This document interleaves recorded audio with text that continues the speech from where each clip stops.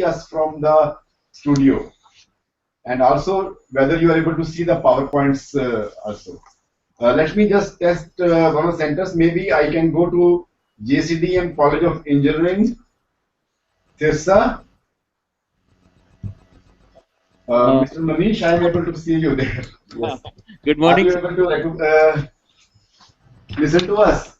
Yeah, your voice is very much. Manish, मैं आपको देख पा रहा हूँ. आपको हमारी आवाज आ रही है? Yes, sir, definitely. देखो आपकी आवाज नहीं आ रही. Sir, just a minute. Mute पे है. Just hold on a second. हमारी mute. खुद ही चालू करेंगे. Yes.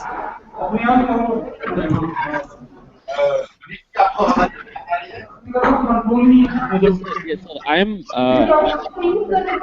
Your voice.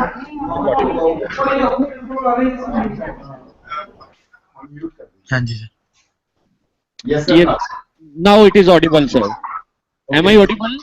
Yes, you are audible. What happened is कि बाकी के centers की भी आवाज आ रही थी हमारे amplifier पे. Yes. So you Yes. were getting interference of that also. Ji. So Manish जी, आपके यहाँ पे जो participant हैं, teachers, they are attending first time this program. Some of them are joining first time, and few of them have already joined this. They are repeating. उनका revision चल रहा है sir. I fear there will be a lot of repetition for them, but they will be with us. And as you said, the revision. I always say repetition is important in communication. Right, sir. So it will be good. And some of the students are also attending at your center. So many students. We have one group of final year students. So they will join. So that it's very important for the student as well. Your course content are so much important that student may, they will definitely take a benefit from this. Okay. And I am sure that the sessions on the resume writing, for example, and group discussion, how to appear for an interview, how to write a report, how to make a presentation, basically all the sessions, but these are the sessions when the students can be largely benefited. Thank you so much for joining us at JCDM College of Engineering, Tirsa.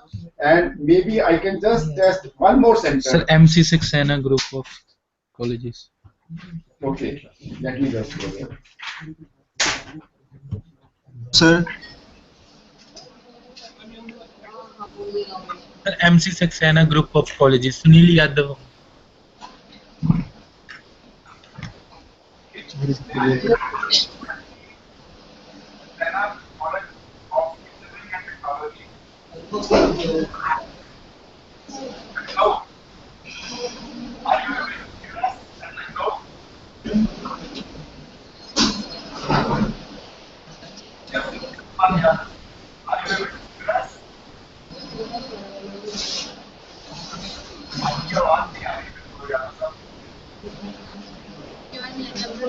Hello hello हाँ जी अभी आपकी आवाज आ रही है.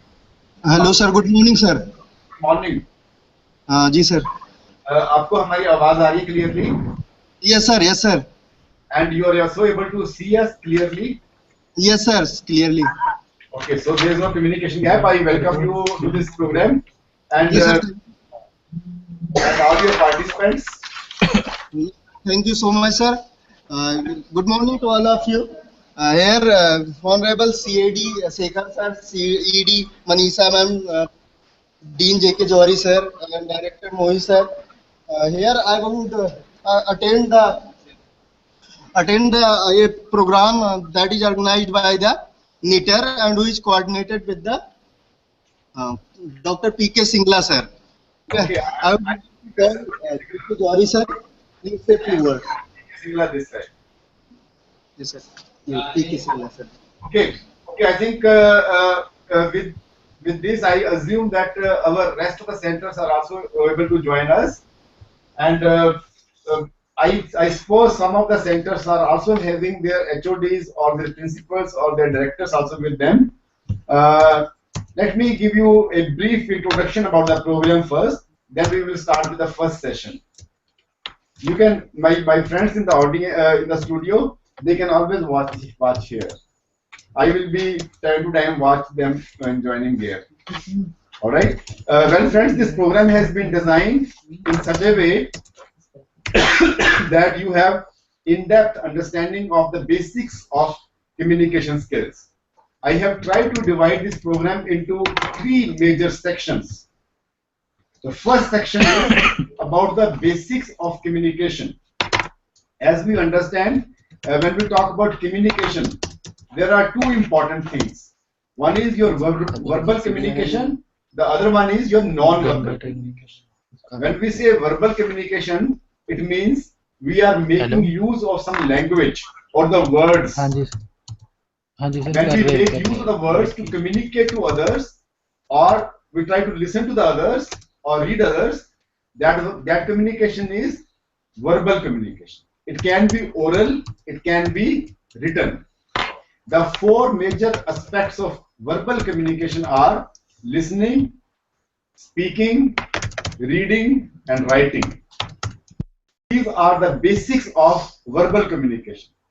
And verbal communication comprises of about 7% of your total communication.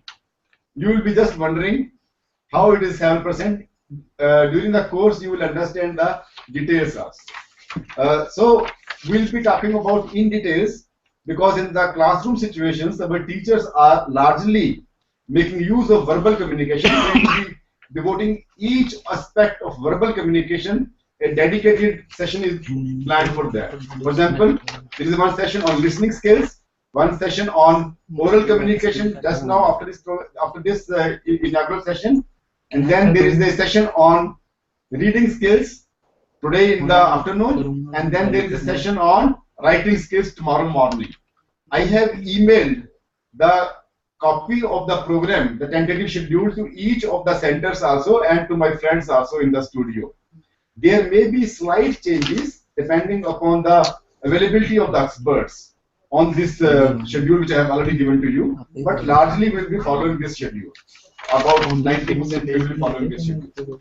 So coming back to the basics of communication, that is verbal communication, listening, speaking, reading and writing, that what we call as LSRW model of communication. We have designed the program to cover all the four major components of verbal communication. Then 93% of our communication takes place through non-verbal modes, where we do not take the help of the words or language to express ourselves. Our body language, our tone of speaking, other than the words, the tone, the pitch, the volume, the pace, so many other things. So non-verbal communication plays up to 93% in your total communication. So we have kept one session on Friday morning, totally dedicated to non-verbal. So this was about the basics of communication. So we will be talking to you verbal communication as well as non-verbal communication in this 5 days. Then we have kept few sessions which are specially useful to the faculty and the students also, I would say, especially for the faculty when it comes to your classroom communication. We have a session tomorrow at 11:30 on classroom communication. How do you in the class, and what are the important aspects of classroom communication? We'll be covering that. Then there is a session on presentation skills and report writing. How to present, make presentations, and to how to write a report. Both are very important aspects of communication. When you are making a presentation, you are communicating. When you are writing a report, that report has to be read by somebody. The report can be oral, it can be written report. So we'll be talking in details about both the things: how to make a presentation, how to write a report. And I would request the centers that the session on report writing may be especially useful to the students also. Because I find that many colleges, when it comes to the report writing, whether it's a tutorial or it may be a lab report, it may be a workshop report, it may be a project report, it can be any, maybe an internship report or maybe a thesis, a dissertation also. I find that there are so many gaps.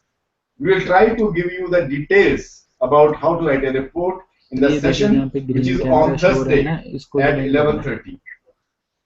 Then we have kept one session on phonetics for speaking effectively.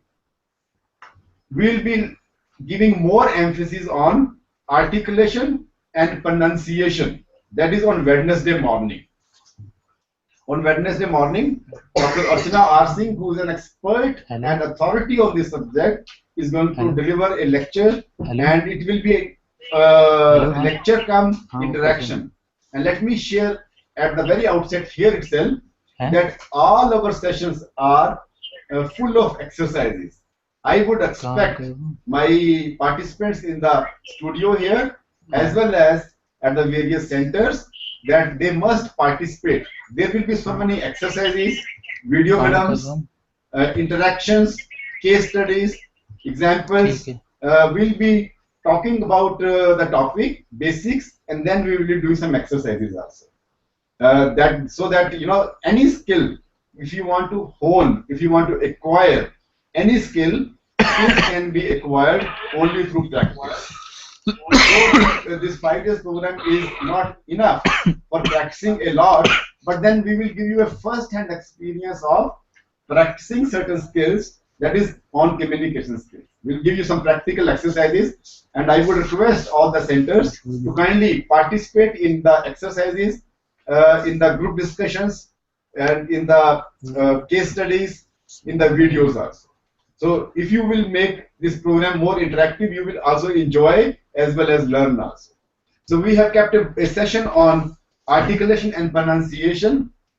I would request the centers that all teachers and students must attend this session.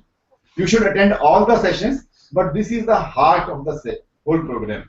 How to articulate, how to make the pronunciation more clearly, both English as well as your mother tongue also. So this is the second part of our 3 parts of this program. First, I told you the basics of communication. Then there is something for the teachers and students, where we will give you the report writing, presentation skills, classroom communication, and also the articulation and pronunciation. Then, my dear friends, we have kept 3 sessions exclusively for the placements of the students. When it comes to the placement of the students, we have feedback from the potential employers of the industries. They say that your students are sufficiently good in the technical knowledge. They are having quite good proficiency when it comes to technical subjects. But when it comes to the communication or the soft skills, they lack there. They are not able to communicate what they know. So the first communication is through the resume. When you send a 1-page note to the potential employer, you call it resume. That is a screening process. They try to screen out some students who will be going to the next round of selection processes, that is GD and interview. If they are having 500 applications or 400 applications, we say that resume is a rejection process. It is not a selection process. They want to select only maybe 40 or maybe 50 who will be going to the next round. So rest of them they will be rejected. Alright, it is a screening process. Like in the sieve, we sieve the things. They have their own sieve. When whether you are able to meet their requirements, then only they are permitting you to go to the next round of selection process. So a session by Madam Sudhiti Jindal, who is an authority on this subject, is going to be taken by her on how to write a resume.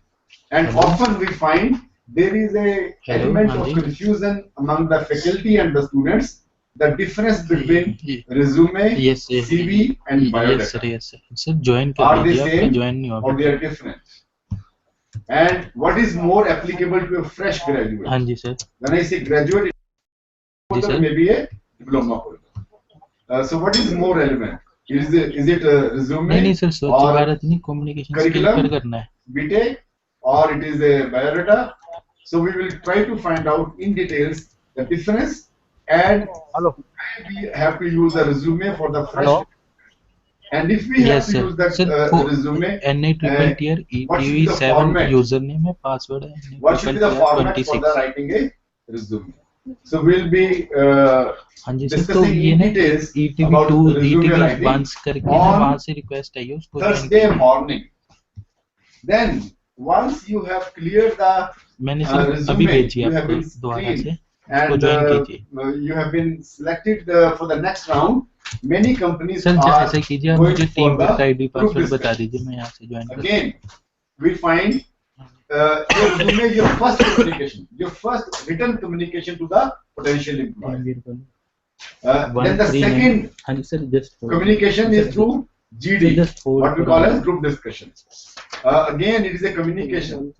What you know is also 139, important, but how you present yourself in the GD, how you coordinate, how you participate, how you lead, 139, how you summarize, all those things. 514, We will actually conduct one GD here, maybe at one of the 375, centers, maybe in my studio here, and then we will be 89, talking to you in details what are the RH1, important aspects of GD, 6, what things you have to 6, keep in mind when you are ठीक है appearing for a GD. So a session has ठीक been है sir, done on यहाँ से that. मैं Then करवाता हूँ। finally, all said and done, if your students are not being placed properly, appropriately at the positions which is meant for them, the whole exercise of your 4 years or 3 years is waste. Is it so?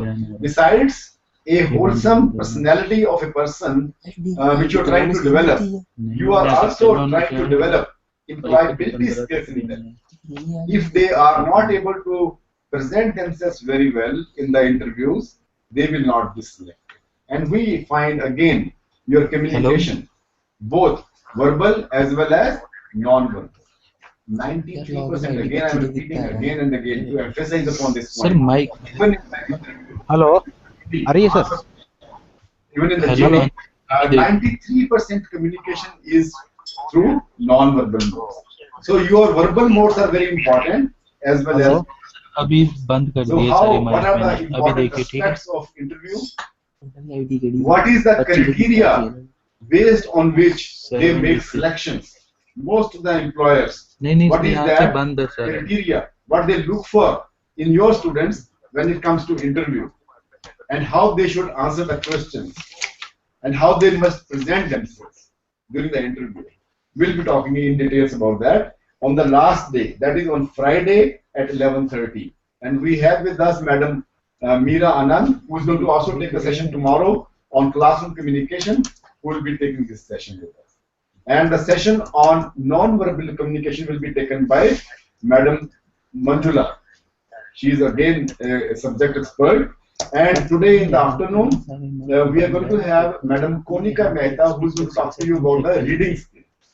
And she is again going to come to you to talk to you about group discussions on Thursday afternoon. So, my dear friends, this is about the these are the about the program. So we have three major categories, three major sections of this program. Divide the program into three major components. Number one is the basics of communication.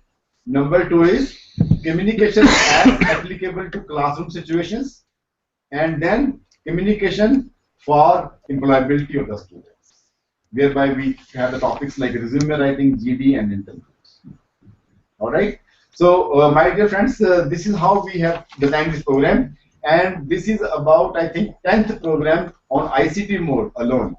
We had done 6 programs earlier last year, and 3 programs has been done in this year also. This is about 10th program, and we get a feedback from our participants from time to time, which we try to incorporate our future programs and try to improve ourselves. And we find that the teachers are able to make use of this program in their classroom communication and when they interact with the students. Whatever you communicate, your students try to copy that. We all copy our teachers and our parents when it comes to communication. If my communication is poor, my students' communication will also be poor. And what are the importance of communication we will be talking now, and we will also talk about the process and important components of communication. Let us begin the first session. Are we ready? Yes.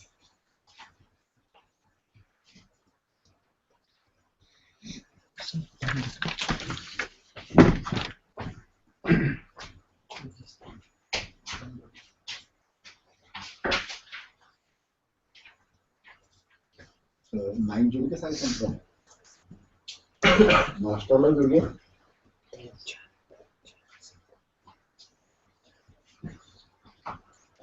मेरे मास में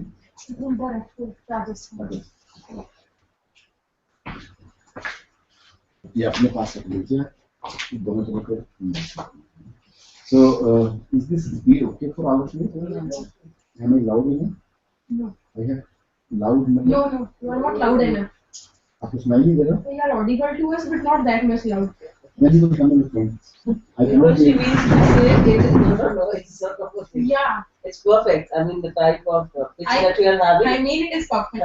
Whatever she is saying. So when you say, when I ask you, There's a am I difference loud between enough? being loud and audible.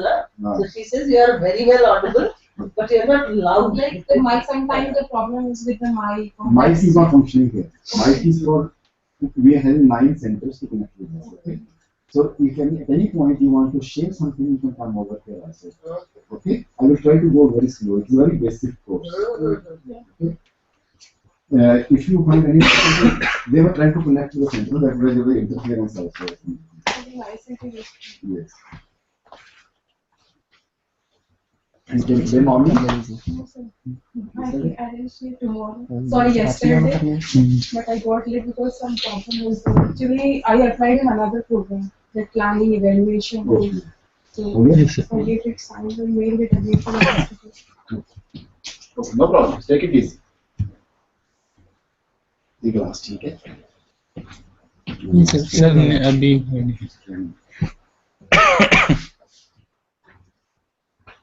Well, friends, we begin with the first session.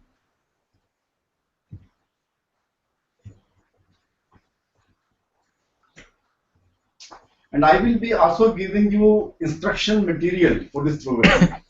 Each and every lecture which will be engaged here, and every session, we have developed the instruction material which I will email to the participant at my ICT centers, and I will give you a copy of the CD.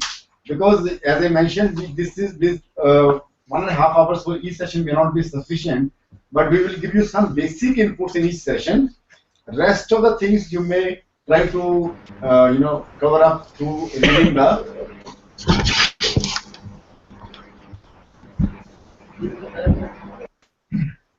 I will be now talking about significance and different aspects of communication. उधर भी जा रहे हैं ना? Sir जा रहे हैं Let me begin my topic by this very important quote here. I am sure that the centers are able to read it also on their screens. The most important thing in communication is hearing what isn't said. That is said by Peter Drucker, who is a authority in the area of management, a management guru. My friends from the management background know Peter Drucker very well. He said the most important thing in communication is hearing what is not said. What is not said is what? Silence. Or reading or listening between the lines. So in communication, what is not being said, what has not been written, if you are able to perceive that, that is the communication. You are able to communicate. It is also pointing towards silence. It is also pointing towards non-verbal aspects of communication. I mean, this quote, a small quote, the most important thing in communication is hearing what is said, is a complete, I would say, statement for everything related to communication. That is why I have shared this thing with you. It talks about the what is being said and also not what is not being said. So keep in mind this. Then I will, before I proceed further, I like to share another very important quote here about communication, which was said by Robert Frost. He said, half the world is composed of people who have something to say. There are half the people in the world who have something to say and cannot. They are not able to say. They are not able to communicate. And the other half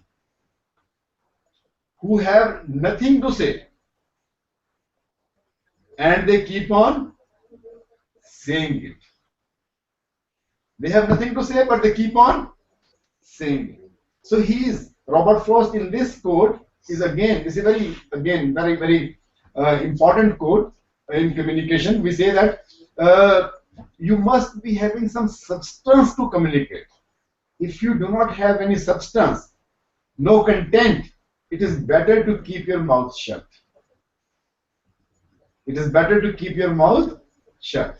Then you keep on saying something. And this quote is also trying to point out towards another aspect of communication, that even if you are not having anything to say, if you are good in communication, you can certainly say something to them. And there are people who have the substance with them, contents with them. Because of lack of communication, they are not able to convey. So there is always a gap in communication. So we'll be talking in details now. Let me give you the outlines. I will not cover all the topics which I'll just be listing down to you. I'll be talking to you about meaning and significance of communication, then process of communication, methods, that is verbal and non-verbal. I have tried to cover it. Sir, actually, पहले mic जो आपके मास. We'll be talking to you about channels of communication, fundamentals and essentials of effective communication. We'll be talking about that. And then language in communication, the role of language. Then barriers in communication. What are those things which are barriers, which prohibit, which inhibit our communication? Because of those barriers, there is a communication gap. When we talk about the effective communication, let us try to understand that in every communication there are going to be some gaps. What we call as communication gap. We say a certain thing, other person receives in a different perspective. His perception level or her perception level may be different. The letter and the spirit in which you have said certain thing or written certain thing, the person who is listening or reading you may be perceiving in a different fashion. So there is a gap. There is a gap. And whenever we try to communicate, there is always an element of communication gap.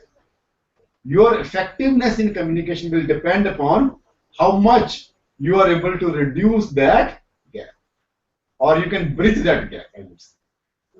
If you are able to bridge that gap, you are saying something, you have written something, the other person, the listener or the reader is perceiving in the same way, then there is no communication gap. So our endeavor is to reduce that gap when we talk about effective communication. And this happens in every situation. In your day in and day out, daily communication also, in your classroom communication, at every level. At every level, there is a communication gap, and our endeavor should be to reduce or to bridge that gap. Now, let me begin by defining the communication. I will be sharing with you, if you just put the word communication, what does it mean by communication or concept of communication on the Google, you will find so many entries, thousands of them. I have tried to take out a few definitions from various authenticated sources to share with you, which define the communication. Very quickly we will try to read them and understand them. The word communication has its origin in the Latin word communis, which means common, or from the verb communicare, which means to share. When we are trying to make common, you have certain ideas, a message in your mind, you are trying to make that message common with other people, share with the other people, that is known as communication. It can be a process, a concept, a network, a technique, or a form of entertainment. And what we read in the magazines, in the radio, in the television, even in the classroom, we are entertaining also. Simultaneously, when we are trying to give a message, there is entertainment also. So it can be a process, a concept, a network, a technique, a form of entertainment. Communication is a broad field of human interchange of facts and opinions. You have certain facts with you, and the other person also certain facts with you, with him or her. And then you have certain opinions. When you want to interchange, when you want to exchange, share your opinions, your knowledge with others, that is a communication. Communication encompasses all forms of expression which serve the purpose of mutual understanding. Why do we communicate? So that there is some element of mutual understanding. Isn't it so? Some level of mutual understanding we want to develop. The other person is trying to understand us, and we are also trying to understand the other person.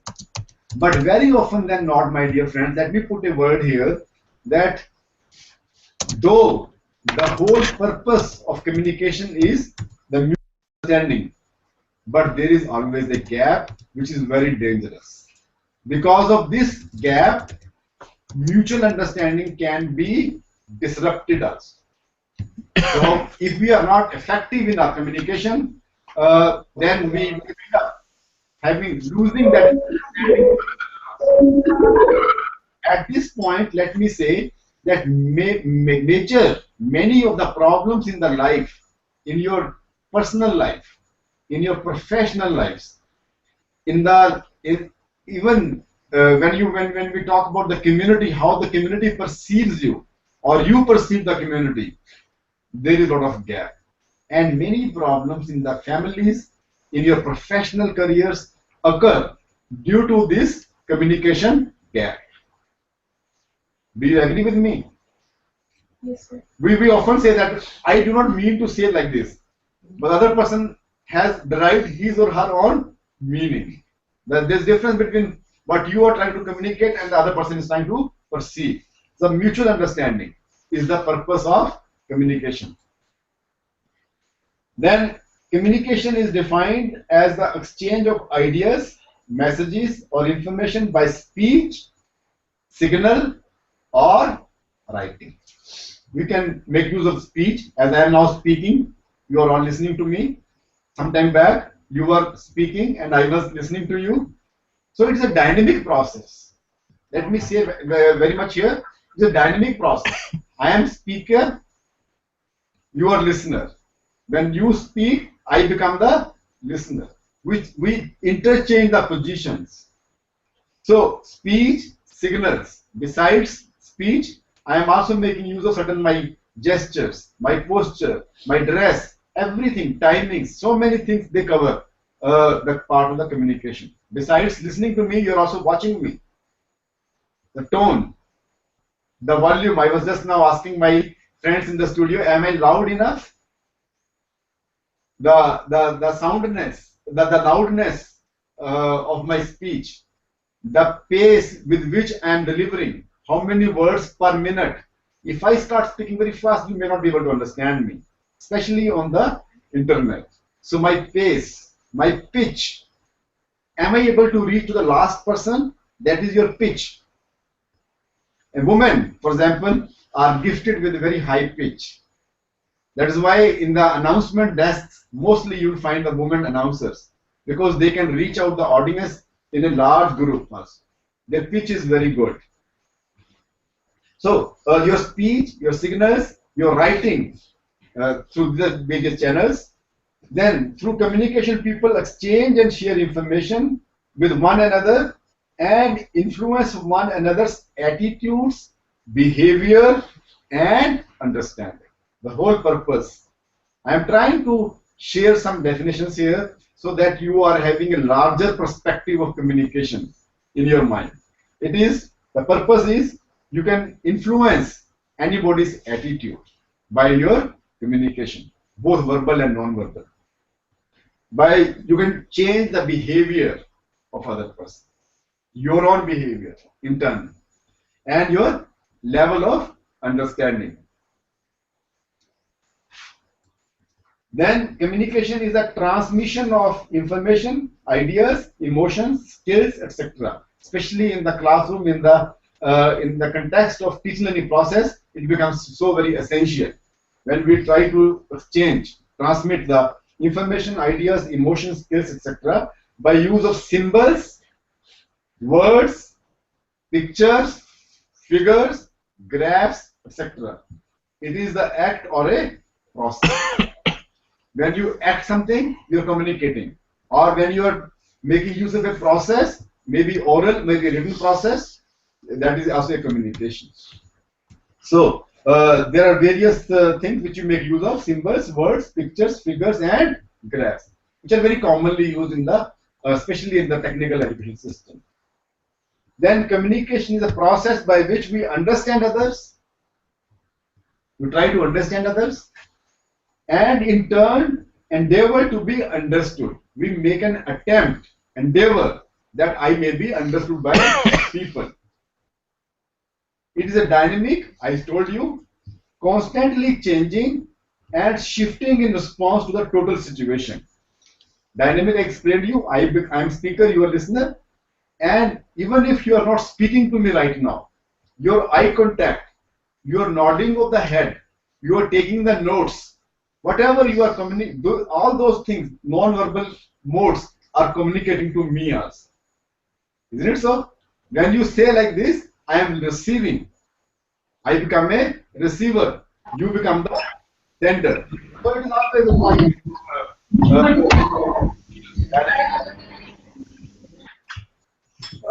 another definition. Try to understand the concept now very well.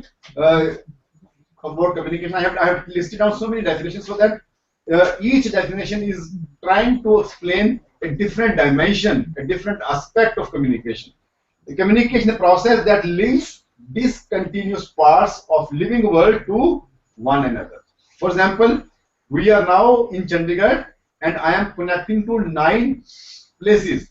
I am connected to Rajasthan, I am connected to Punjab, I am connected to Haryana, I am connected to Maharashtra, I am connected to UP through, it is a discontinuous, we are not physically, geographically or physically connected with each other, but through our communication, through this ICT mode, we are having a network by which we are now having a continuous interaction with the people who are not geographically or physically with us. At any given time, you can talk to anybody in the world now. Technology enables us so. Not only able to say, but they can also see you through so many other modes. Now, for example, we are now connected through ICT mode, that is Google Hangout, and we are also, you use the Viber or Skype. When I am able to talk to my sister who is living 7 seas away in US, on the other part of the globe, and you can also talk to them. So communication is a process that links discontinuous part of the living world to one another. This is another important aspect of communication. Communication is means by which power is exerted. Without communication, no power can be exerted ever. So is the importance of communication. Let's say tomorrow your principal want to say, or your director want to say something to you, that all of you have to wear a uniform from tomorrow onward. He has this idea, a very brilliant idea, that every faculty member has to wear a uniform tomorrow morning. He has the power to force this rule to everyone, and he doesn't communicate to you. He or she doesn't communicate to you. Can this power be exercised then? How would you know? Writing is That is again communication. Writing is also communication. Suppose there is no communication to you. Can that, he has the power, but he is not able to communicate, he is not communicated to you. Can power be exerted then? And okay, he has told you to do that. Otherwise, there will be some disciplinary action about it. Okay, and he again, that disciplinary action is not again communicated to you. Imagine a situation like that. Even in the home, you try to discipline your children, or your parents try to discipline you on various things. How to, for example, mannerism, etiquettes, how to sit on the dining table, how to take food, how to wash your hands, how to talk to the guests when they come there. They have the power, you have the power, you have the within you to discipline your children, but you do not communicate. Does it going to work? You have the written constitution of India, the biggest constitution in the world, the best constitution in the world, and it is not communicated to you. Your rights and duties are not communicated to you. You do not know what are your rights. You do not know what are your duties. That power lies with the constitution, that if you will not be following the constitution, you can be arrested. But you are not aware. Then that power of the constitution, can it be exerted? Probably not. So communication is very important aspect of the life. Whatever power you are having, without communication, it cannot be exerted. Communication maintains and animates life. It maintains and animates. Without communication, the life can be, Hindi में हम बोलते हैं नीरस. It can be dead.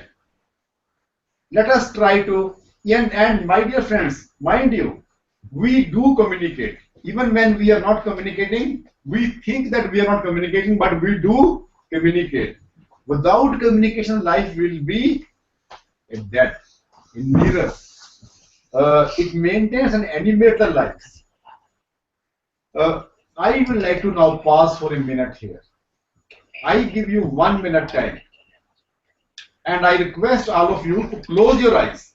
All my participants at various centers, my participant in the studio, kindly close your eyes and do not communicate anything.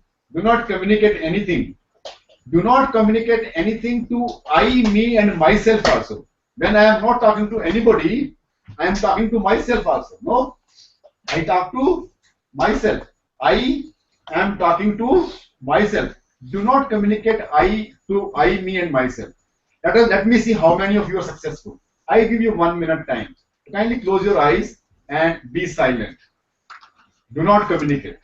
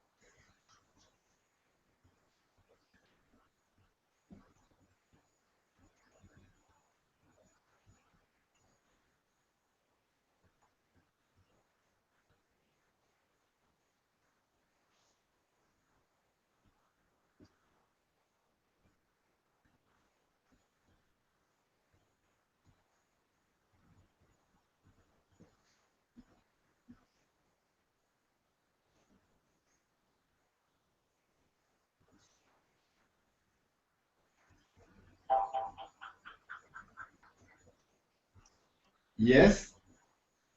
Okay. I would like to know, first of all, from my friends in the studio here, how many of you were successful in not communicating? Somebody's phone was ringing, he was or she was guessing whose phone it could be, can be very important. Professor साहब ने एक मुसीबत में डाल दिया, 5 दिन कैसे रहेंगे? How will have the 5 days here? मेरी stay कैसे रहेगी? मेरी family कैसी है? No, I would like to know from you. Were you able to really silent?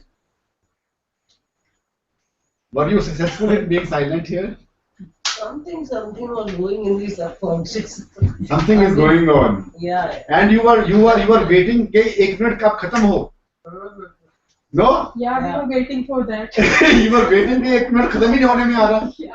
I like to go to one of the centers and find out. Maybe I can go to one center with whom we have not talked to them up to now. Government Polytechnic Beed in Maharashtra. Let me just see whether we are able to hear them.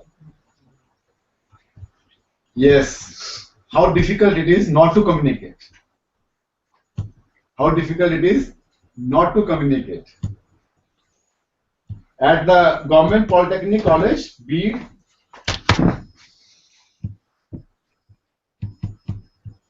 Nathapur Road. Disconnect हो गया Disconnected है? Okay. We can go to some other center then in the meantime. Sir Jaipur institute से हाँ, Jaipur Institute of Engineering and Management. Dr. A.K. Sharma जी हैं वहाँ पर या anybody will be there? Yes. Yes sir, Dr. A.K. Sharma reporting sir. Dr. A.K. Sharma जी आपने you are able to hear us properly? Yes sir, absolutely sir. Okay. And we are also able to listen to you very audibly and very clearly. How was your experience when you were trying not to communicate? Yes sir, I'm trying to communicate from some of the participants, or you would like to give the feedback yourself? Were you able to successful first of all? Sir, almost successful. You were not communicating anything to yourself. Yeah, I'm communicating sir. You were communicating to yourself during that 1 minute, है ना? Yes sir, myself also and to others also. And also you were telling yourself कि professor साहब ने 1 minute का time दिया कब खत्म हो जाएगा. Sir, I'm not getting your voice this time. मैं ये कह रहा था आपको अपने आप को ये भी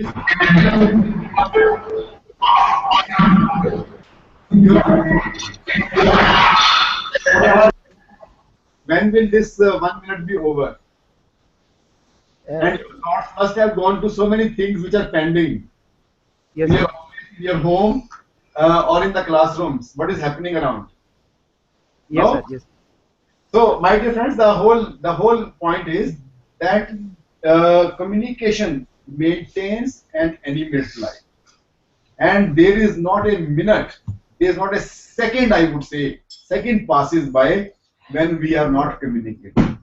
And if we somehow able to, the people who are meditating, people who are good in meditation, they can go to the level of almost no communication. Even in that case also, when you are meditating, my dear friends, let me say, I'm a yoga student myself. I'm a 7-time champion in yoga also, and I spend about 1.5 hours in yoga every day. Even in meditation, you are trying to again communicate. That communication is not with yourself, I, me, and myself. That communication is from Him, with capital H, from God. You are trying to be at one, to try to listen to Him, His directions. That is the state of meditation, basically. Even in meditation, you are communicating, but that communication is not with this world, this material world, maybe with the spiritual world. So, without communication, life is not there. So is the importance of communication. Let us go to the next one.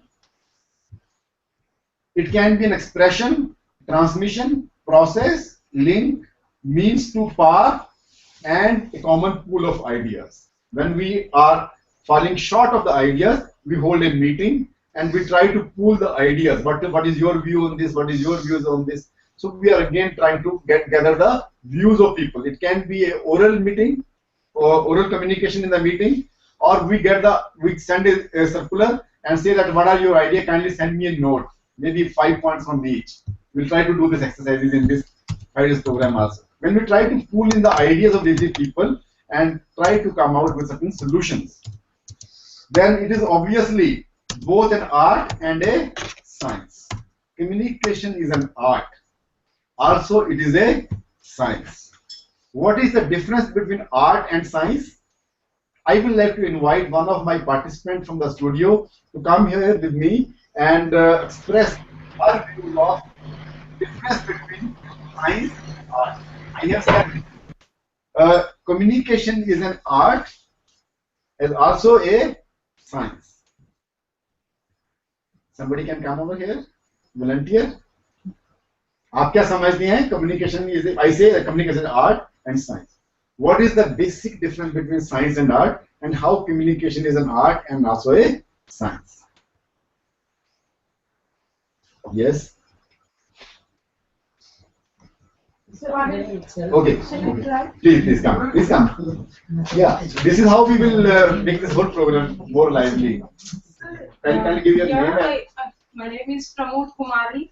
I agree Pramod with Kumari you. from Bharatpur, Rajasthan. Rajasthan. She. I agree with you that communication is an art as well as a science. In art, an artist performs. While we communicate with others, we perform. We express our ideas in the best way we can. We are like conveying. We are able to convey our thoughts or not. In science, science is a process. So communication is also a process which tells us like the sender releases the idea, then the transmission is there, then the receiver is there. He decodes the message, and finally he receives. So it is also a process. Yeah. Yes, sir. My name is also Pramod. That gives me a lot of joy to So know. it is unisexual name. Yes, I know. Pramod means, you know, meaning of Pramod? Pramod means happiness, joy. So both of us reflect the joy in, all of us reflect the joy. But our name itself means the joy. When Pramod, very close, we are very close to the very word art and science. When we say art, every artist is different from other artists. Every artist is different from other artists. So you are an artist. When you are communicating, you are your is very unique than the rest of the world. So it is an art how you are communicating. Let me just exemplify on this. For example, how I am communicating or how a young child will communicate. The same topic may be communicated. The same lines can be spoken by somebody else with a different tone, with a different pitch. It will be different. And science is something, as you very rightly said, Pramod, here, that science is something which is a process which each of us can learn. Science is nothing but giving you a methodology, a process by which we can attain certain outcomes. Yeah. The whole science is about that. So once you know the science of communication and you can imbibe your own creativity in that, that is your unique way of making use of art and science of the communication. Let me say here, give you one example, very interesting example. I have so many slides, but I will not cover all the slides. But let us go make the session more interesting here. When we say science, we are all familiar with the Indian classical system of music. We have 7 sur. सरगम होती है ना हमारे पास in Indian classical music में we have a sargam. Sa re ga ma pa dha ni sa. Okay, we have a sargam. To be a good singer, you must know the knowledge of suras, that sargam, or the ragas.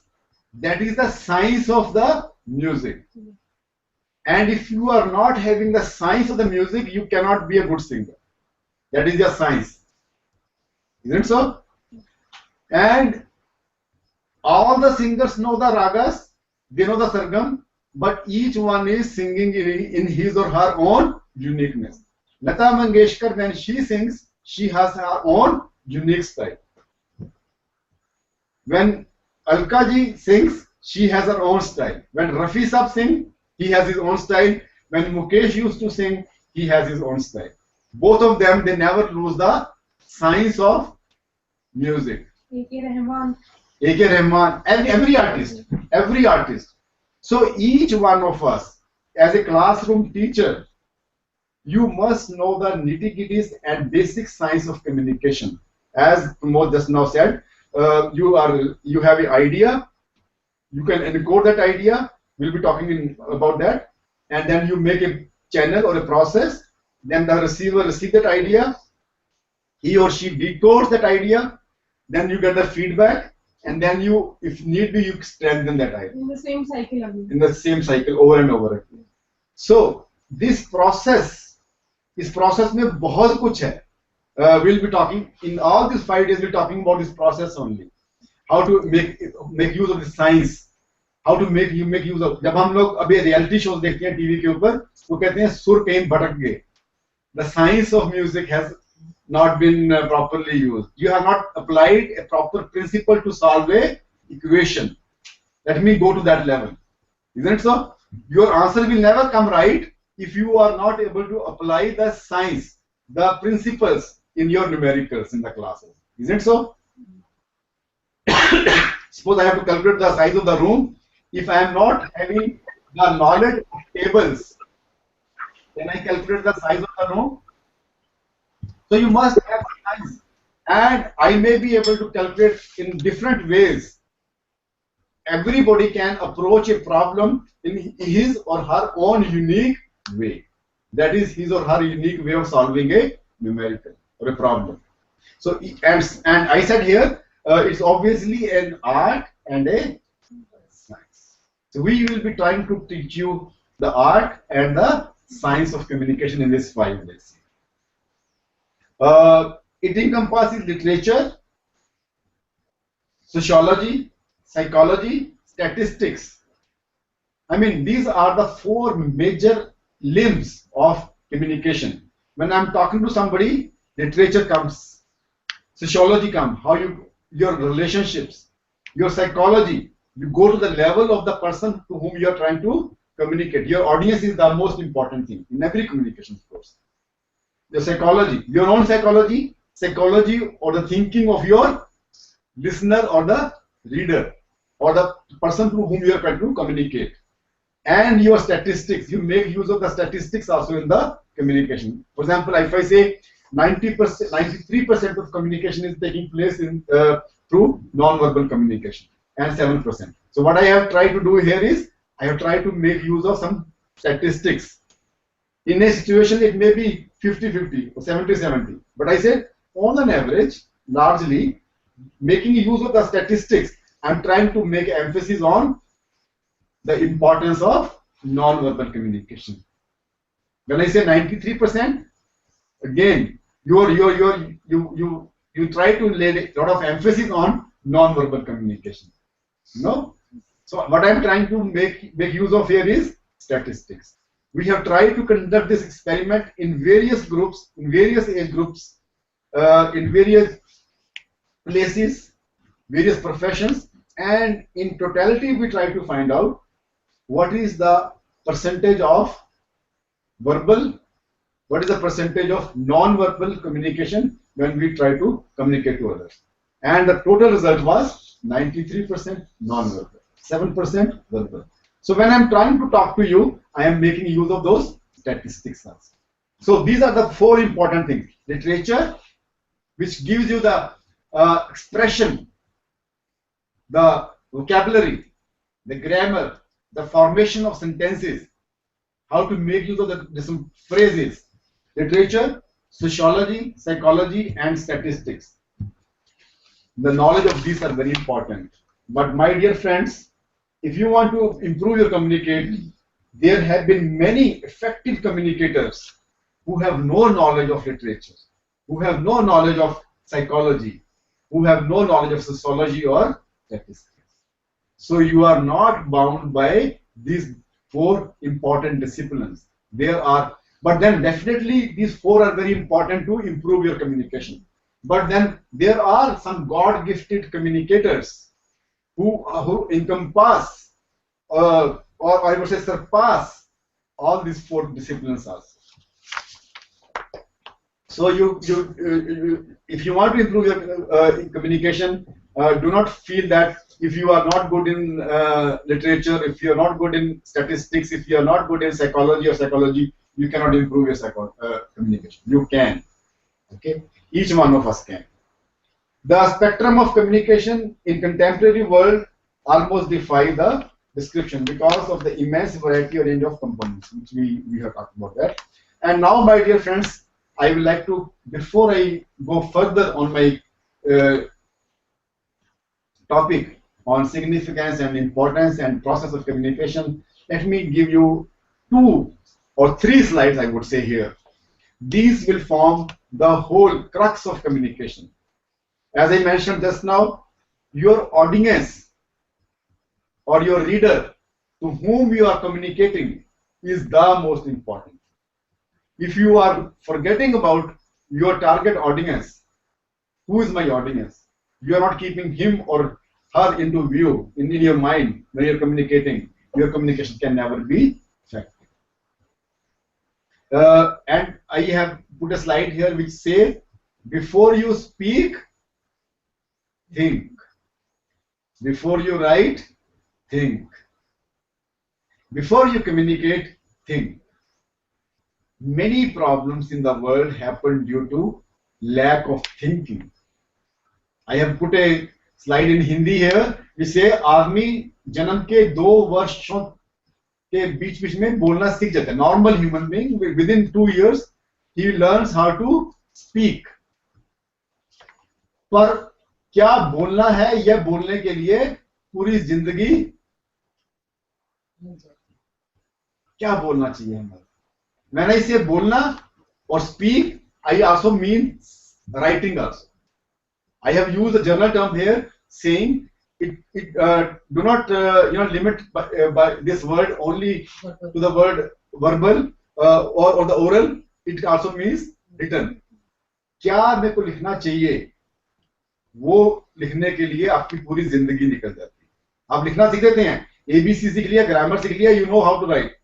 But what should you write or what you should say, ये करने के लिए पूरी जिंदगी बीत जाती है.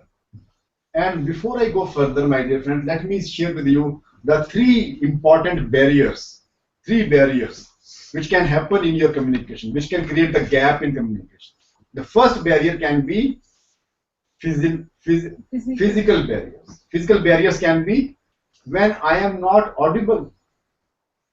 Some disturbance was going on, so Madam Pramod was not able to listen to me very carefully because there was some disturbance. My audience in the studio were not able to listen.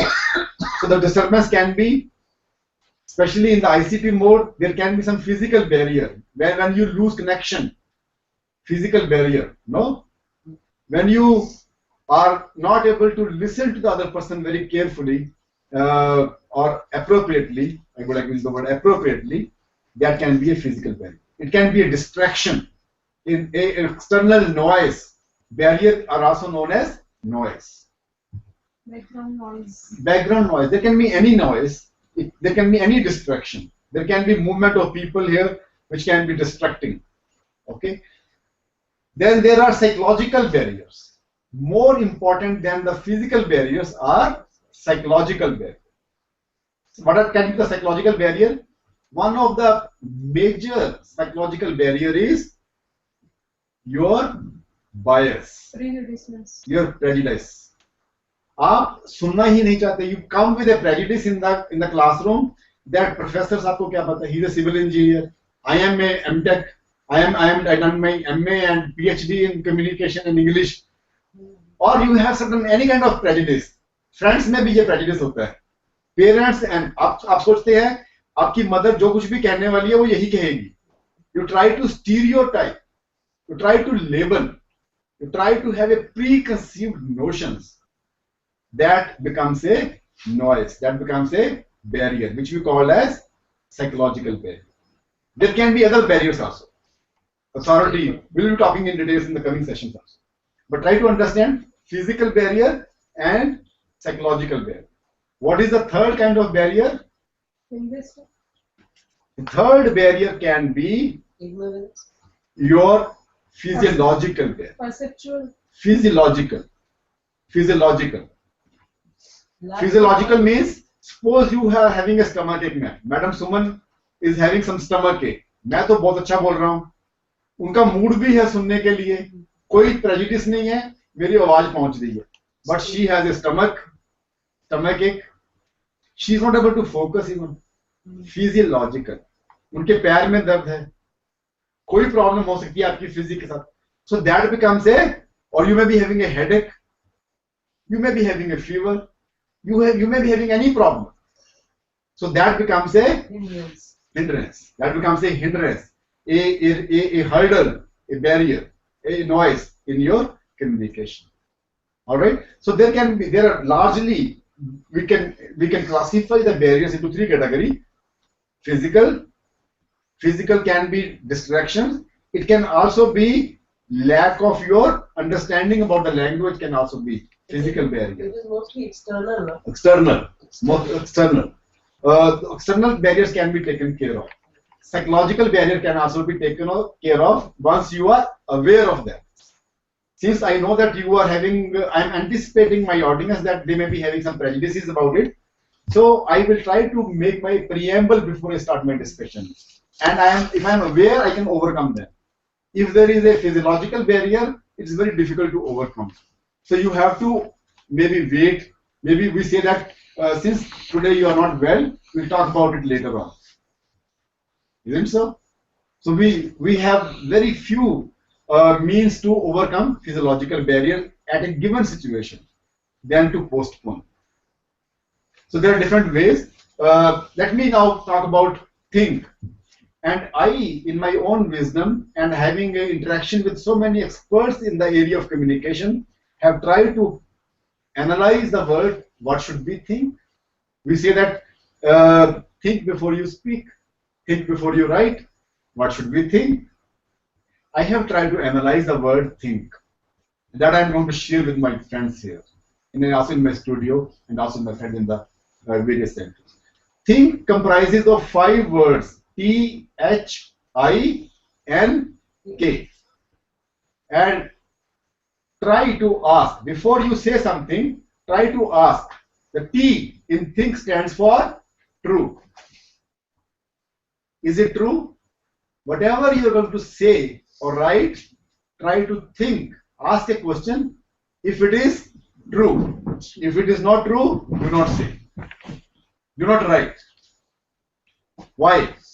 The whole purpose of communication, the effectiveness of communication will be on the basis of understanding and trust. If it is not true, and the other person comes to know that you are trying to say lie, you are losing a trust. Isn't it so? The other person is not going to believe you then. The next time when you're going to say next sentence or next time you're going to say something, then the psychological barrier will be already there. He will not trust you. Even if you are true, he has already labeled you that you are a person who tells. Yes. So is the importance of think. Think before you say or write if it is true. Then the H stands for,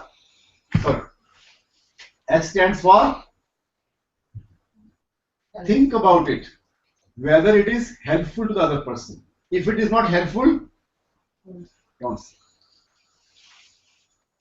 99% of the problems in communication can be solved if you just focus on this second attributes of think. That is, think if it is helpful. I go to Madam Suman and talk ill of Madam Pramod. Is it going to help you? Damage to her, damage to myself. And many times we rejoice in spreading the rumors or speaking ill about others. Isn't it so? Very often than not, we take the liberty, we take the entertainment, we entertain the thoughts of doing that. Think about it. It's a major drawback in communication. Yes, that is why I'm just giving you 5-point principles of the whole effectiveness communication here, my dear friends. Ask yourself, is it helpful? If it is not helpful, please do not say. Please do not write. Whatever note your boss is going to write to you, he or she, if you are the boss, think, is it going to helpful to my subordinate? If it is not helpful, do not write. If it is not helpful, do not say. But many often than not, we lose tempers. We lose tempers with our children, with our students. Is it helpful to them when you lose a temper? Does it make your communication more effective? Sometimes. Later on, you will realize it doesn't help any time. If it is helpful, then it's okay. If it is helpful, then it's okay. But I'm telling, very often than not, it is not helpful. But finally we realize He's going to shirk you. He's going to shirk from you. वो आपके सामने नहीं आएगा. When I am using a high tone with my son, next time he will hide so many things from me. By being effective at one instant, I have closed the door permanently between me and my own children. Isn't it so? He will try to avoid me. Your student will not raise hand in the classroom. They will say, teacher will come to. It's not helpful. Then the next one is inspiring. The I stands for think about it. Is it going to inspire my listener or the reader? If it is not inspiring, hold. Think about it. How you can inspire. The whole purpose of communication, which we have seen up to now, is to inspire people, to mutually understand, to make common your ideas, to solve a problem, to do an action. If it's not inspiring, do not say it. Then the N stands for, is it necessary? The first quote which I shared with you, the second quote, many people have nothing to say, but they keep on saying. Is it necessary for you to say something all the time? Maybe. It is a good idea to be quiet in many situations. Your quietness also communicates. Then you say something and you say something wrong. It was not necessary for you to react. We will come down to that also.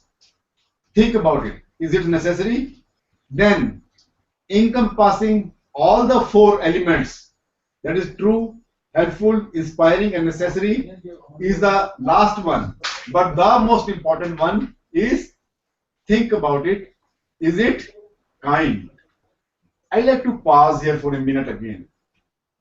When I say kind, what do you mean by the word kindness in communication? Think about it. I am going to say something. Am I being kind? I am going to write something. Is my expression on the page is kind? Think about it. Okay. I like to invite maybe one of the participants from my studio here and come here and share her experience or her understanding about the word kindness here in context with communication. Madam Suman? Please come here. Because this is the ICT mode, so I would like that everyone should be able to understand and share your experience. Kindly introduce yourself briefly. Yeah, this is Dr. Suman Yadav. Dr. Suman Yadav? From VIT Jhansi. From VIT Jhansi. Yes. I don't have much to say, but I'll just say that being kind is, are we informative or are we giving the right information? Are we being kind enough to the audience or to the receiver by saying certain things or by communicating certain things so that he or she benefits from the same? Well, that is covered in the inspiring or helpful. But being kind, hold on. Being kind, can you think of a word which is opposite to kind? Being unkind. Being unkind. That is, we are not fulfilling the purpose of communication. We are being unkind. Little beyond the purpose of communication, ma'am. Here, I would like to. Okay, Pramod ma'am, want to say something? Yes. Please, yes, please. I give you a clue. Think about unkindness. So actually, aren't we saying something with an ill will or negative attitude or which like very close to that. Yeah, very close. Kind का exact opposite word होता है rude. Rude. When you talk to somebody, think: are you not being rude? If you are being rude, you are not being kind. And mannerism, etiquettes, so many things come, as you said, very rightly said. Thank you so much. Thank you so much, Suman. When we say rude or being unkind, the litmus test, how do we make sure that I am being kind to others when I am saying something? This is very important. This covers all the 4 things, and rather the whole 5 days program can be summarized in the word. If you are able to being kind when in communication, I would say your communication can never go wrong. What is the litmus test for that then? Over the years, I have tried to develop a litmus test. How do you make sure that you are being kind to others when you're communicating? Even in the classroom. When you're communicating, are you being kind to the students? Are you being kind to your colleagues? Are you being kind to your peon? Are you being kind to your gatekeeper? Are you being kind to your seniors? So the litmus test is, there is one word, respect. Madam Suman has just now given the word respect. You have heard the word empathy? Yeah. Empathy means what? To share the feelings or emotions of somebody. When you enter in the shoes of the other person, then only you know where the shoe pinches. I say this shoes is pinching me. You will not realize my pain unless you wear that shoe, and then you know that यहाँ पे कील निकली हुई है. There is a nail which is pinching my heel. Now the word kindness, the litmus test is, when you enter in your audience mind, you put yourself in the audience and think again the word think about it, how you will take that word or that sentence. यदि आपको ये शब्द बोले जाते, if this communication was done to you in this fashion, was it kind? Would you take it in a good spirit? If you are not able to take in a good spirit, your audience is not going to take in a good spirit. You have to have a feeling of empathy. That is, go to the level of audience and put yourself in the situation of your audience. There is a golden principle in the Bible also, in many other scriptures also. It says, do unto others what you want them do unto you. So that is a basically test for the kindness. So when, how do you measure that you are being kind to your audience? Is you put yourself in the audience and see how you will take it if somebody else has spoken those words in the same way which you have spoken to the audience. How you will take it. Okay, so that is basically kindness. So my dear friends, if you keep these 5 elements, that is being true, helpful, inspiring, necessary, and kind,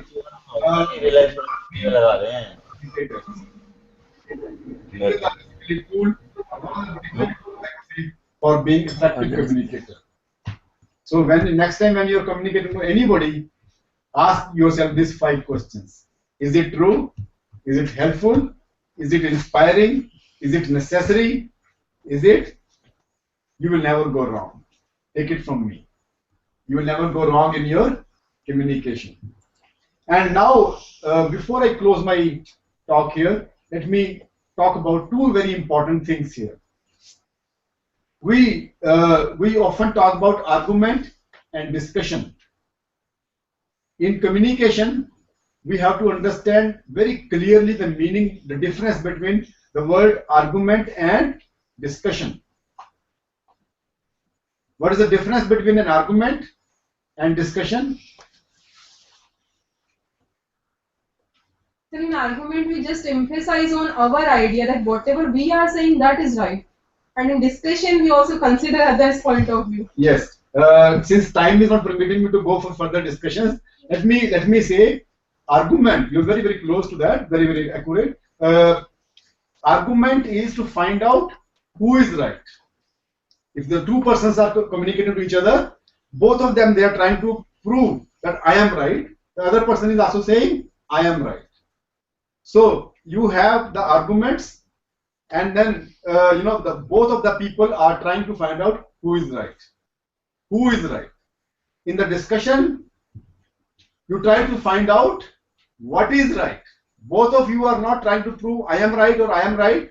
Both of you try to find out what is right. That is your discussion. And my dear friends, besides that 5 elements on think before what you say.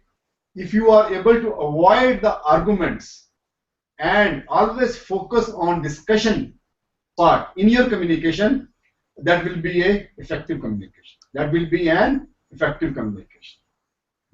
Avoid arguments at all costs. In the argument, you're trying to prove I am right. The other person is trying to prove I am right. It is like war. You're fighting with each other to prove who is right. And what is that which is calling for a war? Is a ego. You want to satisfy your ego, tell yourself later on that I was right. Other person is also trying to say I was right. This is a false ego, my dear friends. In communication, we say a small ego or false ego, untrue. And in any case, the golden principle in this context is when you put your first argument, when you put forth your first argument, you lose your 50% of the battle. जिस लड़ाई के लिए आप argument कर रहे हैं 50% आप उसी समय हार जाते हैं when you put your first argument. The second half, the rest 50%, you lose when you put your second argument. So in any case, when you enter in an argument, you are going to lose. Are you getting my point? Remember this golden principle, 50% of the battle you already lose when you are putting forth your first argument. When you put forth your second argument, you will lose the complete battle. So in any case, you're going to lose. So to have a win-win situation, you can switch over from argument to discussion. In argument, I stop listening. I am too busy in proving myself right. The other person is also stop listening. He or she is too busy in proving himself or herself right. Then who hears? Who listens? I always give an example in this. You know, in the home, let us say if I have to buy something in the home, let us say a TV, we discuss. I discuss with my wife, and somewhere I smell that we enter into an argument. She says no, we have to buy this TV. No, I say that no, we have to buy this television. No, she says no, we have to buy this. Now, somewhere during the discussion, the situation takes a turn and we enter into an argument. She wants to prove the TV which she is recommending is the best one. I want to prove the TV which I am recommending is the best one. I want to say that I am right, she wants to say something. What happens in the argument then? We raise our voices. I have stopped listening to her. I am too busy in proving my TV. She raises her voice. She is too busy in proving that her TV is the best. The who listens? I am not listening her. She is not listening to me. Neighbors. Neighbors free entertainment. The next day morning when I go in the office, I'm taking my car out in the morning. My neighbor will ask, so Mr. Singla, what TV you are going to buy? Is that so? Instead of having an argument, let's try to find out what the best TV is. Just few slides and then we close this session. The situation can come to the situation. Arguments can lead to trifles.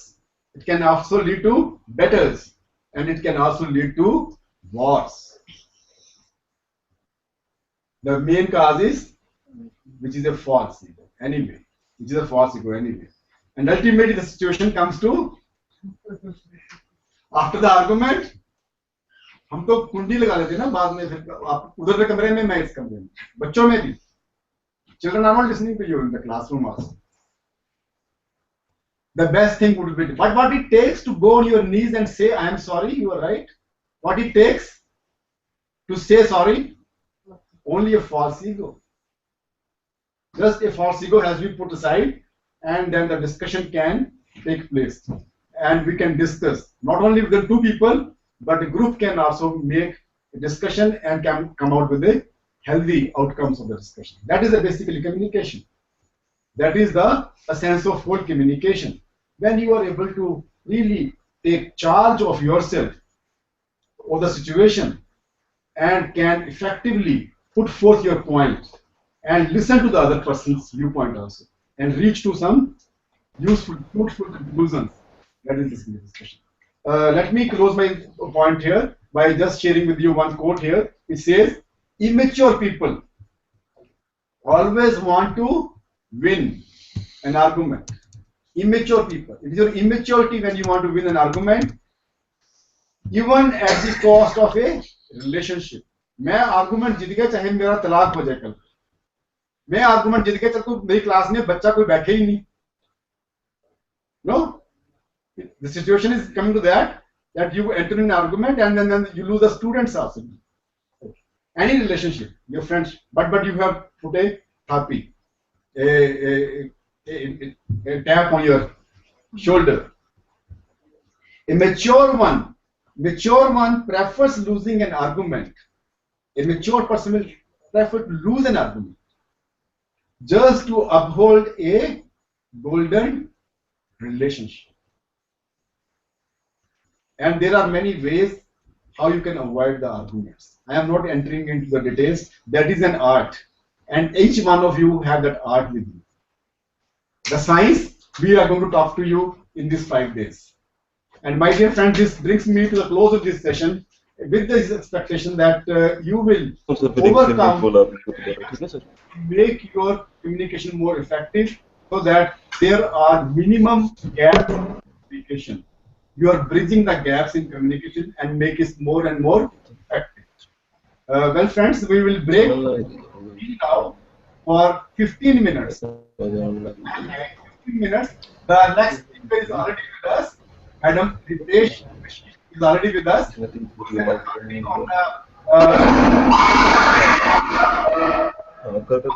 English and oral communication.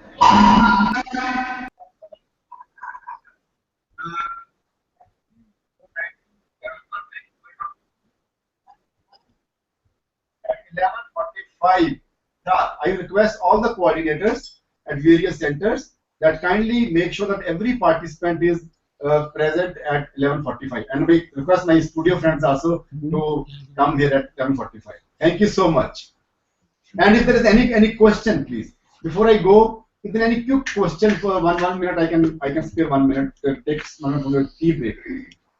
Any question from any center? Rajasthan institute से पूछिए. Okay. उनसे connect हुआ है. Sir Rajasthan institute of engineering and technology. Okay. बात कर भाई. Yes. Rajasthan Institute of Engineering and Technology. You have any question? Any comment? We have Roj. Yes. Anybody from Rajasthan Institute of Engineering and Technology? Any question? If there are no questions, then we.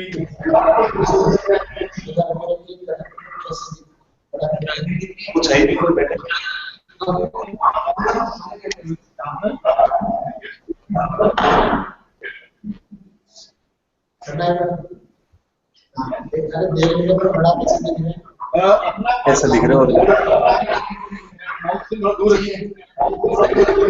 थोड़ा एक काम करना. अपना mic को थोड़ा दूर रखो. Hello. Yes sir.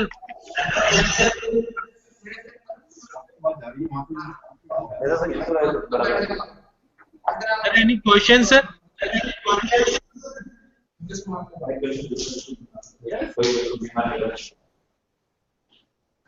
We will break. I think we meet at 11:45. Thank you. You have brought your PowerPoints?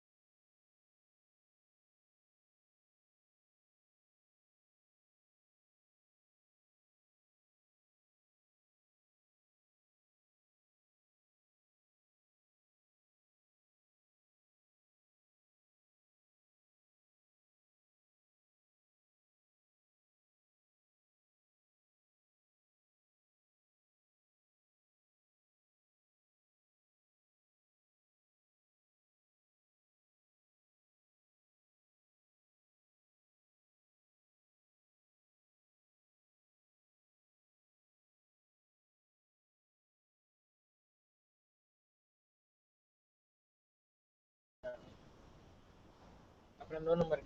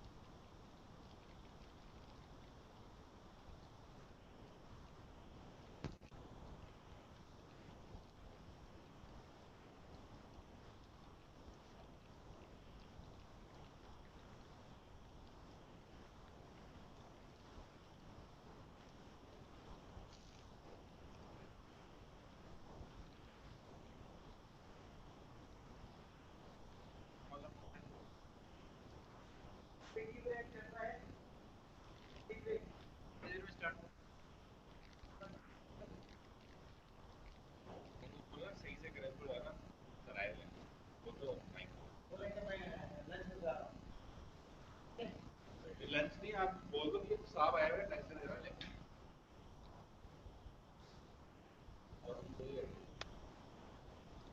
इसमें नीचे किसी को खोल के दे ये नीचे वाला है ना कॉल कर लेता हूँ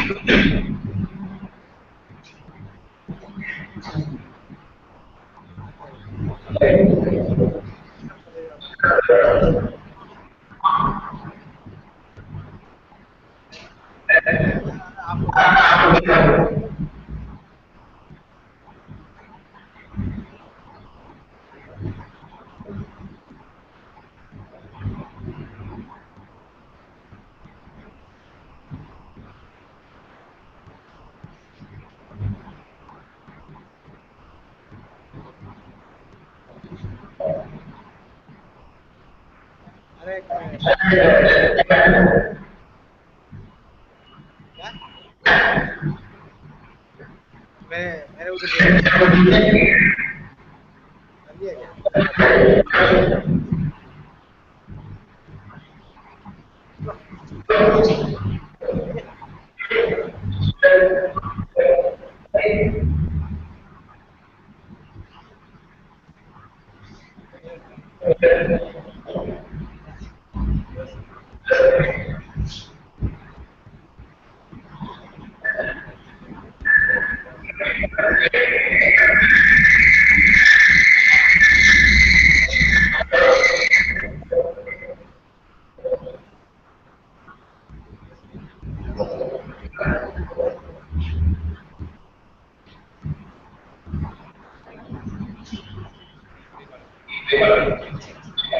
एक्चुअली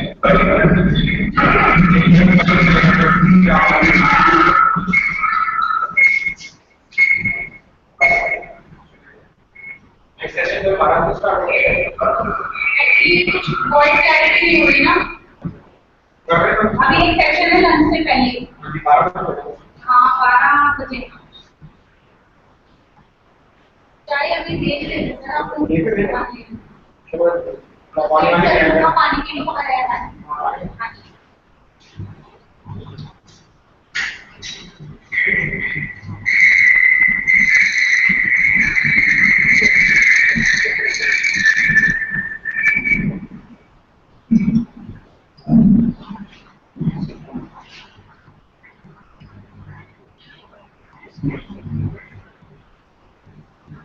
हेलो, नमस्कार सर।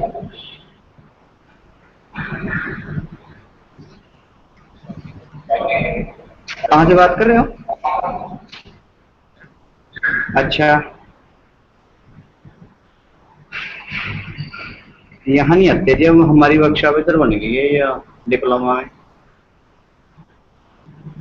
अच्छा अच्छा, बैठो फिर आ रहा हूँ थोड़ी देर,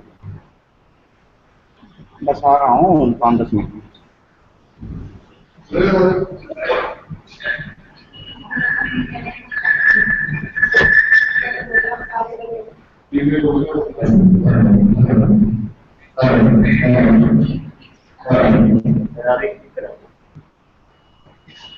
भैया मेरे छोटे स्पीकर की वजह से नहीं है, स्पीकर बड़े लगे हुए हैं, आवाज फिट हो रही है।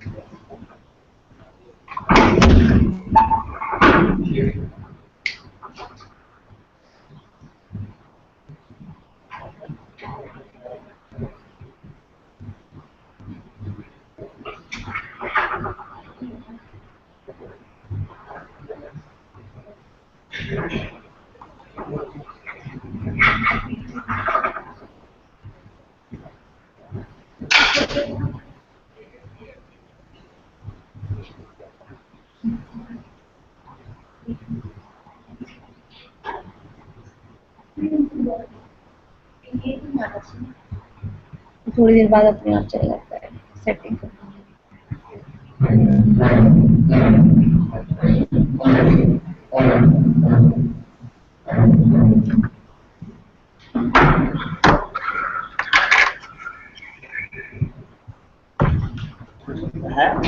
क्या इसमें कुछ नहीं है। मोबाइल में उधर पड़ा मेरा मोबाइल।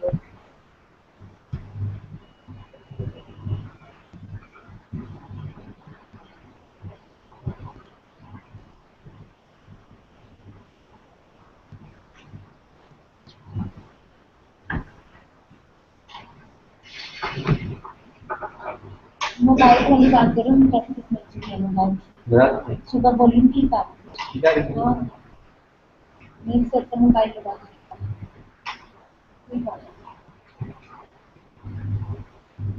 वो तो चले गए कैसे मेरा कर लेगा, वॉल्यूम नहीं सुनेंगे तो तेज ही आएगी।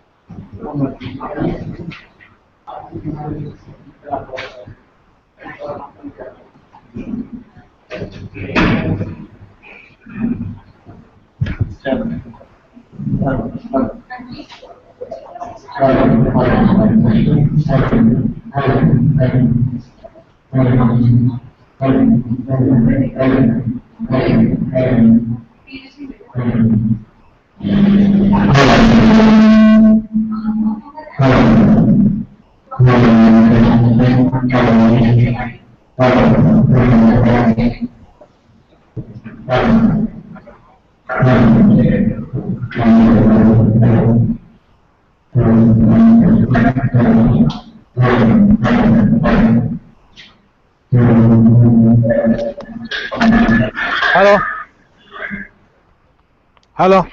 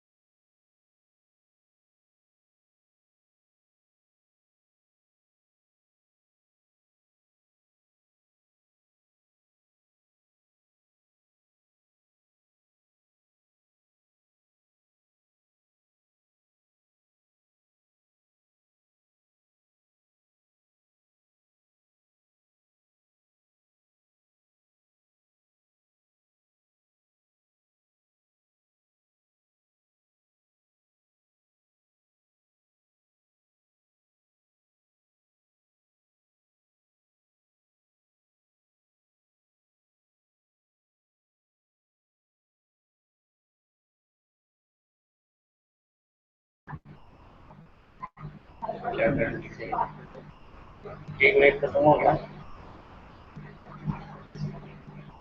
वॉल्यूम का भी कैसे चेक करो।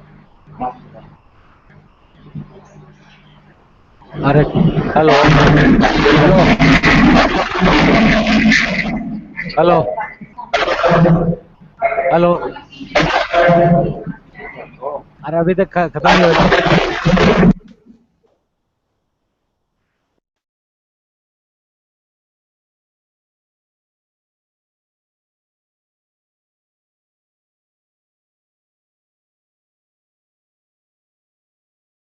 Hello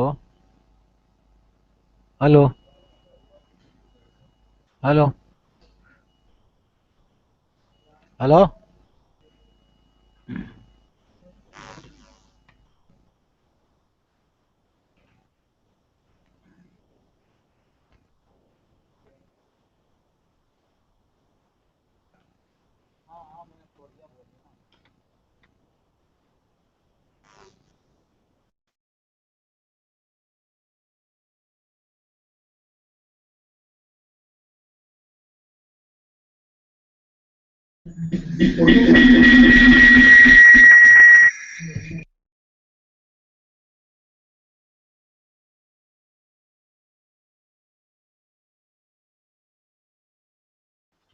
That session is on oral communication and functional English. This is a very important session. As I said that oral communication is very important aspect of communication when we talk about four components of verbal communication, that is listening, speaking, reading and writing. The speaking part, the oral communication is very important component in that, and especially in the GD, in the interviews, every day in the classrooms, we make use of this oral communication along with the other dimensions of other aspects of communication also. And we often make mistakes, and there's nothing to wrong in making mistakes also. Let me say here, English is a foreign language for us. English is a foreign language with us. Yesterday only I was reading a quote which was saying, if somebody is not speaking correct English, we should not get mad with him or her. He or she knows some other language.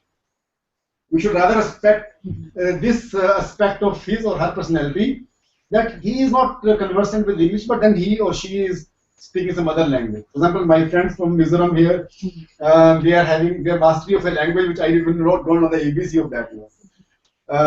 Well, friends, we will be talking in details about the importance of functional English. We will be doing some exercises. We will be watching one video also here, very interesting video. But let me first of all introduce the speaker of this session, Madam Ritesh Vashisht. She is going to engage this session with you. Let me give you a very brief intro about her. She has an impressive portfolio backed by PGs in 3 disciplines. She has done her postgraduate in management, English, and journalism. Ritesh Vashisht has more than a decade of experience in corporate training and strategic marketing with most prestigious brands like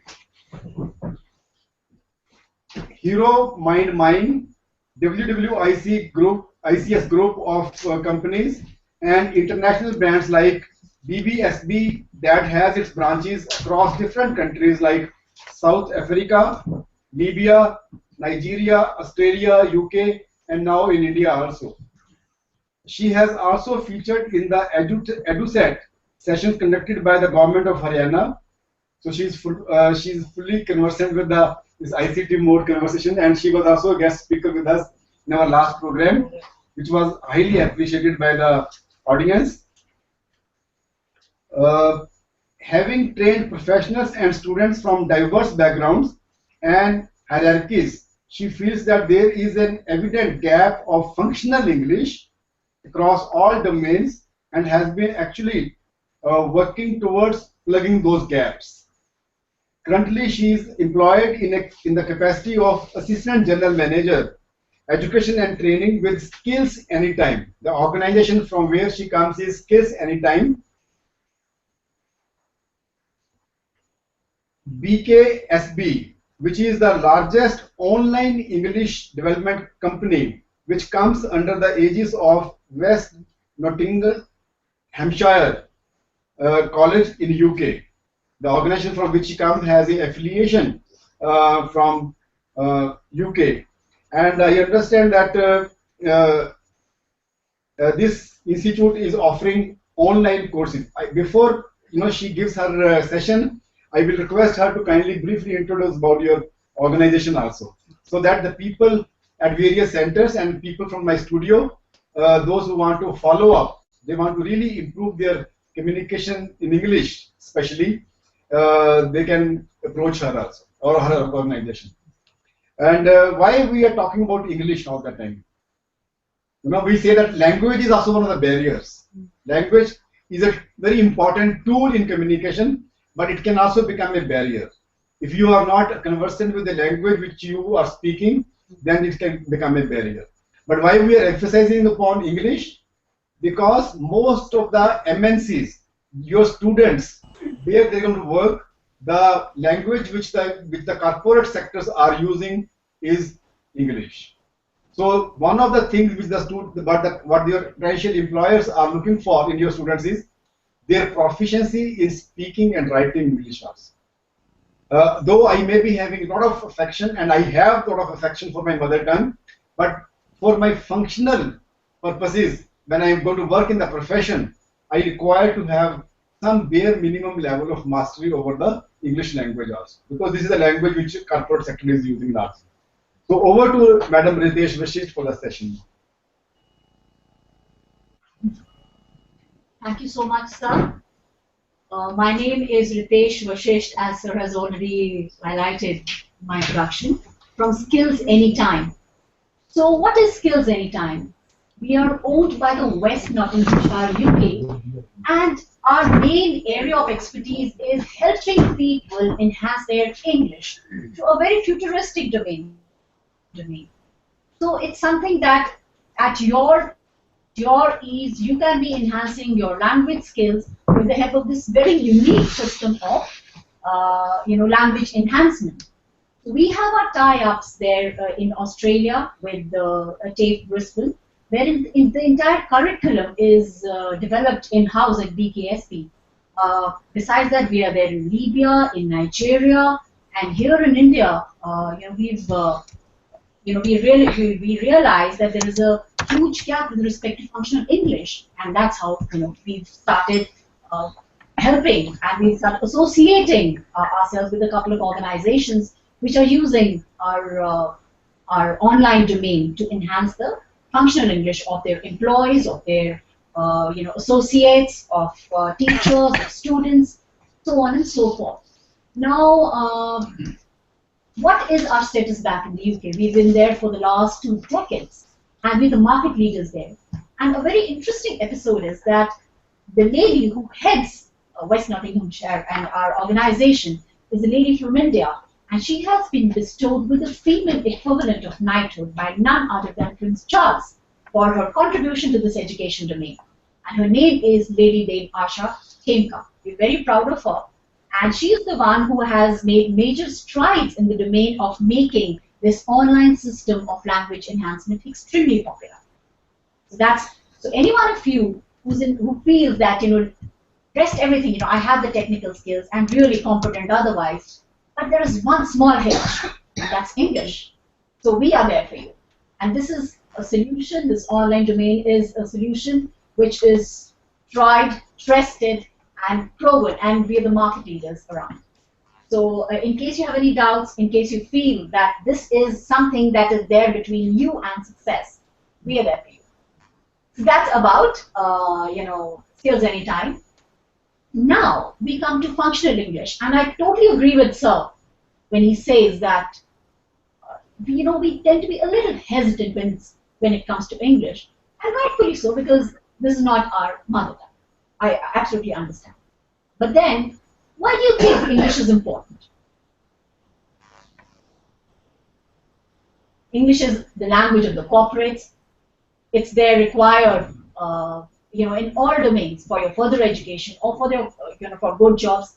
In fact, if you see the matrimonial columns, you would see wanted an English-speaking girl or a boy. So even for your matrimonial qualifications, this has now become a requirement, and it's a global language. So English is a requirement everywhere.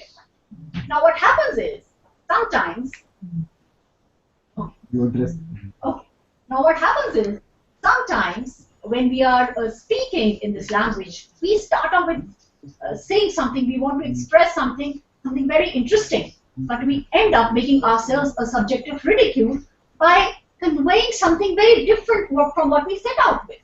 Now that becomes a problem, and though you feel that people are looking at you with different eyes, they're laughing at you, you feel they're sniggering, because you have ended up conveying something very different from what you set out. Like this friend of ours in this video that I'll be just showing you.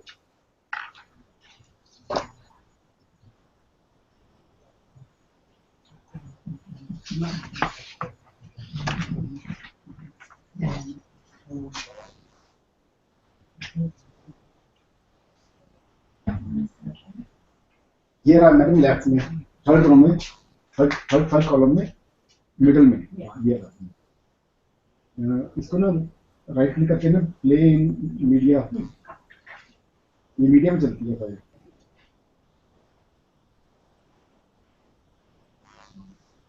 So just see this interview very carefully, and I'd like to take your opinion on this after we see this.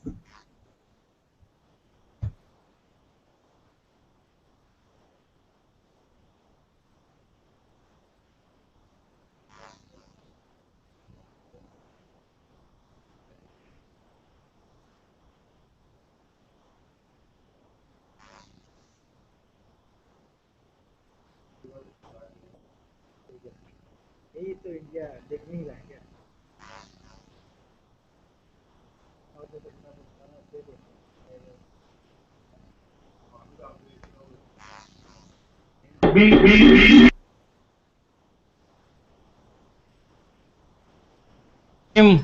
So why do you think you're suited for the position of site inspector? Madam ji, I'm old construction. Construction come nature to me. So tell me about yourself. Good morning, Madam ji. I'm Vijender Dullar from Panchkula, Haryana. We are land family jimidar, and all land gone now. Mother gone, father gone. I'm looking for job. I am completely B from IGNO, civilian engineer ji. Or Madam ji, my hobby watching homely movies and workouting in gym. So why do you think you're suited for the position of site inspector? Madam ji, I am old. Nature to me. Selling, buying land, I can do very well. And Madam ji, I have deep knowledge, deep. And if you keep Vijender with you, you are finished, Madam. So what do you think are your strengths? Madam ji, there is one saying in Haryana, देसा में देश हरियाणा जित दूध दही का खाना. Madam जी, तो मैडम जी most of the time I lift up all the weight in gym. Madam ji, I meant to ask about your professional qualities. Madam ji, I am professional, but construction is for man. As you can see, no one can mess with me and take me right away, and I don't let them get away. Women cannot do that.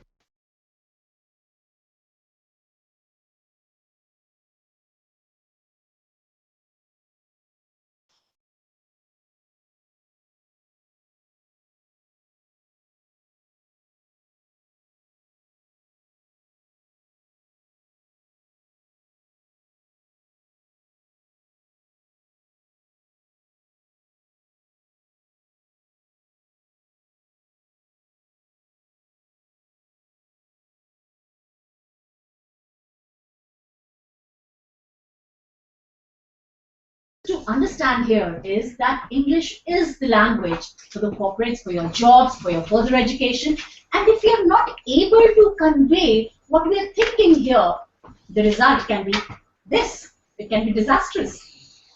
So this is what we'll try to address in this session. Some commonly committed errors. And now the question arises, can we make an improvement? Can we speak correct English? And how do we go about it? The only solution is keep yourself updated and keep practicing. So now, though this session is not exhaustive and it's not covering all the aspects of pronunciation, of introductions, of grammar, but we will touch upon some basic bits about all these aspects which become a very integral part of our communication, right? So now, first thing is, we have some excerpts of conversations between students in a college campus. Now, whilst they were conversing and introducing themselves with each other, they made some errors, or they committed some errors. Now, what we'll be discussing is that you have to highlight or identify the errors they have committed during this course of conversation. Now, you have to spot the error. Student A, what is your good name? Tell me something about yourself. What is your name? Absolutely right. It's what is your name. You don't have a good name because when you say that you have a good name, that means you have a bad name as well. For example, my good name is Ram, but hey, I have my bad name reserved for the bad people. That's Ravan. So that actually means that you're actually implying, or what's implicit in this statement is that you have a good name and you have a bad name also. And I'm sure none of us have a bad name. So it is, what is your name? Tell me something about yourself. Okay, now overheard again from the student who was talking to the student A, the student B, and he says, myself B, I'm from Chandigarh only. I have one real brother and two cousin sisters studying in the college. So what do you think? Is everything in order? No. So what is not in order? Only cousin sisters. Myself B, ma'am. Can we say myself B? Okay. Now this is what most of us end up saying without realizing that this is absolutely incorrect. Now if you're going to go for an interview and you say, if I come here and I introduced myself as myself Ritesh Vashisht, one, I would have got this job. Second, you would have said, oh, she is going to be taking this session in functional English. I guess she needs a little bit of updation herself. So that is how grave this error of myself Ritesh Vashisht is. If my name is Ritesh Vashisht, or I am Ritesh Vashisht. So that is how, but incidentally, since or I would say that unintentionally, since people are not aware of this, most people, they address themselves whilst introducing themselves. They say, myself.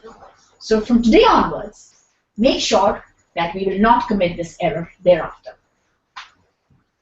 I am from Chandigarh only. He's never been anywhere.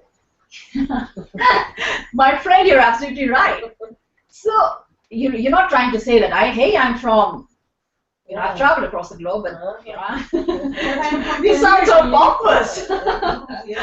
Yes. So you just say I'm from Chandigarh. I have one real brother and two cousin sisters studying in this college. And that means he's trying to say, okay, I'm not alone over here. Okay. Many people We never around use me. cousin sister. We all use right. cousin. Absolutely. A very important thing. Come on. Real brother. Absolutely. So it's my real brother is Amit Sharma and my false brother is Gulshan Bro. So again, just like your good name, when you say real, that means there is someone false also waiting for you in the closet. And there is no false brother, there is no real brother. You have a brother. Right? So to explain, he uses this very funny word. He uses the bastard's name. I'm sorry to say, but then this is what Yes. Absolutely. He's right. Sir is right, absolutely. So now let's just, myself B? No, it's my name is B, or I am B. I am from Chandigarh. I have one real brother. What's wrong with that? You have to check me. Real should not be there. Yes, I have one brother and two cousins studying in this college. This is your class. Is this your class? Awesome. Okay. No, my classroom is on the back side of the library. On the back side.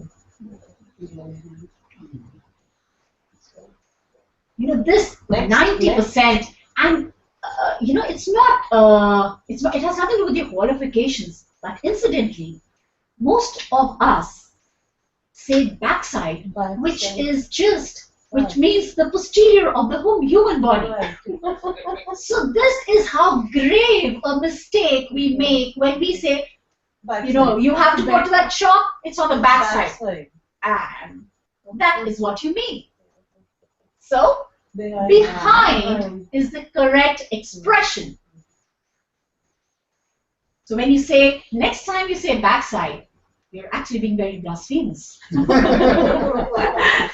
So there's someone, a Puritan of the English language, he would just look at you in awestruck horror. Though it's not a mistake again. All what we needed was to be updated and apprised of what the correct expression was supposed to be. Rajan is your friend. Is Rajan your friend? Awesome. I and Rajan are very good friends. Rajan and I. Absolutely correct. So it's, is Rajan your friend?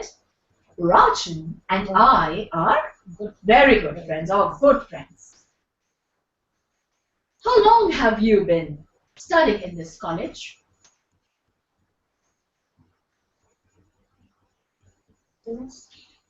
It's not important that every, you know, there is sometimes, yes,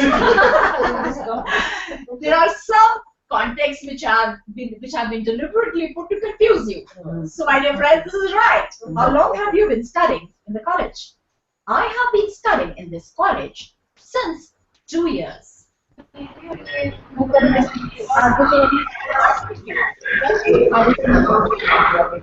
It is for 2 years.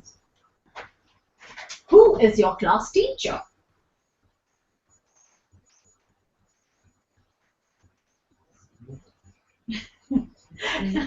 You can very confidently say, hey, that's right. So that's right. Mr. Dheeraj is my class teacher. Okay. One attempt.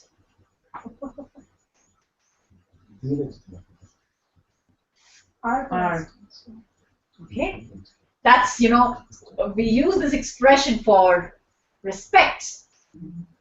Hamare, hum, tum nahi kehte. But if you just take it purely in the context of the English language, there. Okay. When we use Mr., either we use the first name, or when we use Mr., we say the full name, Mr. Dheeraj Srivastava or Dheeraj Kumar, Ritesh Vashisht, so on and so forth. Or the last name, Mr. Vashisht, Mr. Srivastava, Mr. Kumar, or we just use the first name. So with Mr., whilst you're addressing, or you are writing an email, that's a commonly committed error. Like we say, dear Mr. Andrew. That's not the correct expression. It's dear Andrew or dear Andy. Right? So this is something which unknowingly or unintentionally, most of us commit this mistake. But then, when we are checked, we refrain from doing that. So that's about introductions. So next time we introduce ourselves, make sure that you don't say myself, right? Now, another very important aspect of English is the pronunciation. So in this game of pronunciation, sometimes we end up making such big blunders that, you know, rectifying it at a later stage Sometimes, the cat has already slipped out of the bag. That becomes your habit. Absolutely, that becomes our habit. And this is something that we all need to be aware of. And most of us, and let me tell you, the best of us, we also need to be checked. So once we are checked, things are okay. And remember, never be afraid of making mistakes. When we make mistakes, it's only then we realize what the correct thing is. So if we keep quiet and keep things to ourselves and feel that we're always diffident and hesitant that I don't want to be speaking in English. What if I speak incorrect English? Remember, it's only when you speak incorrect English, my dear friends, that the correct language can be spoken. And I think I totally respect Sir's viewpoint that, fine, English is the language of the world right now. But then that's okay. Our area of expertise could be our own different language. But learning this language is important. So we can feel as much as we want to express ourselves in our mother tongue. But we should be updated and we should know what the correct expression with respect to English is all about. So here now we'll be discussing some commonly mispronounced words. First is pronunciation. So here I have let the cat out of the bag. Word itself. Yes, it's a word in itself. That's the reason I have it on my. It's on there on the slide. So here, it's pronunciation. Next word. Excuse me, ma'am. When it's not the word pronunciation, when it is just pronounced the word correctly, then then that's pronounced. Of course, that's pronounced. But when it comes to this version, pronunciation, then it's pronunciation. Okay, it's competition and competitive. Competitive. Yes. Now, this is a blunder. Which what is the pronunciation of this word? It's bowl. Okay. Bowl. Bowl. I think so. Can be connected to the sentence. Yes. आपके पास नहीं madam list है. You can call on any one of them. Cross भी लगा हुआ नहीं इसको भी. You can ask them. मैं महाराष्ट्र बीड से पूछ रहा हूँ. Yes. और Rajasthan, any one of them? Maharashtra में एक ma'am government polytechnic Maharashtra. Okay. Good morning, friends. Can you hear me? Hello. So we were doing exercise, pronunciation. I want the answer. What is the pronunciation of this word?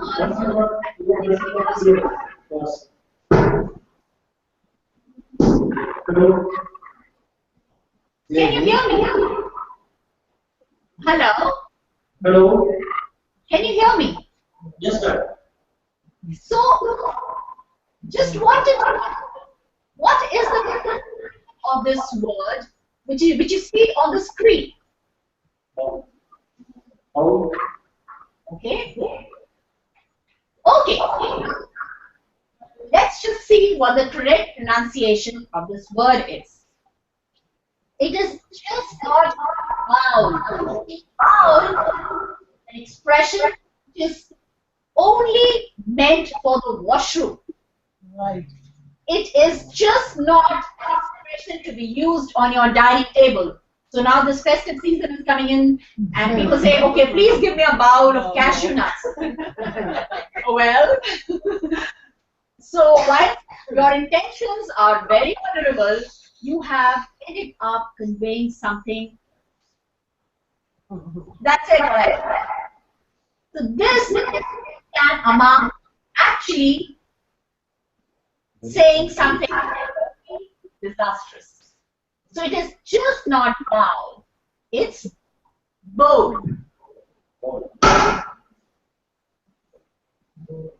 Now we end our fast with a huge calm ourselves while sleeping, and we break our fast with this expression. How do we pronounce it? It's breakfast. JCDM से पूछ. JCDM Sirsa. Okay. Hello. Sirsa? Can you hear me?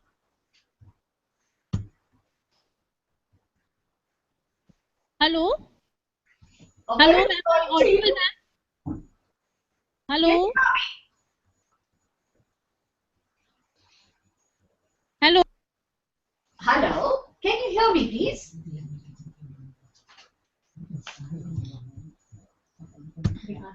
Ma'am, they can. Hello. Hello, JCDM Sirsa. Hello. Yes, ma'am. Am I audible? Yes, sir. You are audible. Am I? Yes, ma'am. Absolutely, ma'am. So we were just discussing what is the pronunciation of this word that you see on your screens.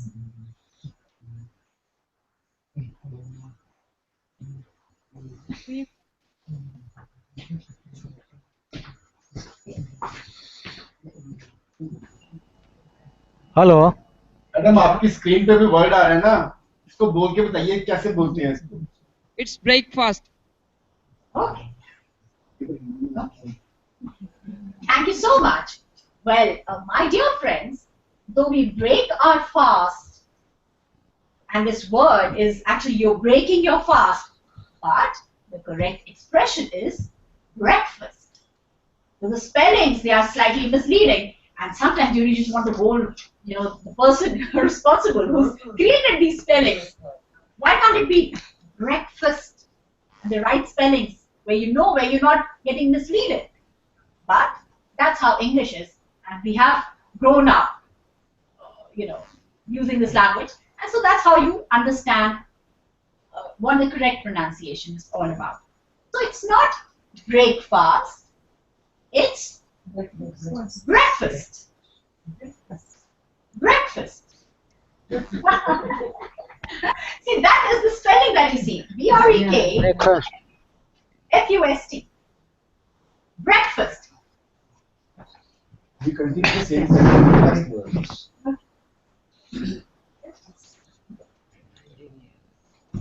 Okay. That's engineer. Awesome. Thumbs up.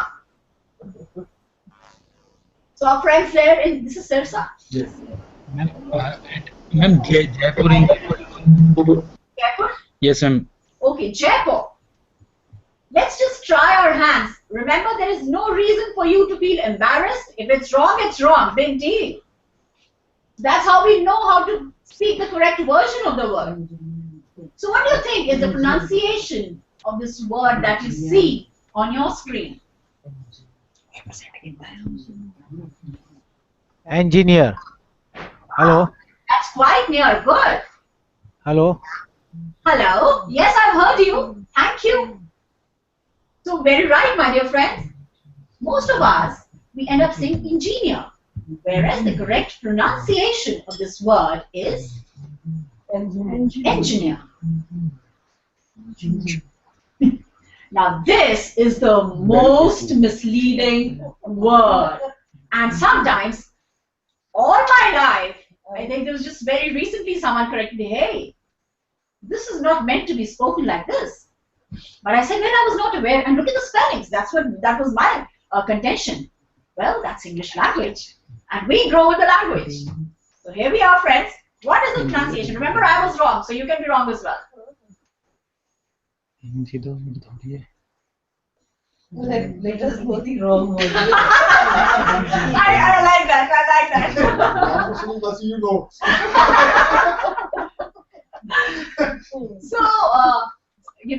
none of us would want. We have to take adequate precautions because this is the weather where we can get afflicted with this very serious form of illness. So what is it? Now I'm also very smart. So I'll give you all the cues, but not speak the word. Let's ask from Dr. Saxena group of colleges. Okay, Dr. Saxena group of colleges. Bindas, if we can make mistakes. Remember, I was incorrect about last fortnight. So it's all let's try it out. What is the pronunciation of this word?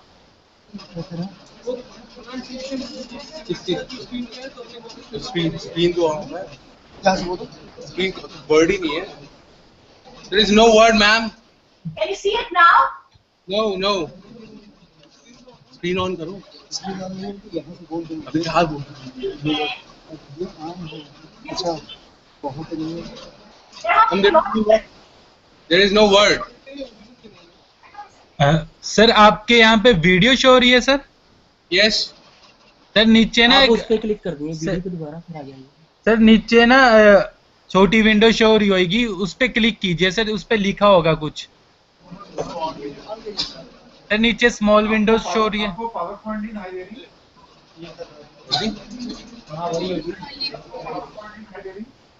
ये उसके बगल। हाँ अभी दिख रही है sir? No sir. Sir नीचे ना छोटी विंडो शो हो रही होगी, उस पे क्लिक कीजिए सर। हरजोत सर बहुत सारी विंडो हैं, कौन से पे क्लिक करें? सर ETV 1 नीटर चंडीगढ़ लिखा होगा जिस पर।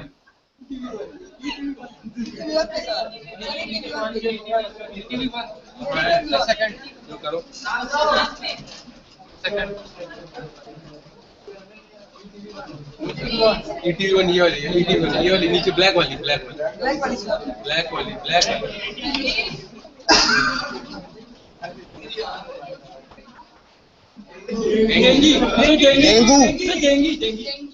डेंगी।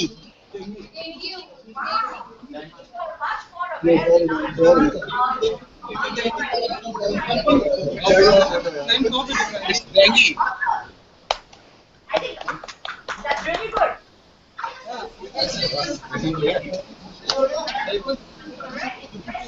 बगल वाले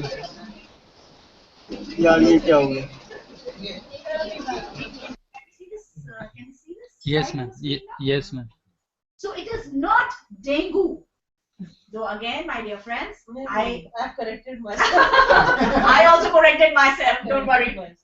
So I also, until now, you know, the first expression of pronunciation which comes out by default is dengue only. Dengue, yeah. But it's dengue. Actually, on the radio and television also many times they say dengue. Yes. But the doctor will come and he will say dengue.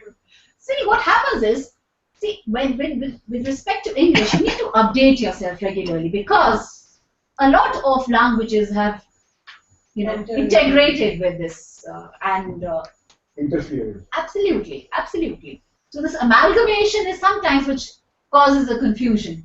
So that's what I'm saying, that we need to be corrected by someone. So that's why whatever you know, you need to speak well down. Make mistakes so that you can be corrected. That's how I corrected myself. Okay. So what? You dash the dead. And then you say that, you know, you forget your differences. Let's. Bari was there. Berry.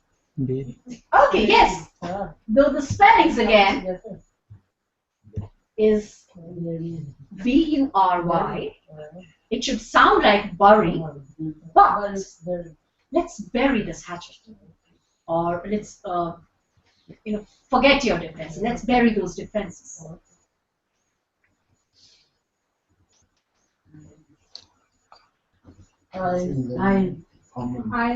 Perfect. I think that's absolutely correct. It's not iron. It's iron. Data. Wow. Data or data? Well, the correct pronunciation is data. Wednesday. Wednesday. It's Wednesday. Absolutely. So though I think half our lives we've grown up saying Monday, Tuesday, Wednesday. Right. So now we are making our kids, you know, they are helping us to pronounce it. Yeah, absolutely. Mama, it's Wednesday. Ma'am as an iron जो लोहे वाला होता है उसे iron Absolutely. You're right. So it's Wednesday. Wednesday.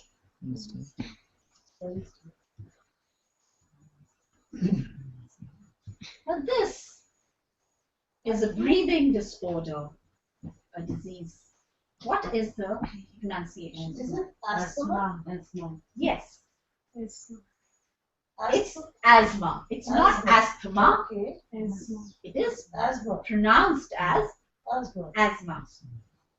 When the teacher will speak like this in classroom, the students will laugh on us. No, but they will Sometimes. practice. But They then, will learn. but Yeah, then they they will will learn, learn but that particular when we word. first time we will pronounce like this, they will laugh very much. Absolutely. Not only your students, most of your friends also will laugh. Like instead, it's not plumber, it's plumber. It's plumber. So most of the time we end up saying plumber so that other people don't feel uncomfortable about it. But then that should not the way it should be. Like police. Yes. Police. Pulse in Punjab. You would hear a lot of your pulse.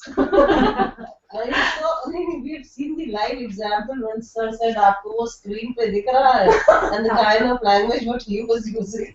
So that was more understandable to them. Sometimes we deliberately use the same वही accent. communication Absolutely. For you, so that we can communicate Serve the better. purpose of Absolutely, absolutely. I agree with you. Absolutely.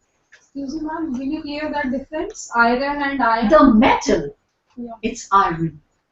You iron out your differences, or you iron your clothes. But then, with respect to the metal, that's iron. It's iron. Iron. It's irony? Or yes, it's iron. Iron. But ma'am, there is a rule regarding pronunciation of R. If it is followed by a vowel sound, then it will be pronounced. If it is not followed by a vowel sound, then it won't be pronounced. You know what? I think consonants and the spelling goes E before I, and sometimes they're overruled. So we get to know about these. It is the followed by rules. a vowel sound, R-O. In spite of that, we are not pronouncing Absolutely. So there are a lot of digressions, a lot of deviations, a lot of aberrations with respect to the rules. So sometimes you have to overrule that. And you need to understand that functional English is all about understanding what the latest, not about the latest, how it is meant to be spoken. So you really can't, rules are not sacrosanct. But students like to stick to the rules. Absolutely. So, because, In the and absence they're of- not wrong. In the absence of the exact pronunciation, it is a good idea. Largely, we can go by the rules. Absolutely. But you can always give discounts here and So there. if we, absolutely, I think, now if we were to learn French, we would stick to the rule book. Right. Or if we were to learn Latin or Mexican or any other language, we would stick to the rule book and say, excuse me, it was meant to be said like this. How come you have deviated from this? Yeah, you taught this thing to You us. taught this thing to me.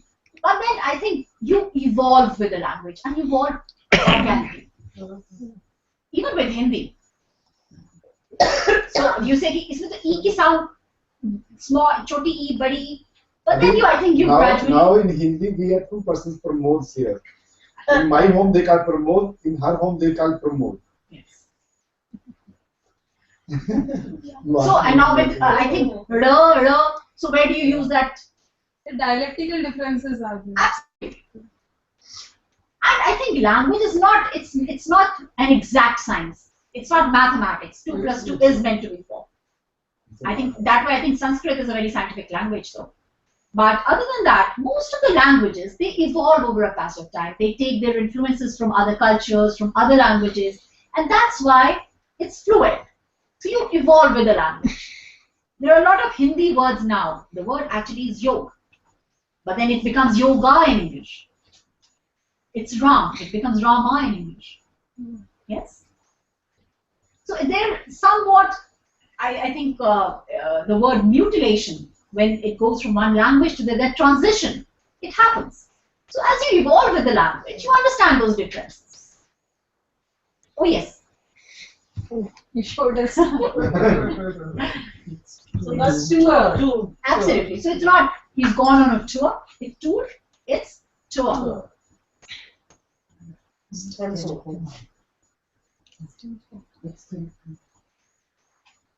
Temporary. Temporary. Yes. Okay. It's extemporary.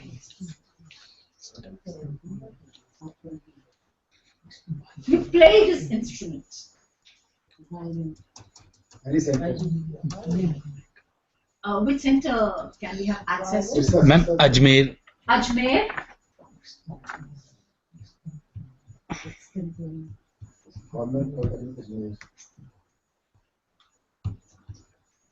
Hello. Hello,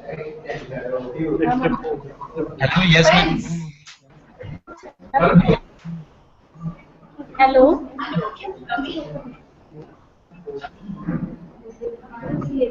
Hello, yes, ma'am. Hello. Yes, ma'am. We can hear you, ma'am.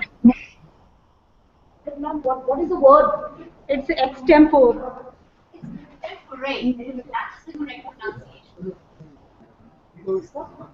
Now there's another word that you see on your screen.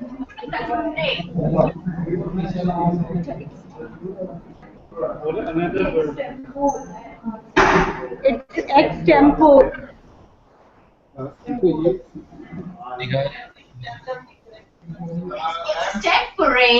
It's not extempore. It's extemporary. Ajmer आपको भी कुछ word दिखाई दे रहा है screen के ऊपर? Yes, sir. हाँ, sir, दिखाई दे रही है। इसकी प्रोनाउंसिएशन बताइए आप।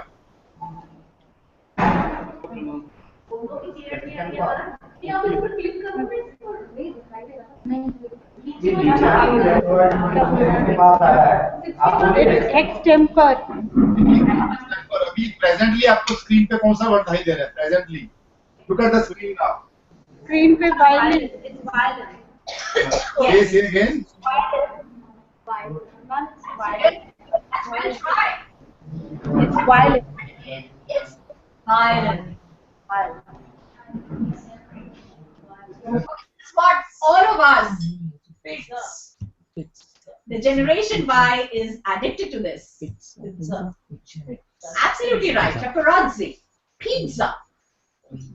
That's pizza. Now this is what most mothers appear to be when they ask their children to do their homework or to clear their closet or to make their beds. Demon. Yes. It's not demon, it's demon. I have deliberately not put any wrongs or rights here. So now, when you say the United States, oh, very right. OF is of the United States of America, and switch, which of will we use here? OF. O-double-F. Switch off the light. Switch off? Yes. I thought United States of America. Yes. When OF, United States of America, and switch off the light. Yes. And there is another word where most people commit an error. That is resume. When you curriculum writing, yes. When you submit that is no for your job. That's resume. But this word, you resume your duties after a while, after you've taken a break. But when you give that for your job, it becomes resume. Whereas most people stick to resume, even in that context. So with the pronunciation of this word, resume, it changes with the context. When you say resume your duties after the Diwali break, the spelling remains the same, but the context changes. The pronunciation becomes different. Ma'am, in Oxford Advanced Learners Dictionary, it is resume, not resume. No, that's what I'm saying. Because this word is originated from French word resume, but in English we pronounce it, I think, as resume. Okay, now this is what I'm saying. Yeah. You resume your duties after the Diwali break, but when you submit this for your detailed qualification, your credentials, that is known as resume. So the word is resume, but the pronunciation, the spellings, they remain the same. But in that context, in the professional context, when you're submitting, this word resume becomes resume. Most of the professionals, they speak it as resume. Most of the professionals also say myself. So that's, I don't think there is any reason for us to be jeering at any one of them, because I am saying that most of us, the best of us, make mistakes because this is a language. And language, there are no fixed rules, especially with English. So you evolve with the language, How do you evolve? By making mistakes. How much updated we are. How updated you are.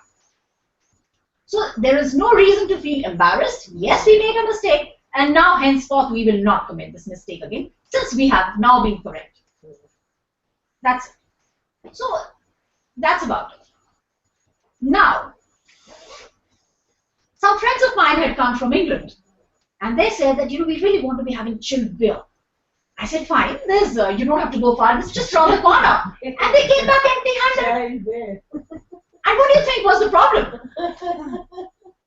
It's written where. So spellings, again, my dear friends, it can create a lot of confusion. Like in this case, they wanted to have chilled beer, but what they saw was this, and they came back empty-handed, expecting that they would see some little small bears around the city. They are for children. Yes. So for chilled, the person has written child, and for bear, it's the bear that you see in the zoos nowadays, no longer in the wilderness. One of the irony is when people do understand the thing in the correct manner. That's what I'm saying. You know what this person is trying to communicate. They have put it in Hindi also. Absolutely. So for a person who doesn't know Hindi and knows only English, they would just be expecting, okay, now this shop probably has some little, these people, instead of, these bears in the zoo, they have in their shops. So there's some different, probably some cultural difference that you see here. उन्होंने हिंदी में spelling ठीक लिखी है. उन्होंने हिंदी में spelling ठीक लिखी है. He's absolutely right. English में spelling ठीक. And now, the person, I think most of us are here from the education domain. So there was this high-level board meeting going on. But the person who printed that placard wrote this. Oh my God. It was very right. So this is exactly what we started out with, that if we are not aware of these small things of a language, we could end up creating a complete disaster. So now what do you think the head of that institute or the director would do, seeing this thing being displayed where a serious high-level delegation has come to discuss something really serious? Board of Education, that's why they're having a meeting.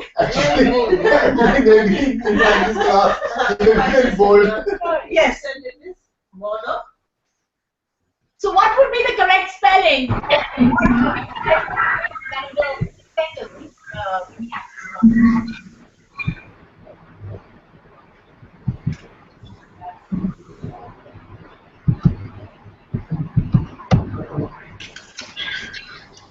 MMU बुलाना. MMU बुलाना. Yes, MMU बुलाना. the correct spelling of board here.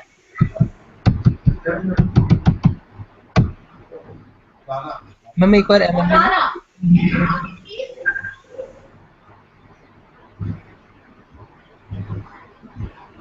Can you hear me, please?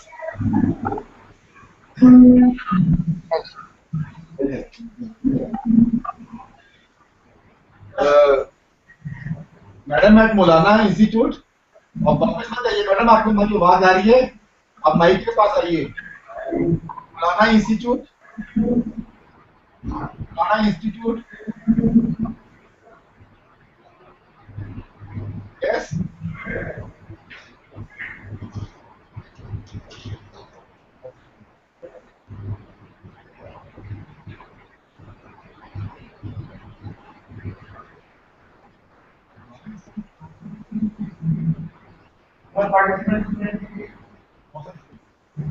Mullana है ये वाला. MMU Mullana. महर्षि Markandeshwar university मौलाना, आपको हमारी आवाज आ रही है? हम hear the mic now please.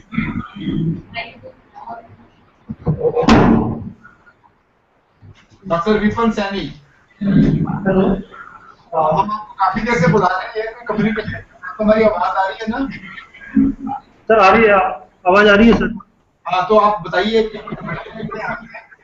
ये बोर्ड जो स्पेलिंग लिखा हुआ है BORED, इसका करेक्ट स्पेलिंग क्या होना चाहिए? बोर्ड ऑफ एजुकेशन लिखा हुआ है ना आपको? हेलो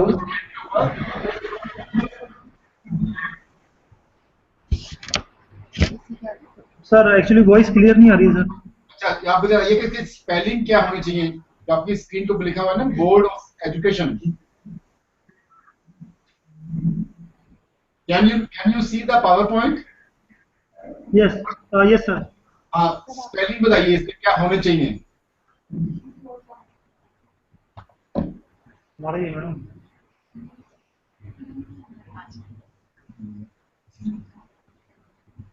चलिए, I think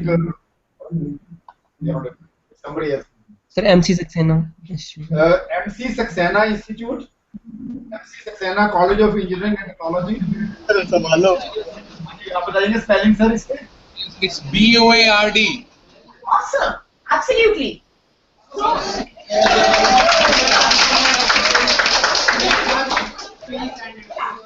what happens is sometimes inadvertently we end up making such big blunders though our intentions are very honorable. And that is why we need to correct ourselves and we need to update ourselves. Now, we have a list of words which I would request that you can spell it out. I mean, you can write the spellings and you don't have to tell me whether they were correct or not. Because most of us, including me, we end up, when we're trying to write these words, for a minute, how is it meant to be spelled? So you would do it on your sheets of paper, and in case they are right, you could just say that, fine, all of them are right. I'm not going to be asking any one of you individually. So I don't want to be displaying the slide on the screen. But I just want to see it myself. Slide. But I need to see that screen. But in the class they will see. Okay, they can see it in the class. So I think that we are all adult learners. That's fine. But I don't want the slide to be shown. No. I just speak it out. Focus on the her. Focus on her only. Yes. Then they can also more see. Okay. Oh. Okay. उसे तो नहीं display होया ना? So are we all ready? Yes. Yes? And how about the centers? Are they all ready? Yes. Okay. The first word is mischievous. Mischievous.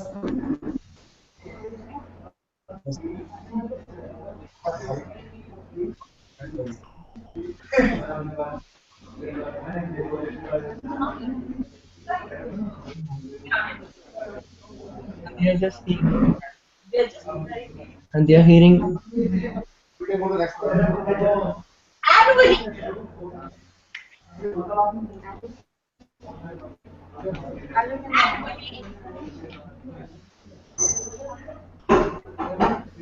Calendar.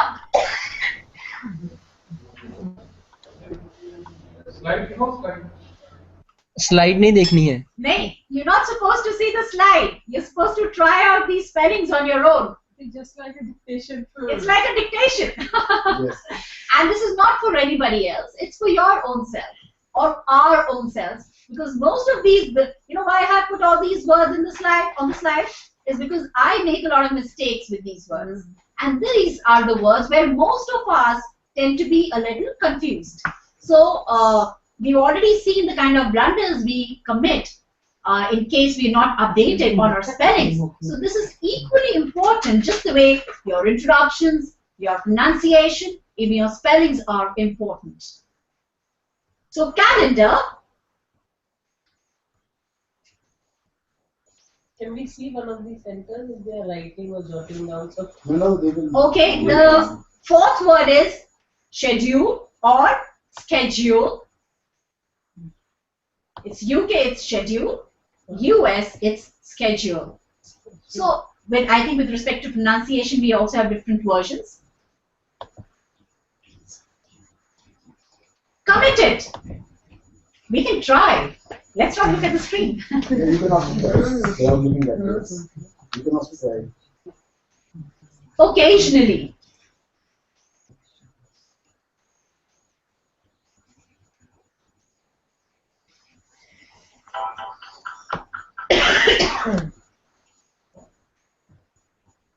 Etiquettes.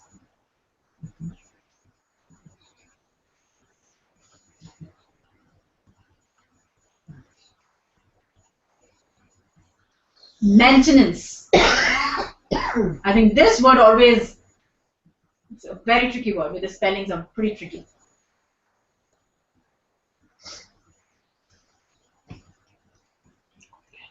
Recommend. Recommend. And the last one, questionnaire.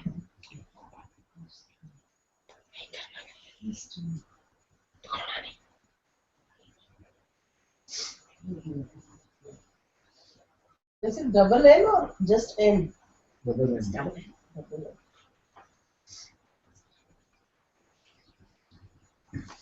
So I think we can show the screen, this slide on the screen now. The centers.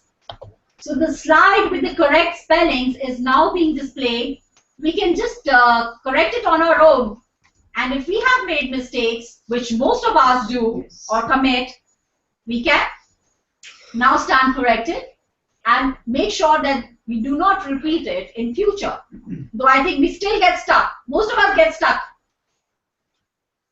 I was stuck on etiquettes, you know. Absolutely. And you know, that's what I'm saying. I was stuck on it. Yes, we do. Regarding calendar, I have doubt. No, you want to check it out. Actually, both the word CALENDER and CALENDAR. But with respect to this thing, this is DAR. Calendar. Yes. I think Sir had a very interesting session on communication. Face-to-face communication. The other one is, I think, all of us. I think now we have to communicate. It's very important that we use the right language, the right tenor, to be able to communicate our message to the person who's there on the other side. The role of you know, this technology and WhatsApp and all, you know, they have just they've ruined our language. Spoiled the language. Absolutely, I totally agree with you. I mean, at times you don't even understand. You know, people who write all those short forms and all. Absolutely. Then we check. Okay. So they often say that whenever you're speaking on the phone, always smile because the other person can see you smiling. So why do you think they say that? Anyone on centers? Your voice reflects that. Yeah. Absolutely. You can't say you know you can't be smiling and then sound grumpy.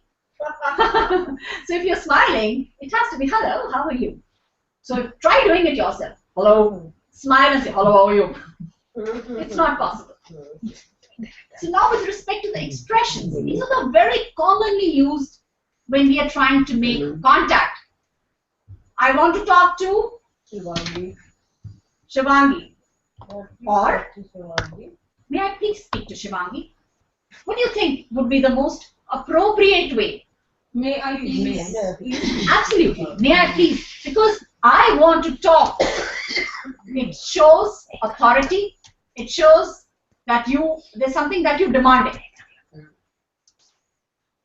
Kindness. You're seeking for permission. Yes. So it's just the way, you sound better and you're requesting. So don't be direct. Could, would, may, these are the expressions that we can incorporate while wanting to talk to someone. Want? No. It's a strict no because that shows that you're demanding something. Now, if I were to say that, may I speak with Singla sir? So what is the next question that you would ask? Yes. The next, may I know who's in the line, please? So you could eliminate this step unless someone recognizes your voice. Then it's different. But otherwise, other than that, it's always good. Hello. I'm Ritesh Vashish from Skills Anytime. May I speak with Singla sir or with Mr. P.K. Singla? give your introduction first. They don't know who you are unless I said that your your voice is so distinct that people recognize. Okay, that's Ritesh online, or that's. Now, whilst we are taking a call, who's this? And it comes to us by default. Or, hello, where are you calling from? How can I help you? So these are all very polite mannerisms. May I know who is online? Absolutely. But then, since if you fear the lack of it can make you sound pretty uncouth. Who's this? Especially in your professional context, it's very important that we use the right expressions. So inquire politely. Hello, where are you calling from? How can I help you? Now, when we are asking someone to be on hold, or we're asking to hold, wait. That is something that should not be there. Absolutely. So that's what I'm saying. It makes us sound very uncultured if we do not use the right expression whilst we are interacting with someone over the telephone. Just a moment, please. And remember, it's just a small, change that we need to make with respect to our expressions that we are incorporating in our language when we're talking over the phone. So just a moment, please. Would you hold on, please? Type me space. So hold on or hang on. See, with your buddies, you can say. But other than that, we need to use the right language. Okay? Giving negative information in case a person is not around. Call back later. Or, I'm afraid he's not in office. Would you call back later, please? So what do you think sounds more appropriate? Could you call back later, please? You're absolutely bang on target, man. So I think in all spheres of life, all of us wanted to be treated with respect, and it's always a pleasure interacting with people who are polite. Correct me if I'm wrong.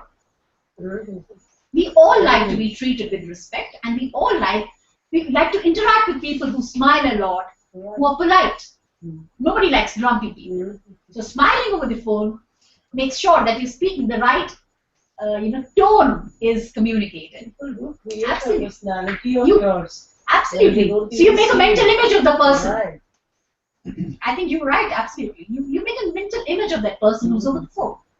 So if he's grumpy, so he would be imagining, or she would be imagining someone who's like really ill-tempered. But a person who sounds pleasant over the phone is obviously you want to interact, you want to meet up with that person. Now, it's not just your pronunciations, your spellings, but your apostrophes can also create havoc. There was a small episode where a husband and a wife had a squabble. So, the wife leaves early and the husband is there around. So he goes over to the refrigerator and says, "You, this the second, your dinner." So he's like really petrified. My God, what have I done now to deserve this? That when she comes back from office, I'm doomed. Whereas the wife was really very apologetic. And what she had done was that she'd made his choicest dishes. And she kept it in the refrigerator, meaning that's dinner for you and not your dinner. So this is the kind of miscommunication, the level of miscommunication. So there was this, husband really petrified. My God, I am in for some trouble in the evening now. I am construction. Yeah, I am construction. Just like that. I am construction. You are completely finished. So so it's exactly. So while one leaves you nourished, the other leaves you dead. So correct grammar saves lives. Now there's still something, a very interesting anecdote. Can you differentiate between complete and finished? No dictionary, I'll just read it out. No dictionary has ever been able to define the difference between complete and finished. However, in a linguistic conference held in London, England. There was this person, Samsundar Balgobin, a Guyanese, who was the clever winner. His final challenge was this. Some say there is no difference between complete and finished. Please explain the difference in a way that is easy to understand. His response was, when you marry the right woman, you are complete. If you marry the wrong woman, you are finished. And when the right woman catches you with the wrong woman, you are completely finished. Answer received a 5-minute standing ovation. So that is where that is what English is all about. Beauty answer by a man. Yes, absolutely. So thank you so much, my dear friends. And just the way, I went through the session, there were, I made you go through these particular contexts, and then you said, that you had your own versions or your own comprehension, whatever you've learned. You said what was right according to you, and then I identified, okay, now this is what is the correct version of this language should be. Likewise, the Skills Anytime modules are also designed in the similar fashion. They take you through a context. It is not didactic teaching, it is experiential teaching. So it takes you through a context, identifies what your gaps are, and then comes up with an individual learning plan which is learner-centric, which is according to your requirement. And that is what helps you understand this language and understand what the gaps are and helps in plugging those gaps. There are about 7 levels in this system, and these levels in Skills Anytime, these levels are not ad hoc levels. They have been mapped with Common European Framework, Cambridge Main Suite, and IELTS. So it's an internationally certified system of that's the way those levels have been defined. So thank you so much for your time. In case you have any queries or questions, you can raise your hands and we can discuss it. Yeah, ma'am, we just want to know how to learn this stress, the stress you are using while speaking. Yeah. What is the session on that? Thank you. I think that comes with, probably our next session we could be discussing. Very, very exact. Thank you. That's intonation, syllabi stress. That's a subject in itself. And that area. Thank you. Teacher means that. Ma'am, we are having a complete session on articulation and pronunciation again on Wednesday morning. And that session is of 4 hours. We have theory as well as practical in that session. And that's what I was telling all the centers and my friends in the studio also, that kindly do not miss that session. Because in that session you will learn what you were asking, the stress is the correct pronunciation, the science of articulating your pronunciation. We will be talking about that on Wednesday morning. And Madam Archana Arsing, who is a trainer for the radio jockeys even, I would say, she's going to the session. But nevertheless, I like to share one thing on here, ma'am. We learn the pronunciation as we hear. For example, Madam used the word dengue, dengue. I heard dengue right from childhood. That's how I picked up my pronunciation. If you want to really correct, be in the company of people like Madam Vashisht here. Thank you, sir. And you will be. I mean, in my own friend circle and my colleagues, some of my friend circle, we have made it a point that you will pinpoint to me. For example, to my daughter also, even to my young daughter, that if I pronounce anything wrong, she will correct me. I will not take it as an offense that if she corrects me. Absolutely. And if she spells anything wrong in Hindi or Punjabi, I will correct her also. Why not? I mean, it is like that. And it is, as ma'am, you very clearly said, that it is evolving. Yes. We keep learning. Even our mother tongue also, the Punjabi which I speak, the Punjabi my cousins in the village speak, is entirely different. I speak so much of wrong Punjabi. Yes. How to say of English also. Absolutely. So it's not just English, yes. I think. And I think we should give her a very big clap for a very, very interactive session. And let me reiterate once again that Skills Anytime is a organization from where she comes, and that organization is already doing a great job to the institutions as a totality also.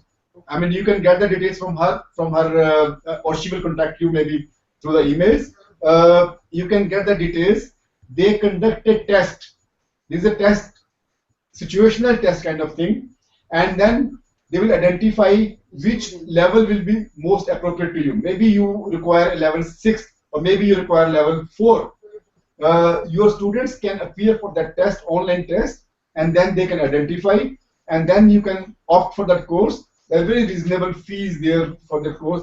The purpose is not to earn money. The purpose is to introduce the correct usage of English in India, especially when we are using this language in our official language, in the official language.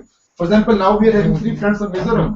I do love my Hindi and Punjabi a lot, but I couldn't have been able to talk to them even a single word then. If I express my love through my language only. Absolutely. So, my dear friends, I, on behalf of all the participants in the studio as well as in the centers, like to express my deepest sense of gratitude to ma'am for sparing her very valuable time and sharing with us, making us aware, just the awareness that these are the areas where we spellings, pronunciations, and other things.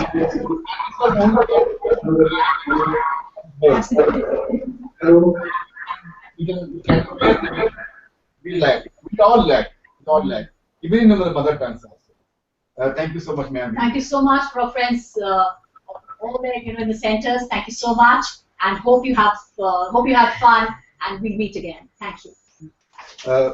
We are going to have a now lunch break up to 2:15. It is 1:15. So I will request all the coordinators at various centers kindly be punctual.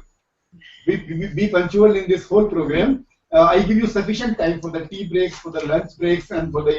If you will delay, we will delay in the evening session. Then you will get late in the home also.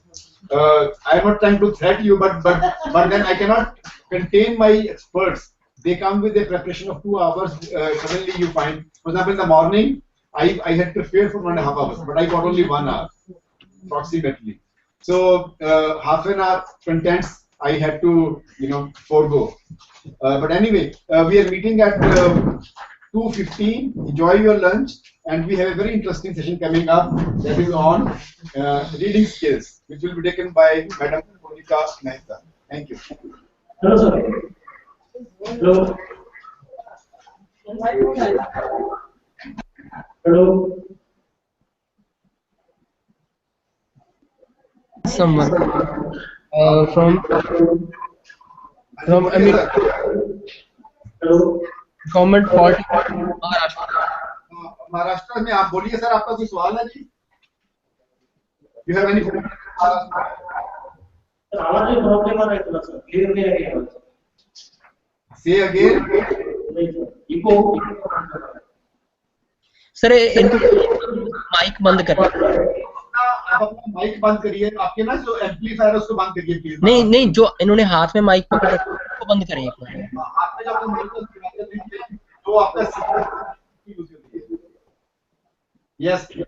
Maharashtra आपका कोई you have any question, please? आवाज नहीं problem आ रहा है. Say again. Yeah. आप नहीं दे रही है. Hello sir. हेलो.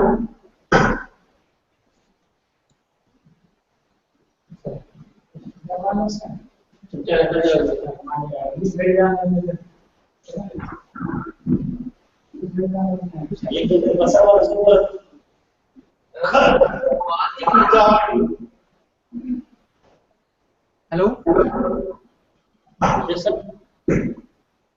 सर आपका ये लैपटॉप है या फिर कंप्यूटर है? वो सर मेरा डेस्कटॉप. सर आपका ये लैपटॉप यूज कर रहे हैं या फिर पर्सनल कंप्यूटर यूज कर रहे हैं? डेस्कटॉप.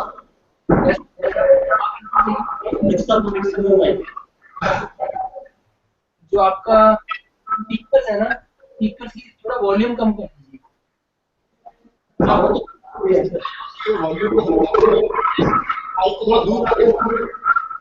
माइक को थोड़ा दूर, आपको हमारी उसमें थोड़ा संकट हो रही है।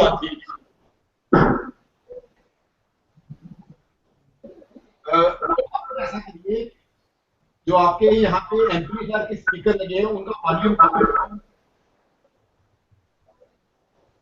कम थोड़ा धीमे करिए। हाँ, अब और अपना जगह तो अपने माइक को थोड़ा अपने फेस से दूर रखिए। यस, बोलिए आप।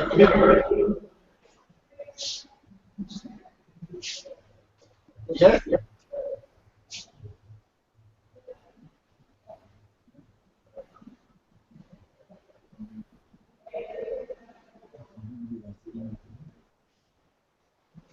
Sir, are you able to understand us? Continuous there. Please repeat. आवाज कट हो रही है कंटिन्यूस आवाज नहीं आ रही। Actually, I am not understanding. Hello. Hello. Yes.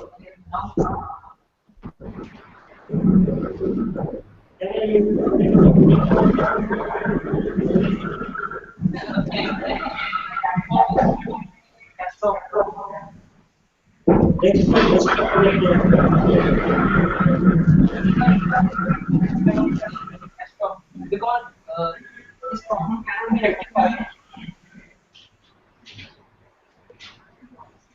because you part might not be the eco cancellation.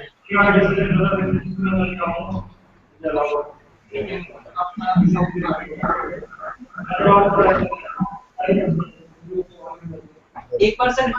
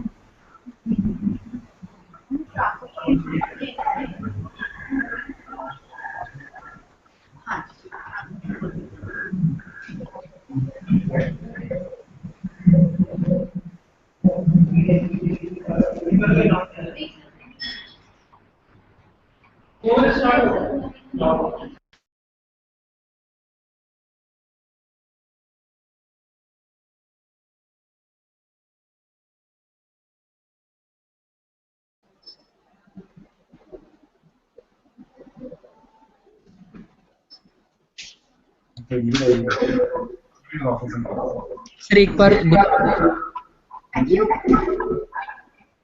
And I think for your friend. Thank you so much for that. Thank you so much. And it's always a pleasure meeting you. Making it very, very, I was telling in the morning that education is a art and science. मैं आप बता रहे थे मुझे. So you have basically this have been done in different way. That is it.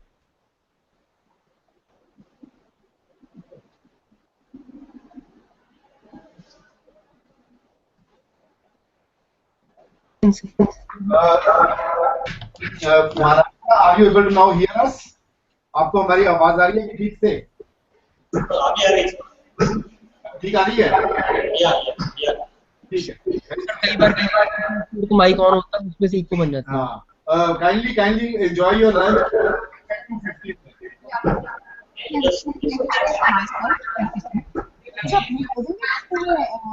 कब तक हो जाएगा आपका? आप कुछ नहीं ना, आप ईमेल आईडी देख लीजिए। जब पता क्या है अभी तो ना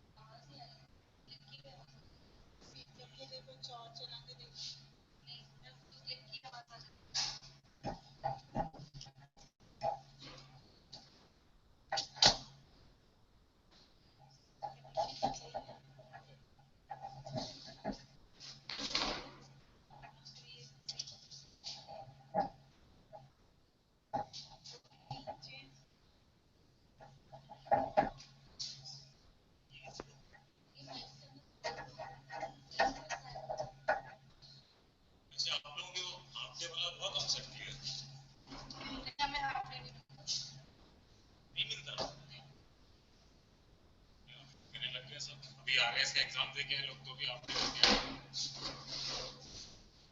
आरएस का एग्जाम था ना सब लोग आप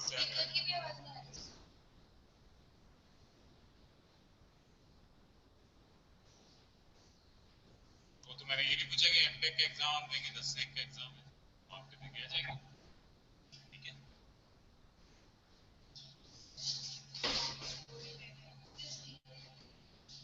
छुट्टी ले ही नहीं पाते हैं सारी सीट तो उसमें चली जाएगी स्पीकर्स वाली बात आपने एचपीसीसी का कुछ किया था मैडम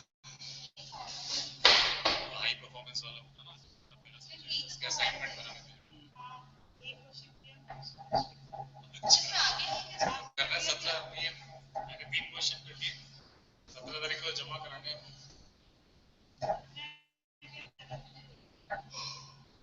को बता रहे टेस्ट है कोई असाइनमेंट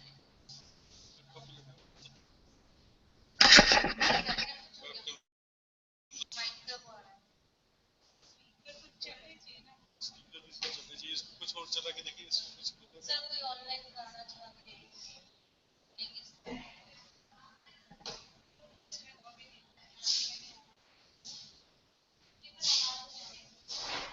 क्लिक की तो देखिए तो वीडियो है ना वीडियो चला दो मैथ्स टेस्ट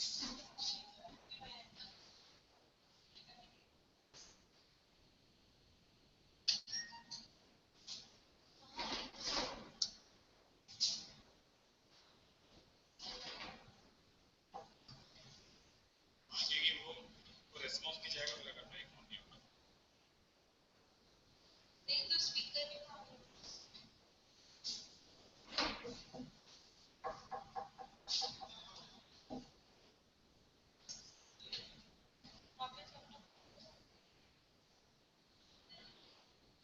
ये तो 1 घंटे में बात नहीं का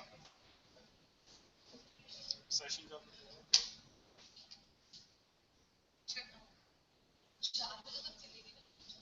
अच्छा इसमें कार्ड डला हुआ है वो साउंड कार्ड और ये फिर तो मतलब ही नहीं है नहीं वीडियो हम देखते हैं अरे हम लोगों ने डलवाया था स्पेशली मंगवा के मतलब अगर आप डेस्कटॉप लगा रहे हो तो उसके अंदर आपका वीजे कार्ड होना चाहिए जो साउंड एक्सीलेटर कार्ड है ना वरना लैपटॉप पे ही चल रहा था हमारा लैपटॉप पे तो सब सही काम करेगा ये तभी काम करेगा जो आपका एसवीजी कार्ड है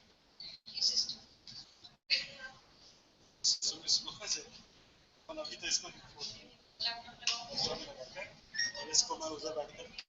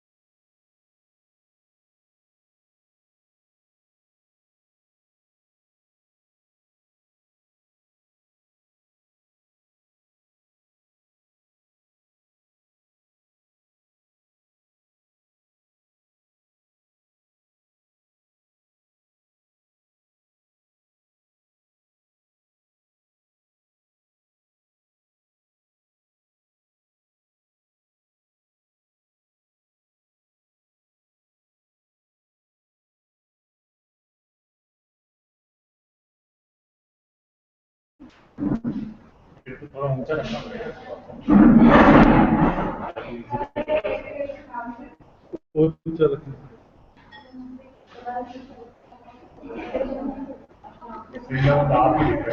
नहीं नहीं, ये ठीक है।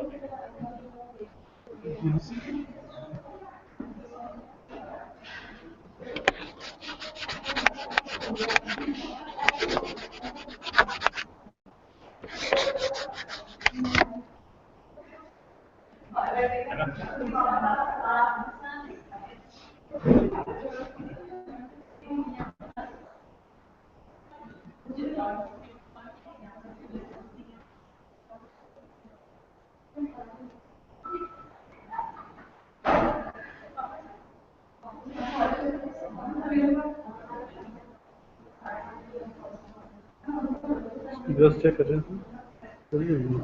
कैमरा चेक किया, बस एक सॉन्ग चला के देख लो, स्पीकर चल रहा है।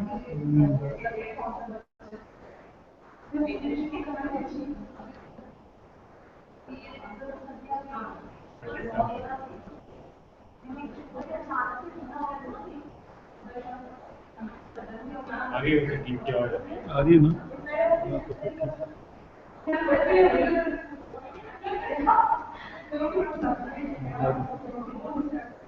गिरेगा माइक।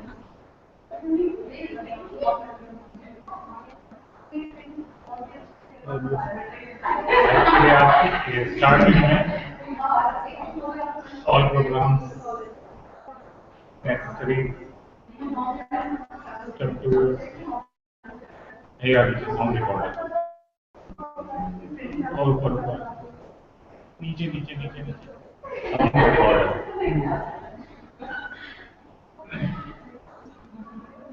ये कनेक्ट नहीं किया है। कनेक्ट नहीं किया, कनेक्ट करें क्या इससे? जैसे इसका इनबिल्ट है ना, इनबिल्ट तो काम कर रहा है। इनबिल्ट से ही बोल के देखो, इनबिल्ट से ही बोल। बस ये भी अगर चाहे तो कनेक्ट कर यही चेक करने का था, हो जाएगा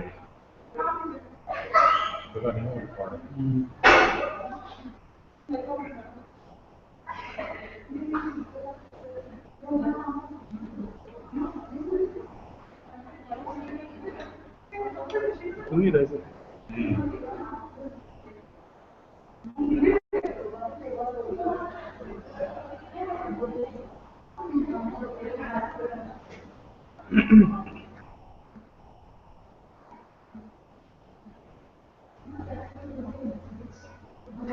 नहीं खुल रहा है।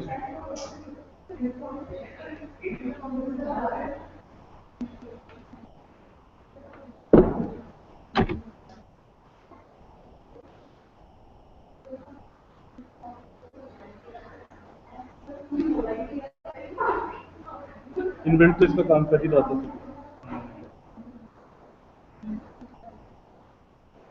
चेक किया ना? हाँ, कुछ नहीं अभी बात। सेकंड सेशन का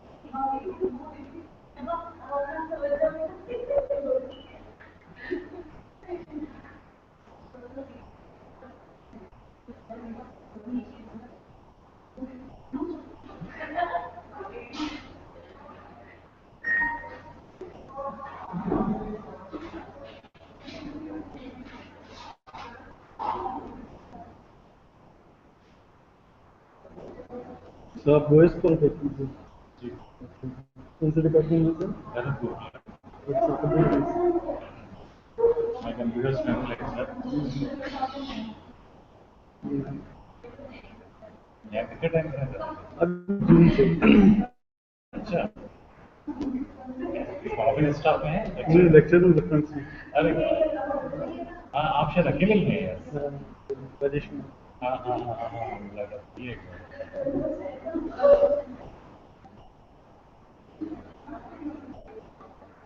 तो यार सारा लोग आपके ऊपर ही बात चलती आती है अभी वीके सर आए तो थोड़ा सा ईज हो हाँ अरे वो तो एक्चुअली दिवाली छुट्टियाँ अगर 1 महीना हो इफेक्टिवली 1-1.5 महीना होता है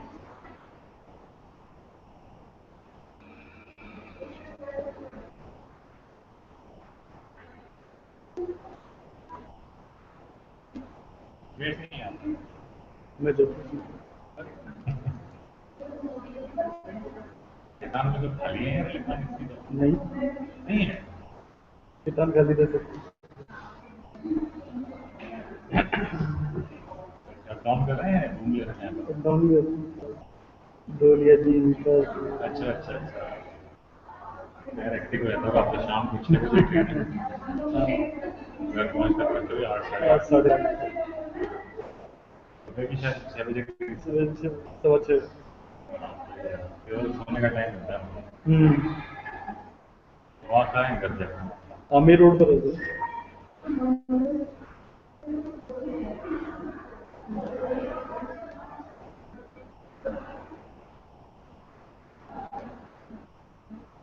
कल भी आपको आधा घंटा लगता था हाँ आधे घंटे से ज़्यादा लगता है शाम को तो 15 मिनट लग जाती है जैसे बाइक से बाइक स्टेशन से आप 10 किलोमीटर तो होता है हाँ 7-8 किलोमीटर है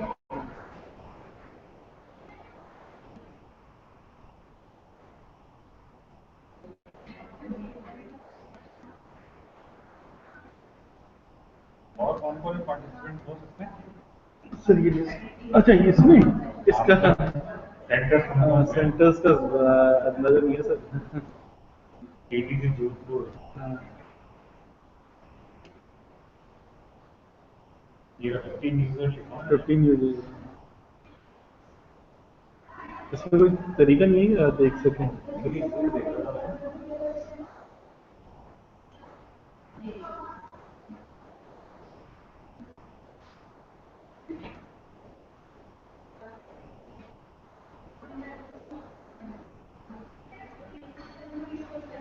ये पीछे जा रहे हैं पर ये तो क्या सर 1 2 3 4 5 6 7 8 9 सेंटर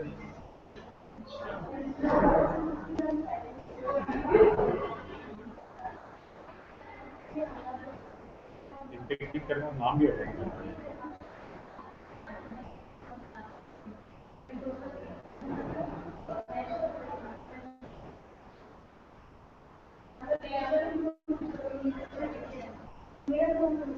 स्पीड तो स्लो है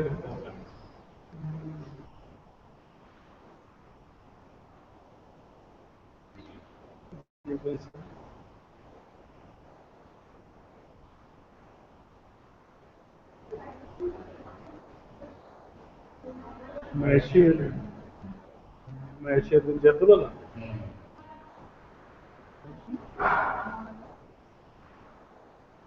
तो क्या चंडीगढ़ की साइड पे एडवांस में जाके देख सकते हो कि कौन किया करो आप जयपुर में हाँ वही घर पर था तो क्या कि हमें करना ऑर्गेनाइज थे ना इस वजह से बाकी अभी पिछले वीक में जो यहाँ हुई थी मेरा जी में अच्छा तो फिर साहब ने मैंने कहा भी था फिर साहब ने कहा कि आप तो वही की करो या जब ठीक बात है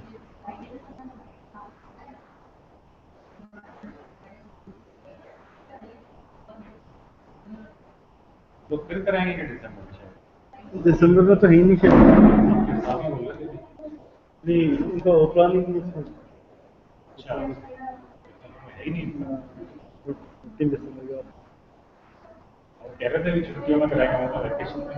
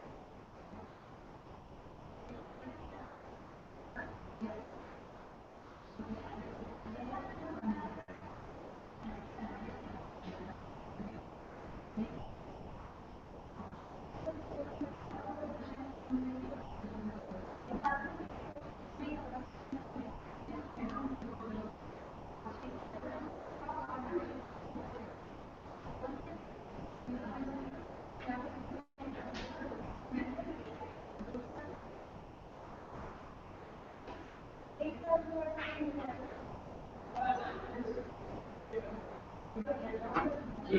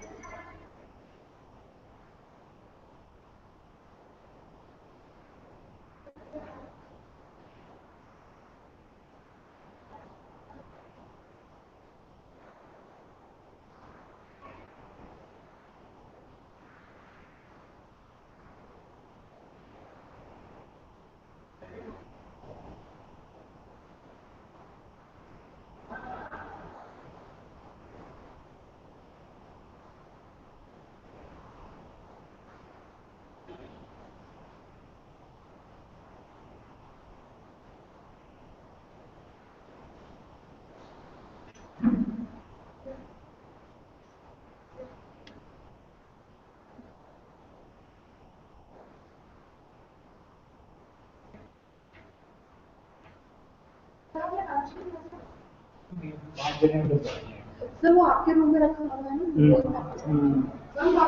5 जनों का अलग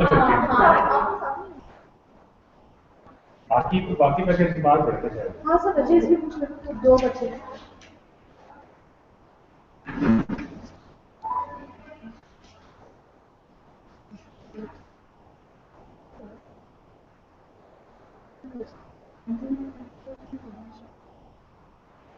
सर आपको ये एडमिशन है सर? हाँ आपकी एंट्री करनी मेरी एंट्री कहीं को देंगे इसमें एंट्री करिए अटेंडेंस में। हाँ 43 हो गए सर। जी वहाँ से एक जन रह गया 43 को लॉक कर तो वही लाइए नहीं 43 हम 13 सोच रहे थे। ये पे आपको साइन दिखा रहे थे ये नहीं बार चलो कि 43 है टोटल। 13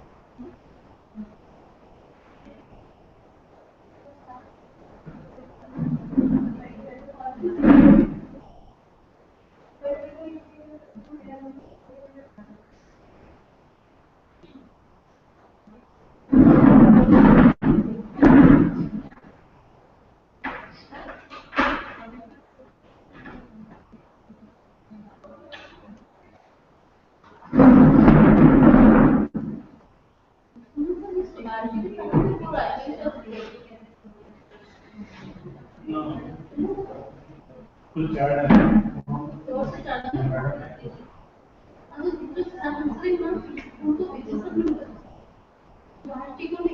मोस्टली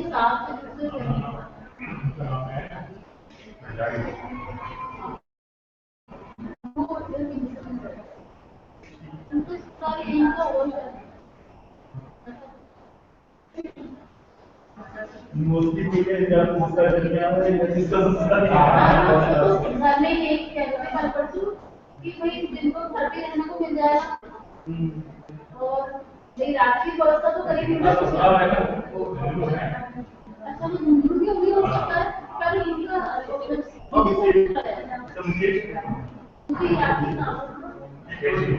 हाँ जो मैं इसलिए वो बता रही जिनका ससुराल है जिससे कि मतलब मालूम चलेगा मुझे नाम नहीं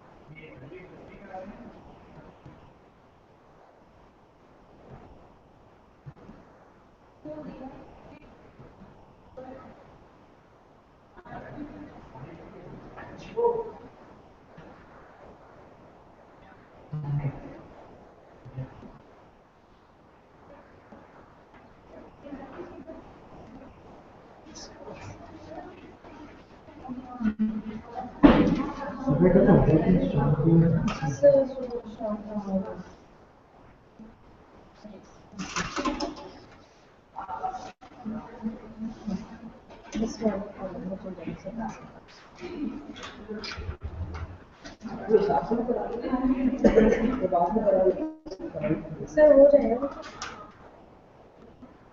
कितने 42 कैंडिडेट्स हैं 43 इसमें 43 मेरे भी तो शायद कोई 41 नहीं है आपके भी करना है सर आपने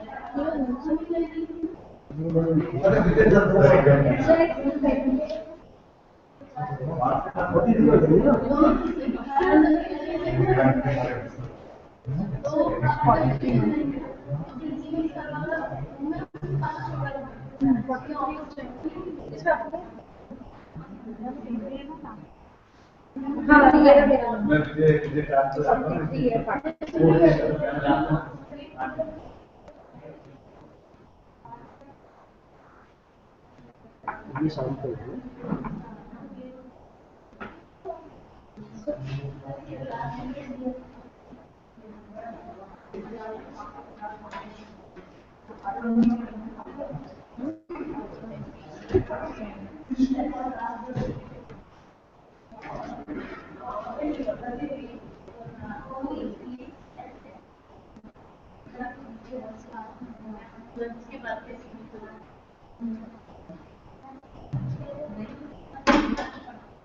ठीक है उसका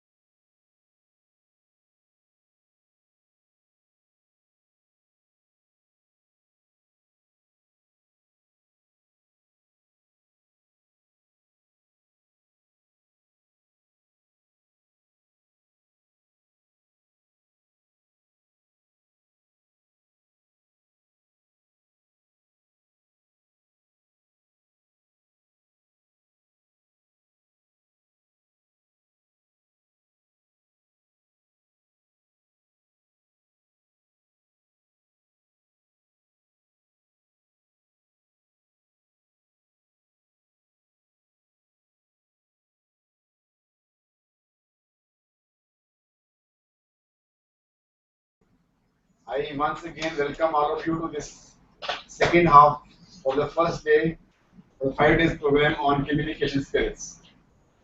And as I mentioned in the morning, we are having a very interesting session on reading skills. As teachers and as students, and otherwise in the life also, reading should become a very important and integral part of your daily routine. If you want to really improve in your GD, in your interviews, especially the students I'm addressing now at the moment, if you are not a good reader, especially the newspapers, you will be lagging behind. That makes you aware about what is happening around us.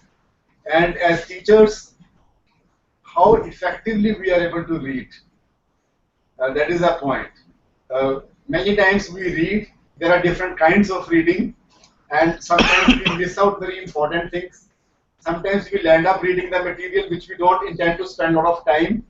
Reading is a time investment, and if you are not very judicious in your reading habits, you may land up like watching a movie which you don't like.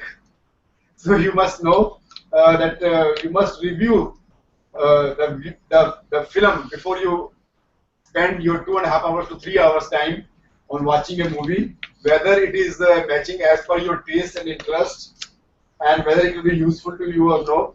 Then only you should invest that 3 hours time on watching the movie. Similarly, when you are reading, you should be very selective.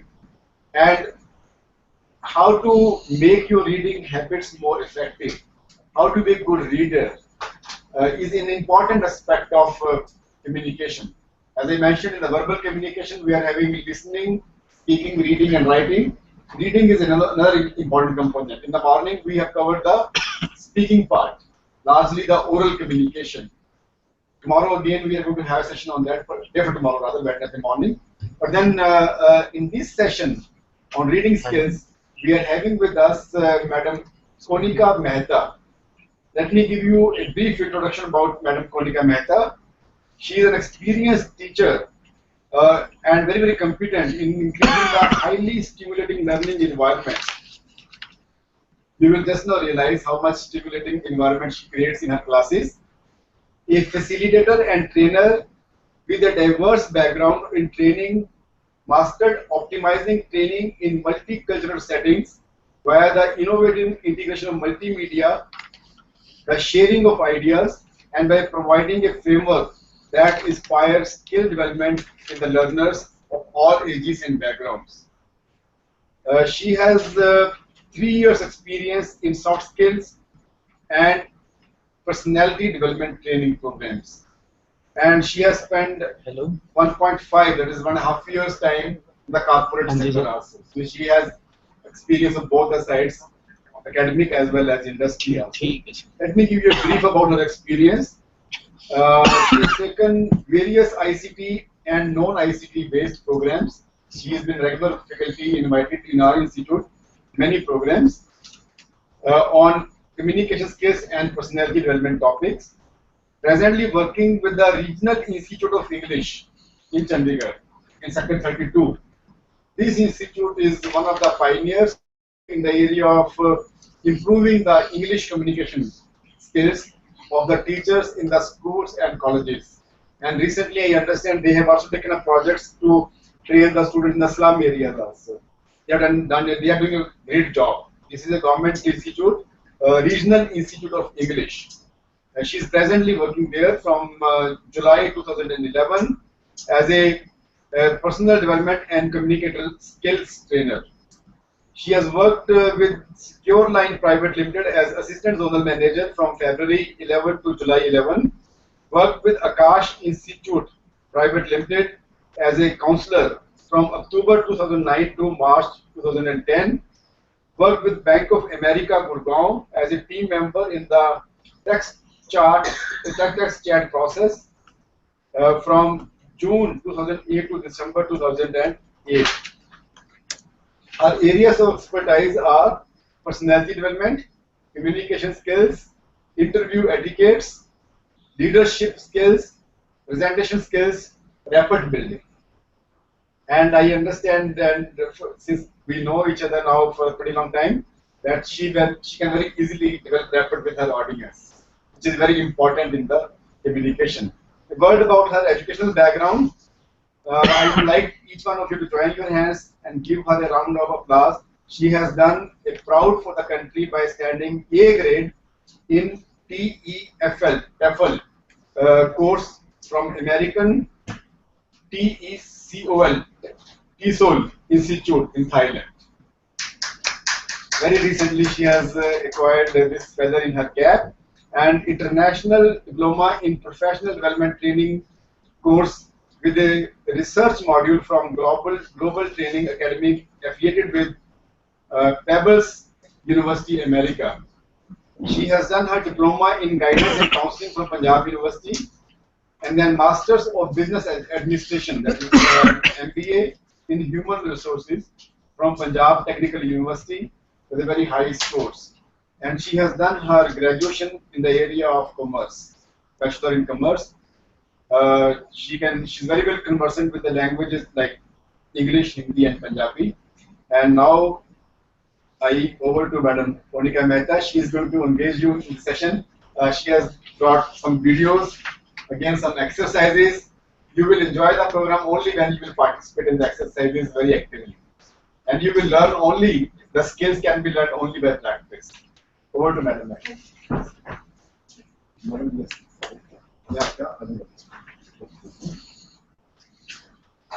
I welcome you all for today's session. And post-lunch session, I know it's like a little bit sleepy, but I'm sure that you'll not feel it in the same during the session, right? Okay. Well, that was such an elaborative introduction about me. Okay, and thank you, sir, for giving it. We'll be starting with reading skills today, and as you all know, that reading is one of the part of communication, without which the entire process of communication is not complete, right? There are 4 parts. Number 1 is listening, then speaking, then writing, and reading. But let me tell you, reading constitutes to about 16% of the entire communication. Okay? So before we move on to the session, let's have some fun. Because it's post-lunch, let's begin with some fun. We'll have a tongue twister with us. Okay? I will be speaking. Let's do the tongue twister, each tongue twister twice. And then there are 2 of them. So we'll be doing it together. Okay? So you need to participate. All of you, just concentrate. Okay? The first one, let's do it together. Okay? Please read with me, right? Teacher, I want to go to the beach. It is my dream to go get some ice cream. Yes, I want to go to the beach. Yes. I'll make you some tea. If you can go to the sea. Very good. Once again, let's do it together. Teacher, I want to go to the beach. It is my dream to get some ice cream. I repeat, I want to go to the beach. I'll make you some tea if we can go to the sea. Got it? Okay, let's do the other one. Then we do both of them together. Okay. 1, 1. Yes. Loudly. Yes. Yeah. 1, 1 was a race. 2, 2 was 1, 1 race. 2, 2, 1, 1, 2. Okay, let's do both of them together now. Okay? Yes. Start. Teacher, I want to go to the beach. It's my dream to get some ice cream. I repeat, I will go to the beach. I'll make you some tea if you can go to the sea. Okay, hurry up. Next one. 1, 1 was a resource. 2, 2 was 1, 2. 1, 1 was 1 race. 2, 2, 1, 1, 2. Very good. Clap for yourself. Very good. So by this, when I started the session, I told you let's have some fun. There was a smile on the faces of all those who were sleepy. Okay. So by this, I mean a reading is something which has to be performed like a ritual. Okay. When we are doing something wholeheartedly, we participate without, there's a smile on our face. We do it wholeheartedly. We are concentrating on whatever we do. So whenever I make a plan, okay, now it's high time. I have to start reading. There, I need to prepare my mind first. Okay. From today onwards, I'll be going to the library, and let's see what book, what is there for me. Once you get the book for yourself, always remember this one thing: you will not copy somebody else's reading material. Right? Whatever suits you, whatever is unique, because every human being is unique. So whatever we pick up from the library, according to our taste. It always gives us a sense of, you feel pleased, you feel happy, you have a smile on the face that, okay, I'm reading something I wanted to read. Okay, so reading as a skill will only develop when you practice it like a ritual. If I take, let's say, 15 minutes a day for reading, I have to make sure no matter what happens at my place, at my workplace, with the colleagues, with the friends, whatever has happened, I will not let that 15 minutes go without reading. Okay, so it is an important ritual that we need to begin now. Okay, as I've told you that there are 4 types of communication. One is writing, reading, speaking, and listening. Out of which 9% is writing, 16% is reading, speaking is 30%, whereas listening is 45%. Now 16% reading, how does it develop? Okay. When we are not even born, our mothers are advised to read. Okay, they are advised to read different material. They are advised to read something which is positive. So there, along with our mothers, we start reading. How? Because you've seen a child respond to some familiar, where there are similar notions, where there are similar music or similar tones, the child responds to it. So the reading begins not only like from once we are there in the world, it begins way beyond or before that. Okay, so it is important to understand what is reading actually. So reading is a complex cognitive process, okay, of decoding symbols. Now, if I go to a place I'm not aware of, okay, I'm going to that place for the first time. I don't know that place. Whatever the language is there, I cannot simply read, okay. So what will I do? I land up at the airport. I don't know where to go. There's a place I'm not aware of. Language I cannot understand. So what will I do? I see the symbols there. Because there are symbols which are common throughout the world. Okay, if you see a symbol like this, it means there is something related to heart. Okay, if you see a symbol like this, there is something related to medical or medicine. Okay, if you see a symbol like arrows, you need to know or you understand that there is certain kind of direction given. But then if you walk into some place and you want to see a mall, a shopping mall, there you can see with the help of symbols. So even if I'm not aware of the language, even if I'm not aware of the place, the things that are happening there, I will decode with the help of symbols. There also reading is happening and it is giving me a meaning. It is giving something to me in return. Alright? Okay. The reading process requires continuous practice, development, and refinement. If I have decided, okay, I'll start with my reading today. Now, it will not only happen once a week or once a month or maybe once a year. It has to happen something like daily, a daily routine. Like we all brush up daily, we all take a shower daily. Similarly, it should come as a daily routine. Alright, once you start doing that, you cannot miss on the particular thing you've started with. Okay? And it will be in your, always start with something positive, like the books known as The Secret or the books that gives you motivation. So once you're motivated, you know how to read, you know how to spend time on reading, you will definitely go to a place and find books for yourself. Whenever you're free, you will pick a hand on your books rather than picking a hand on your mobile.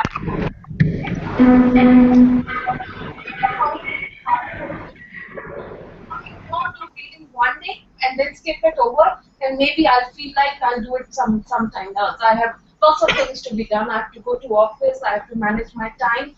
But I'll skip on reading. I'll do it later. No. If you've started something, please make sure you end it on a particular piece of time. Okay. For example, our students, they give exams. Okay.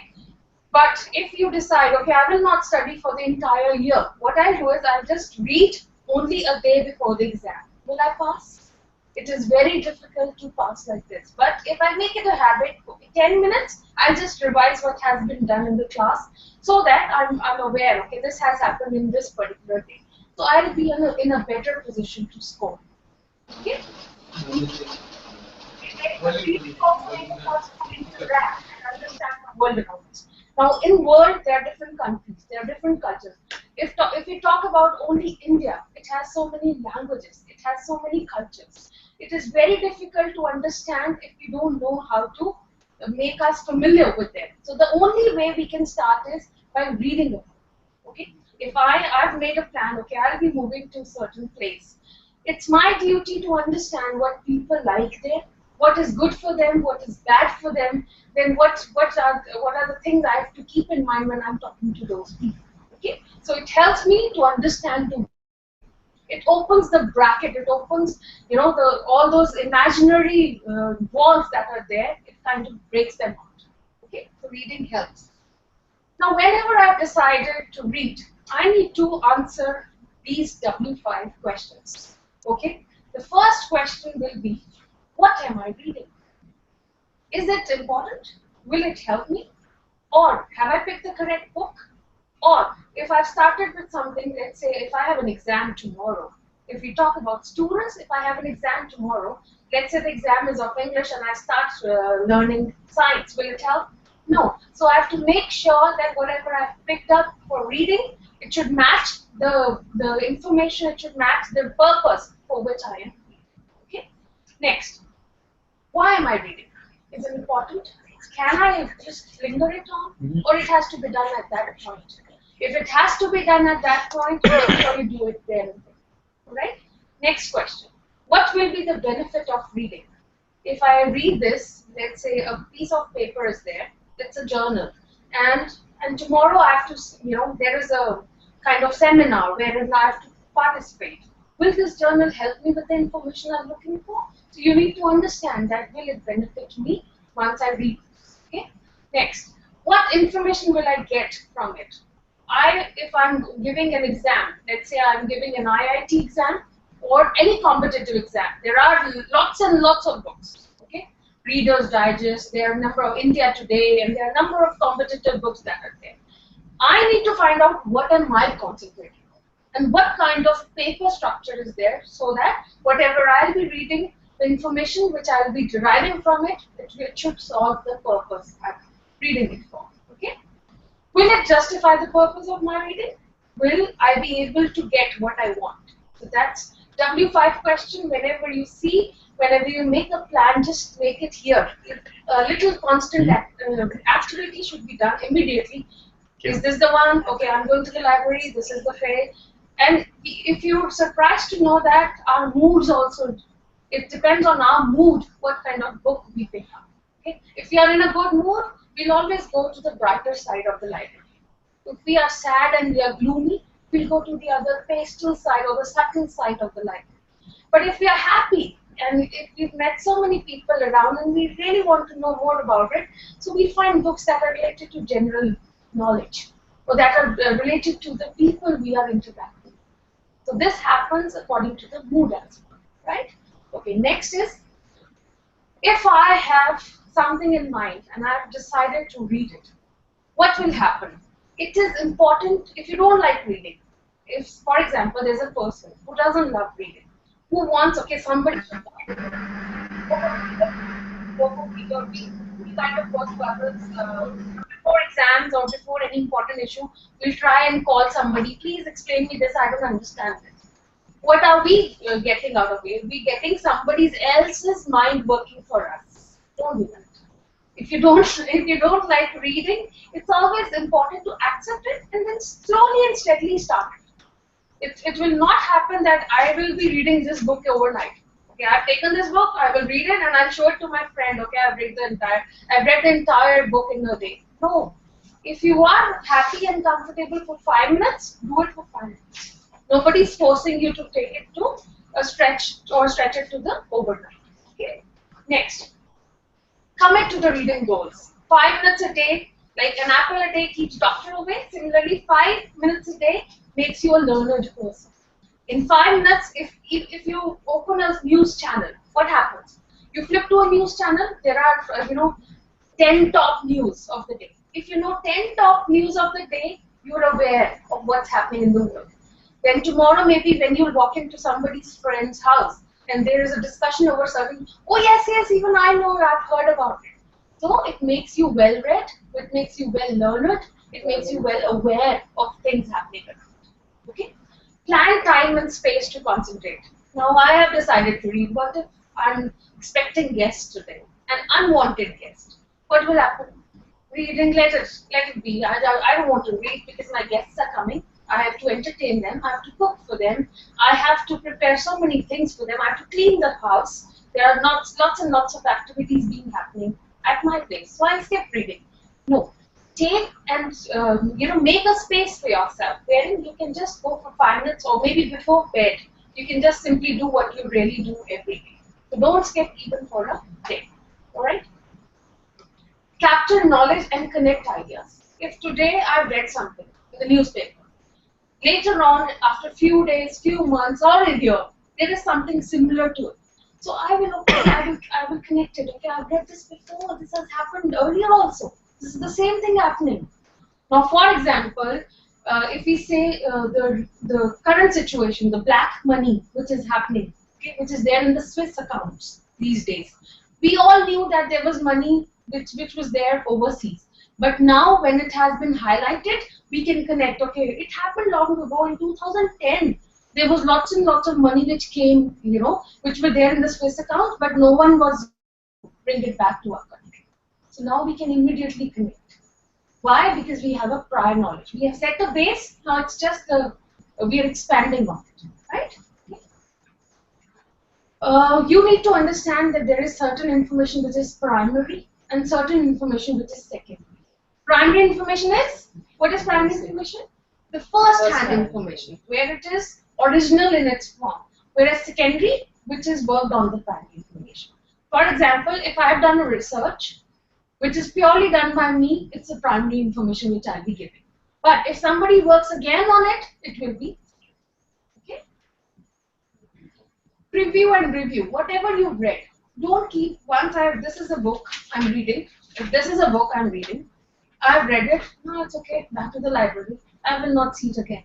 No, once you've read it, kindly note few points. There should be a marker or something where you've highlighted the important information, and then you can review it again and again for your knowledge. Okay. Next is commit to reading goals. That's important. Once you've started, you've decided to read something. Stay positive about it. Okay. I have picked a book. This is my book. I will read it no matter what. I have to be positive enough that okay, if I've I've started it, I'll complete it.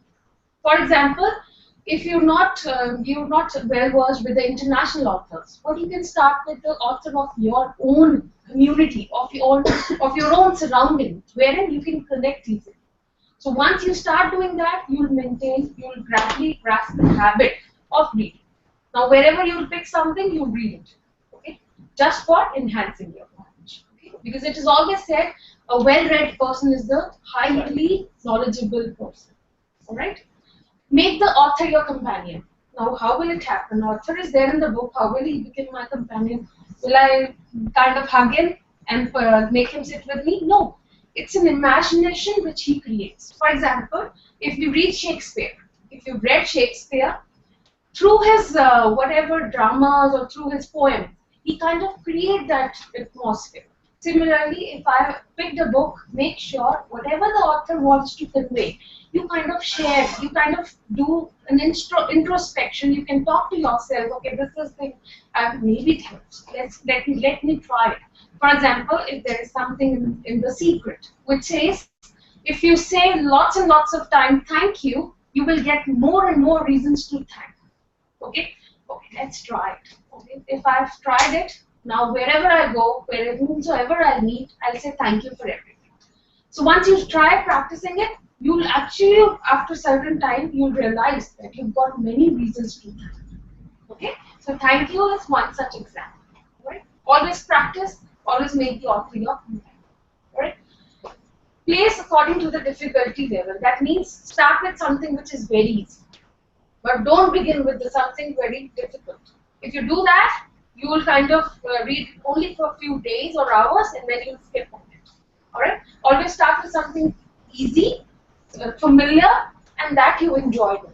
Okay? For example, if I love cooking, I will start with cooking books. Maybe. If I like painting, I'll start with somebody who's a good painter. I'll read about him. How has he transferred those colors into the canvas? What was he trying to do? Alright? take breaks. Now, don't stretch it for too long. If you've read for 15 minutes, that means just take a break of 10 minutes to cut that monotony. All right. So it's not that whatever you read overnight, you can make a schedule of, okay, if I pick this book, I'll read 10 to 20 minutes. That's it for a day, and then I'll continue tomorrow. I'll first recall whatever I've read, and then I'll start over. Okay. Read other sources also if assigned reading is confusing. If, for example, we kind of tell our students, you'll not find anything in the Indian author's book. Try to do it from the international one. But what if the level of your student is not such that he doesn't understand the simple language of an international author? So it is always, you should always guide your students or anybody around that please start from somebody who's easy, and then you can add on by reading different authors in the same book. Okay. Next is keep building your vocabulary. Now, if I've read a line, or if I've read an article, there will be certain words that I'm not familiar with. So what I'll do is I'll kind of write the word. I immediately see the dictionary. I will not keep it pending. Okay, no, I'll see it tomorrow. Yeah. No. If you have a word, you come across a word of which you don't know the meaning, it's okay. You check the dictionary, you find the meaning, and then you start using that word in your day-to-day life so that you're familiar with the meaning. Okay. Next is when studying for a test. What do you think can happen if you're reading only for, let's say, a day before the exam? Can you read the entire 400 pages book? Can you read it? What will you do? You will take a 10-year paper or something wherein you find the most common questions. Then of those questions, you will find, okay, this is covered in these chapters, I'll do this. So what are you doing there? You are skimming. This is known as skimming. I'll see what is important, which matches my requirement, and then I'll only read that. It's not important to read the entire book at just an hour before or just a day before my examination. Okay. Then the understanding of material should be important. I mean, whatever you're reading, it should be something which is understandable, not from anywhere else. Now there should be a time and space where you're reading. If I'm in a college or I'm in a crowded place and I want to read, what will I do? I can use my headphones. I can put on a light music that soothes my senses, and then I'm ready to read. For example, if I'm traveling and I don't have a companion with me, what will I do? I'm all alone. Whom should I talk to? So if you're a kind of person who loves reading, you can use your headphones, you can put on an instrumental music which soothes your senses, and then you can start reading, and then you'll realize where the trip went. Okay, when it finished, you won't even realize the trip. All right. Next is find an environment which suits you when you're reading. For example, if I'm there and I have to read something, I don't like the library environment. It's so, it's so silent, and everybody's like they are grossed into the book. I like a place where there are similar people with similar minds reading something for enjoyment. So what I'll do is I'll go to a certain, let's say, a cafeteria. I will carry my book with a cup of coffee. Why not? If I don't have anybody, I can make the author my companion again. Alright? Next, if you must read in a noisy place, then you can use music as the best remedy for it, wherein you cannot go in a place where it is silent or less noisy. You can always take the help of music. Okay? Now, schedule. Scheduling is important. Why? Because if you don't see a place which is noiseless, then you can always find a place where nobody interrupts you when you read. For example, people love reading on their couches. People love reading in a quiet room. People love reading when there's nobody at home. And some of them love reading when they are awake at night. They're not kind of sleepy, so they kind of take their books of their choice and they read overnight. Alright? This can be done for planning your time. Next, how to read a primary and secondary source. Material which is written in the original form is known as primary. I've told you, primary is the first-hand information. So those can be the autobiographies. What is autobiography? Story of life of a person written by himself. Yes. So when you read certain things, you kind of get yourself updated on the knowledge about that person. For example, Mahatma Gandhi, Jawaharlal Nehru, they have their autobiographies. If you like that person, or he's your mentor or your inspiration, you love reading about them. Okay. Then speeches. Any speech, for example, the current speech which was given by Obama related to the Haiti, that something was happening there and the US aid was not reaching the place. So he gave a speech telling that every year we send this much as a aid to the US. Okay. Next is research reports. If you find thesis, you've submitted something, you're working on a project, you're doing a PhD, you can find research reports for your knowledge. Alright? Then there are government documents. What do you mean by government documents? Certain circulars, geos and all. And all those bills, whatever are there, are published on the newspaper. If you want to have information on something, you can go through. Alright? Next are scholarly articles. The articles where you find important information related to certain subject. Okay? Next is secondary information. Secondary is nothing. It's like worked on something which has already been worked on. Right? So basically your magazine articles. If you see the journalists, what they do it, they kind of take the information from the surrounding, they write an article either for the newspaper or for the magazine. But there it becomes secondary because it is the second-hand information. It has been edited and then written on the newspaper or the magazine. Okay, textbooks, whatever has been revised over the years. 1990, there was a book by Dhamija for English. It has been revised over the years. Now it's the latest edition. What happens? They kind of find the errors, they kind of correct it, find the errors, correct it, add, subtract. So it's the version where you get whatever you're seeking the knowledge for. And research reports can be secondary also. Yes, if somebody has already worked on it and you are just kind of seeing certain information about your topic, then yes, it can be. Okay. Now, how will you develop your vocabulary? Vocabulary are the word buildings that you do daily. There's always, if you see an article or even few lines, there will be certain words you're not familiar with. Always make it a habit. You carry a small pocket dictionary, or there are apps on the mobile phones these days. You can go through them, or you can always write on a piece of paper or a small notebook the words you've come across. Go home, check for the meaning, and then try using them in the similar kind of way. For example, if you see Hollywood movies, there are subtitles. Okay, what do you see there? Let's say the word like, people used to say pronunciation of the words, but the word is pronunciation. How do I came to know? I've heard it. I've heard it, I've read it, I found it in the dictionary. I've kind of made sure that I'm pronouncing the word correct. So this is the way I'm building my vocabulary. Then later on, what you'll do is you kind of club words, making one word out of different words. For example, somebody who doesn't believe in God is known as atheist. So I don't have to say that he doesn't believe in God or she doesn't believe in God, but he is a theist. So I've almost cut my speech into one word. So this is the thing reading helps you. Now if you jot down the words, then it's important to find the meaning. Once you know the meaning, you can use them. Then meaningful words, especially the one they are there in the biology. For example, if you're reading something and you have a word, but there is a meaning, a hidden meaning to it. So you should understand, okay, this has been used according to the context of the whatever paragraph or whatever article has been. It's very important. English is such a language where one word can mean different things. For example, if you've seen movie like PK in Hindi, there was a word, although in Hindi, but it had different meanings. But he said, if you use acha, a simple word, Hindi word, if you use acha like this, acha, then you are actually knowing the person, whatever he's trying to say.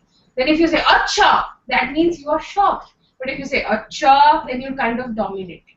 So similarly in this language also, a word can be used in different contexts. So you need to understand whether it's there in the mode of whatever context it's being used. Okay. Then, if you know the words, please try to practice them. Use it in your articles, use it in your papers, use it in your writings, use it in your vocab, use it while speaking, so that those words are here, not there. Okay? Next. Keys to effective reading. First, I need to understand, can I become an effective? How? Again, because can I pray can be answered by just starting praying to God. Similarly, this can also be answered by following a discipline of whatever subject I've picked up.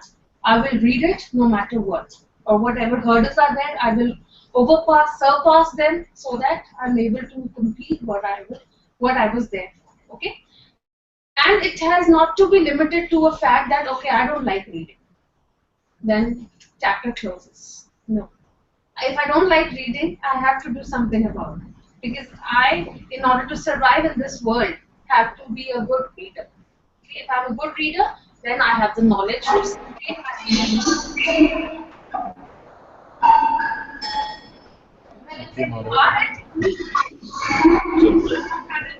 of reading. So what are the techniques that can be helpful, or the methods that can be helpful while we are reading? So these can be, for example, there are techniques like mapping. Have you seen a map? What is there in the map?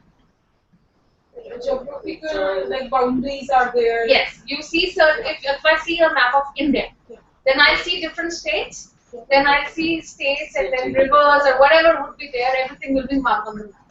So that technique also helps in reading. Mapping means if I have a central idea, I have something I'm looking for, I will relate it to different material I'm getting.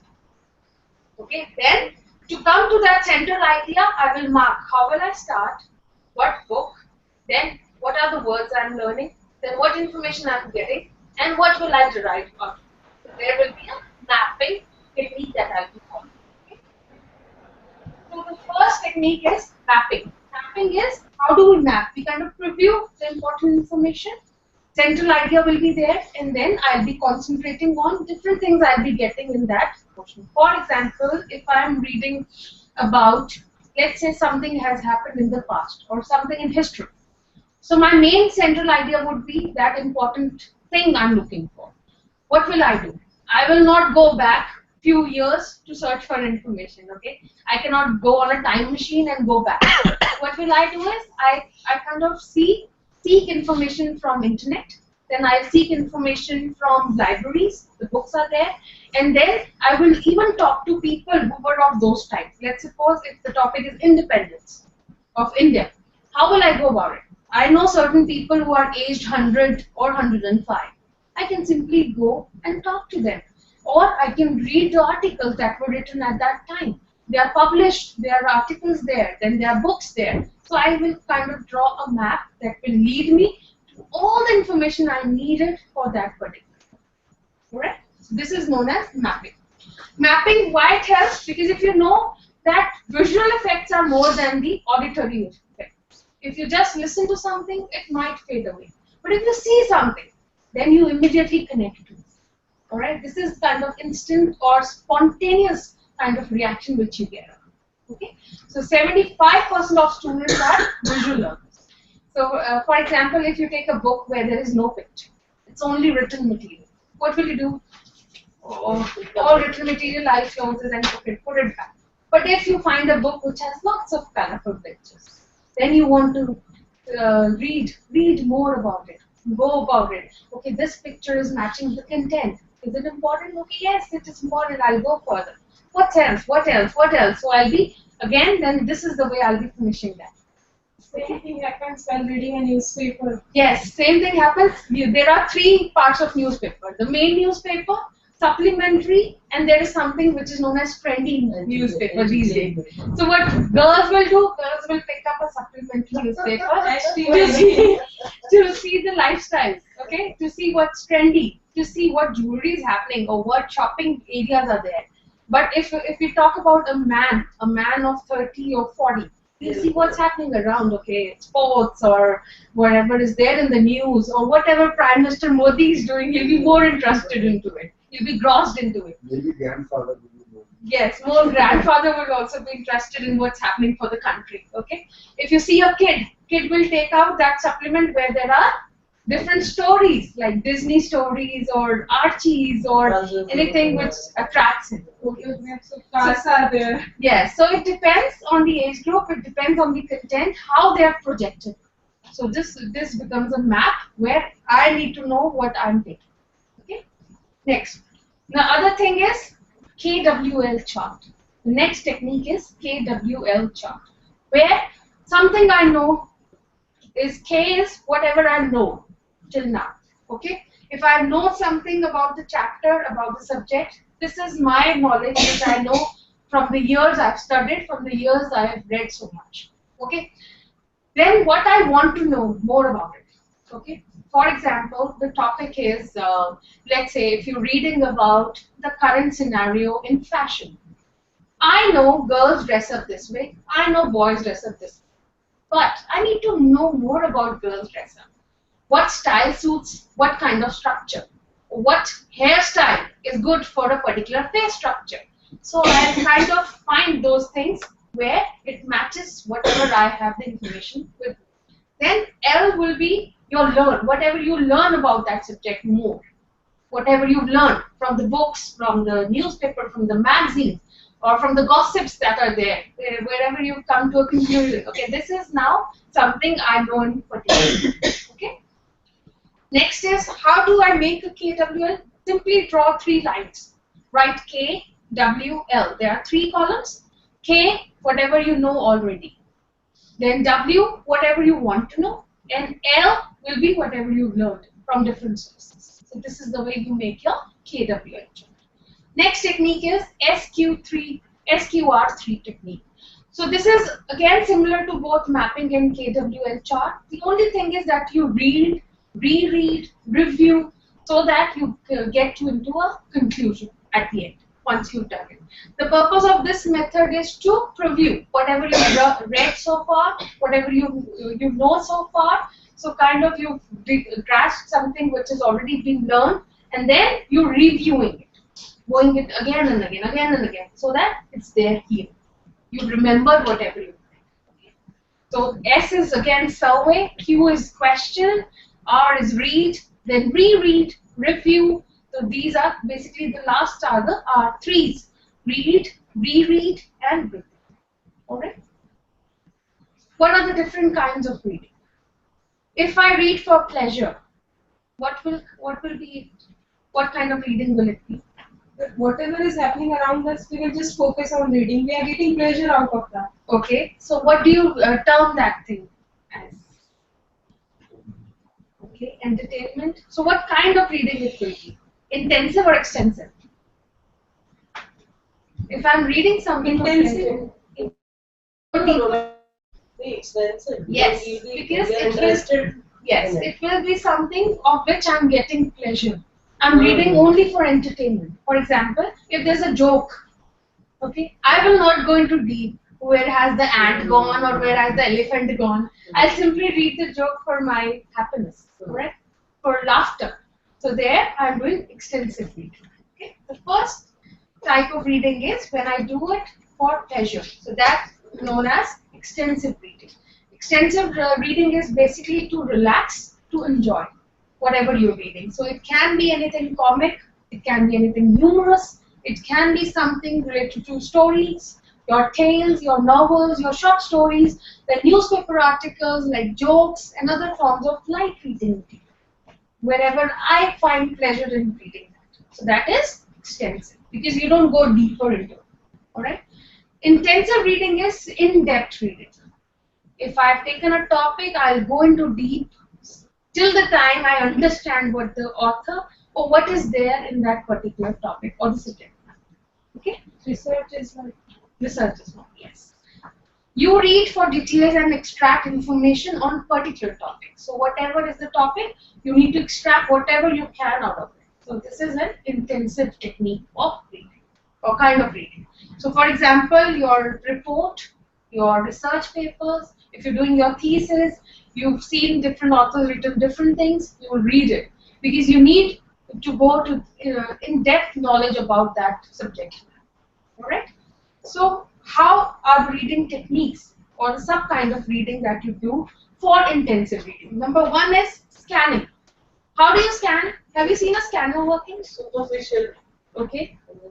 Or what does a scanner do? Can you answer? What does a scanner do? The software So is it there takes and- the image. Okay. Just an image of. So scanner basically sees it kind of rolls the eyes quickly. Similarly, if I have something in front, I'll just see. Okay, this is there. So that's scanning. Where I have just seen some important information, some keywords, something which is important. I've seen it. That we do generally before examinations. We kind of scan the information and just try to keep it for the exam, right? Okay. For research, for review, or getting into wherein we get the answer of how it has been done, or where have you, or what's important, what's not important, or how to do it, when to do it. So that's scan. Okay. Looking for a word meaning in the dictionary. How do you look for a word in a dictionary? If this is a dictionary, I will see, okay, letter A, then the letter, next letter, then again I'll find the meaning, then I'll see, okay, this is the meaning, I'll write it. So this is the way you kind of scan. Okay. Next is skimming. What is the difference between scanning and skimming? Skimming is taking the extract out. Read something. Cursorily You read read something. something. Gist of something. Okay, yes, wherein you focus on, let's say if there's a paragraph, you focus on the topic, the first line, the first paragraph, then the important information where I can understand, okay, this has been talked about in the article or entire passage. Okay, so it's like reading on the title, the heading, the topic, then the signpost to get a main idea of what has happened. Effectively, it's like if you see a reading passage, it is like there are certain signposts wherein one leads to the other. So there you kind of sift the important information from it. All right. Effectively, Like we have sign like this in many books. Which yes, say that is yes. important. If you make a presentation, you use those signs, the kind of bullets and all, to make it important and less important. So those are those signs. Okay. Effective preliminary step to reading through, skimming, and quickly back to the details where you need to read immediately. Wherein you need to just make an idea first and then you read it again. So that is skimming. So this is the way skimming is different from scanning. Scanning, you will only concentrate on the words and important information. Skimming, you will see the heading, you see the topic, you see the sentences, and then from the main idea you come back, read it to get the complete idea. Relevant information. Yes, relevant, sifting the relevant from the irrelevant, basically you do in scan. Okay. Now skimming steps. Preview the text by reading the title and the introduction. Usually the intro in the thesis statement. For example, when you read something, you see a title. Okay, this was something I wanted to read. Okay, so what I'll do is I'll just preview that. Okay, I want this information. I'll read it. I'll keep it in mind, and then I'll relate later on. Okay, check if there are headings and subheadings. If there will be a big heading, the main heading, and there will be certain subheadings that I need to keep it. Okay. Then read the first paragraph, the first sentences, of which I'll get an idea whether it's something going in a positive notion, in a negative one, or what kind of mood the author is trying to create. So there I'll prepare myself according to that. Okay. Then quickly check keywords in the paragraph. Keywords are the important words, which you cannot miss. Something which is underlined, something which is highlighted, something which is there in the italics. So those are the keywords. Okay. Read the last paragraph. Usually, last paragraph summarizes the entire thing. If you see a book, how do you select a book? At the back, if you see there's a small paragraph, which gives you a gist of whatever book it is all about. So you get an idea, okay, this book is about this thing. Okay, I wanted this book to read, I will buy this book to read. Or I'll take this book for reading. Okay? Next is read the paragraph. Usually, if you feel the paragraph contains important information that answers what, why, how, who, and why to read it, then you will always concentrate on that paragraph the most. Why? Because if you see a chapter, if there's a chapter in a book, what do you see is there are certain important information, key points. If you know those key points, you are able to understand the entire chapter. So this is the way you will read. Okay. Next is exploratory reading. What do you mean by exploratory? It's there in the word itself.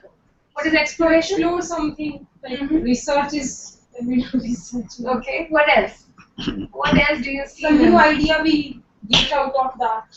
Yes. Whatever the Because author has become conveyed. logical after reading Yes. it. Once we started reading, we want to explore more. We want the main idea of it. We want the entire information on it. So we are expanding on it. So that's exploratory reading.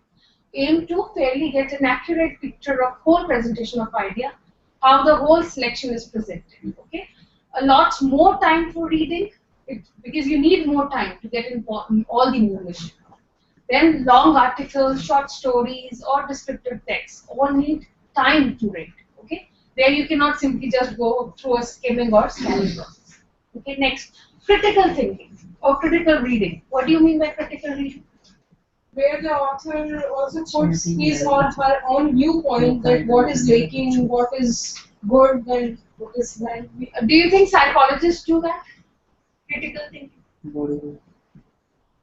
Critically, they evaluate. Yes, Okay. they evaluate critically.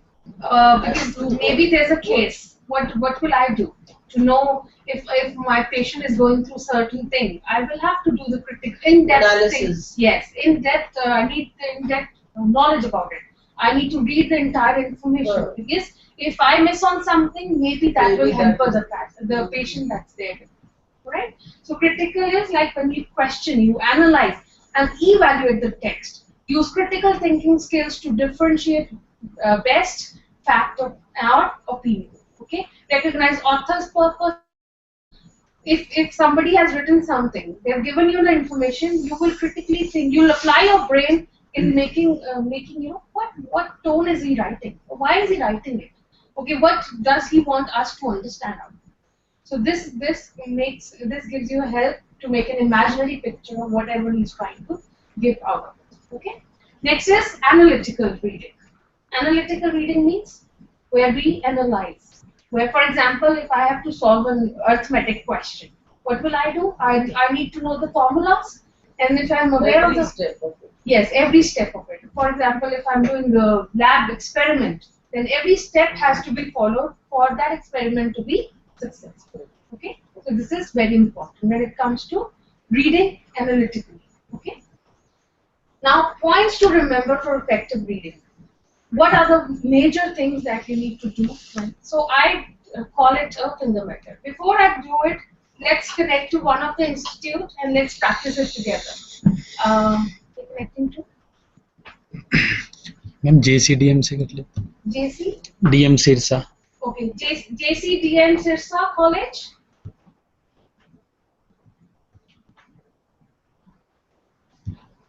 They're there. yes ma'am Can anyone come in front?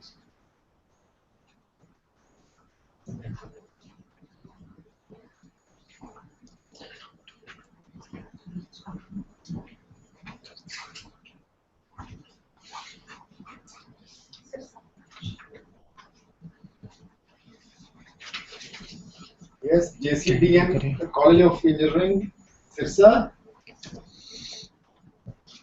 Would you like to do small exercise with you? Are you able to hear us? आपको हमारी आवाज आ रही है? Sir इन बोली mic on कर लेंगे अपना mic on करिए ma'am. And kindly respond back. Sir मुझे वो माइक ले रखा है जो ऑपरेट कर रहा है वहां से माइक ऑन नहीं करना है. मैम एक्सटर्नल माइक ऑन कर लीजिए. मैडम अपना एक्सटर्नल माइक जो है उसको ऑन कर लीजिए. आपके हाथ में जो माइक है इसको ऑन करिए. हेलो. जी आपको हमारी आवाज आ रही है? अभी हमें आपकी आवाज आ रही है. आप हमारे को सुन पा रहे हैं? Yes sir, we can hear you. Okay. Alright, let's do this small activity for which all of the audience as well as you there and the other participants also will raise their right hand. They raise their right hand. Everyone, please raise your right hand. Okay? Raise your right hand. Just close it. Just make it. Sirsa में आप लोग भी अपना right hand raise करिए. Sirsa All other centers also, please raise your right hand. Everybody. अपना हाथ को ऊपर उठाइए. Right hand. Right hand, yes. Yes. Everybody, every participant. Only one madam has raised the. Yes. Yes. And just close it like this. Yes. और ऊपर से wrist मुट्ठी को बंद करिए. Okay, yes. Very good. Yes. Yes. Everyone who are not doing, I can see you. Yes. Sirsa में आपको madam with a ma'am with a pink suit. Ma'am with a pink suit, please raise your hand and. Madam अपना हाथ ऊपर करिए हाथ. Yes. Just close it like this. Yes. Everybody. And just fasten your wrist. I would say. Yeah. अपनी मुट्ठी को बंद करिए, please. Okay. Let's do the small exercise. Okay. Just repeat after me and keep on raising one finger after the other. Okay. The first finger says, "Get the book that's easy to read." Please repeat after me. Get the book that's easy to read. Get the book that's easy to read. Get a timer. Second is get a timer. Set it for 15 minutes. Only 15 minutes. Okay. Third, read as far as you can. Use your fingers. Read as far as you can. Use your fingers. Fourth, close the book. Close the book. Count the pages read. Count the pages read. Next is paraphrase out loud. Paraphrase out loud whatever you read. Okay, very good. Clap for yourself. Okay, let's repeat again, but without the fingers now. Alright? Get the book that's easy to read. Get the book that's easy to read. Get a timer. Get the timer. Read as fast as you can. Read as fast as you can. Close the book. Close the book. Paraphrase out loud. Paraphrase out loud. So this, if you see, there's a word written repeat. So you have to repeat it every time you start your reading. Okay? So these 5 things will help you read and remember whatever you've read. Okay? Now, 10 tips to improve your reading comprehension. How will you improve it? Can you read without pen or pencil? Can you read without a pen or pencil? Yes. Until and unless we underline or jot down something, we can't read. Yes. If we are reading something, pen or pencil is important. You have to keep it handy. Why? Because there and then you need to mark whatever you've come across, which is new to your knowledge. Okay? Next is, read the whole paragraph and then before underlining or highlighting the statement. Maybe if I'm in a habit of just underlining, I'll start from the first sentence. No, don't do it. First read the entire passage, the entire paragraph, then underline what is important. Okay? Don't simply underline everything which is there. Okay, if the answer says everything is, the whole book will be underlined there. Okay? Engage your senses by reading out loud. People say that it is important to read in a library because you find a quiet place.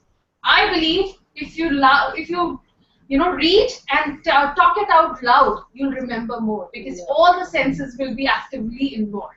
Okay? If I say A for apple, I will remember it. But if I only see the picture of apple, I won't. Alright?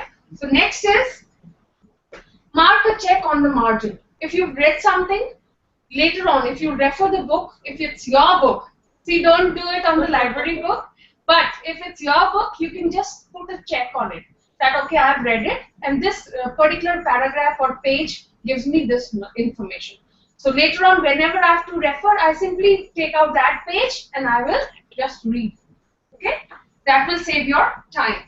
Explain what have you read. Now what happens? If I'm only the reader, why will I explain to anybody, or how will I explain it to myself? Yes, you can. See, if you are there and present, there will be imaginary picture around you. Whatever you've read, just try to explain it to the other person. If you are able to explain it to the next person, you have done it 100%. For example, if I've read something about, let's say, a particular food item, I've read about it. Okay, this. What I'll do is, when I'm preparing that food item, I will kind of recall everything. If I recall everything and I say it loud, I will remember it always. This happens when people talk loud, they kind of refer it again and again. Okay? Conceptualization will be there. Yes, conceptualization In will fact, actual learning start taking place when you start explaining it to others. Yes, to yourself first and then to others. Don't simply go and explain it to others first and then explain it to yourself. Okay? Then pay attention to the table of content in order to make a choice of things you want to read. Now there's an index. If you see a book or anything, there's an index. You need to see what information you're getting from what part of the book. So don't read the entire book. For the sake of reading, just concentrate on whatever is important and read only that part. Okay? Pay attention to the summary words like therefore, as a result, or in conclusion. So what happens if you know that the author is trying to conclude here, or through these words you'll come to know, okay, now it's the end of the entire story. Okay, this is the gist of it. If I know the gist of it, I'll be motivated to read the entire 200 pages. Because if I love it, I will read it. Okay. Next is use highlighters or underline or circle the phrases in the book. Now, word and phrases are different. Words are only one word. Phrases is a group of words which gives you a meaning. Okay. For example, in the sea, if I'm reading something related to water, if I'm reading something related to color blue, in the sea will immediately create that picture. Okay, the water is blue. So these phrases will help me in kind of connecting the ideas to whatever I'm reading. Okay. Then mark the words you don't know to enhance your vocabulary. If you don't know a word, it's okay. You mark it there. Then you refer the dictionary and then try to use them in your daily routine so that your vocabulary is enhanced. Okay. Next, learn and revise the ways to read effectively. If today my reading habit is such, maybe tomorrow it will not be the same. There will be factors that will hamper me reading the same. Maybe my eyesight weakens later on, or maybe I'm not able to concentrate for long hours. So I need to change according to the purpose. I need to change according to the current scenario. So I have to know whatever other reading styles I can follow. Okay? Okay, now we'll be taking up an activity where I will be showing you a passage. There is a complete passage, you read it, and there based on it you will be answering a few questions. And those questions will carry 1 mark each. Alright, so let's see who are the winners. Okay, so everyone please see your screen for the passage. I'll be giving, there are 2 slides of it. I'll be giving 2 to 3 minutes for each slide. Read the passage carefully and then we'll answer the question later. Okay? Okay, the first slide of the passage. Can you read it, everyone?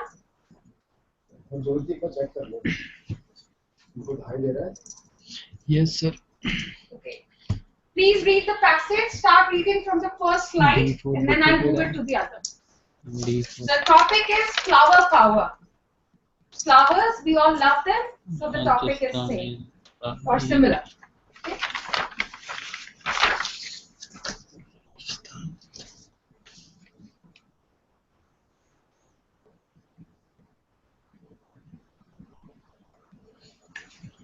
Is it beautiful? Yeah.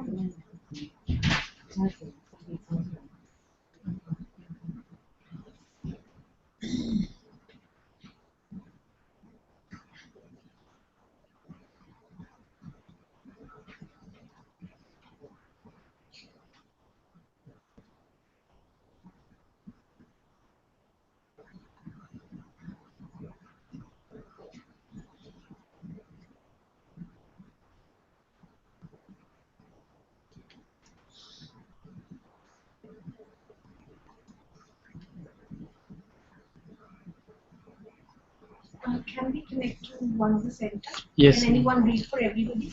Ma'am, RIET Ajmer, Jaipur. Ma'am, Rajasthan Institute of Engineering and Technology. Okay. Just connect to that. Yes, RIET Ajmer. Sorry, Jaipur. Can anyone volunteer for reading this entire passage for us? Yes, anyone can volunteer?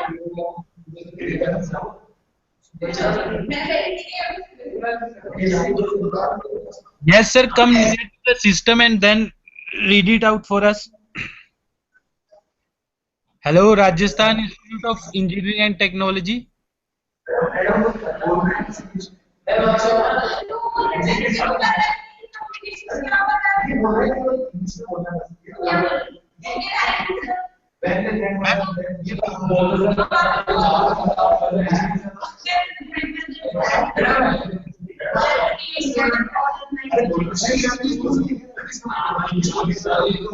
Yes, sir.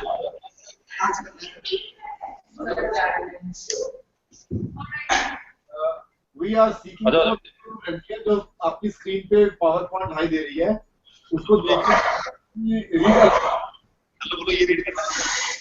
Hello पढ़ना शुरू करिए hello good afternoon हाँ जी पढ़िए इसको When our grandmothers have began to deteriorate, hello yes, please read it. When her grandmothers has begun to deteriorate in the fall of 1994, Mary would make the drive from possibly disease register. Then every few days, she hated highway travel, finding it ugly and monotonous. She preferred to take mainly back roads to her grandmother's hospital. Then she drove through the town of Harper's Ferry. The beauty of the rough waters during at the intersection of the Snato and Potomac rivers always kept it waited her. Toward the end of her journey, Mary had to get on highway 81. It was here that she discovered the surprising bit of beauty during one of her trips. Along the median of the highway, there was a long stretch of white flowers. They were thin and delicate and purple and swayed in the wind as if whispering words to each other. The first time she saw the flowers, Mary was seized by an uncontrollable rush to pull over on the highway and yank a bunch from the soil. She carried them into her grandmother's room. When she arrived at the hospital, it's just so that the last time is not visible. Sir, if you cover this mic with your hand, then we can hear you more clearly. Last time. The last slide is not visible. She arrives at the hospital. She arrived at the hospital and after that it's not visible. Sir अगर आप F11 press करेंगे तो बड़ी हो जाएगी screen थोड़ी. F11 ये बड़ा ये बड़ा बिल कर देंगे कोई नहीं.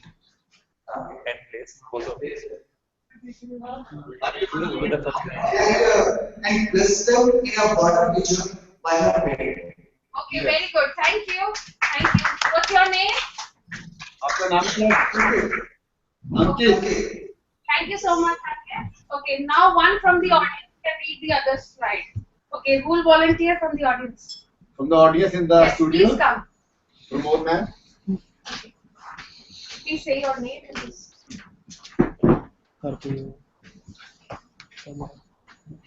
I am Pramod. For a moment, her grandmother seemed more lucid than usual. She thanked Mary for the flowers, commented on their beauty, and asked where she had gotten them.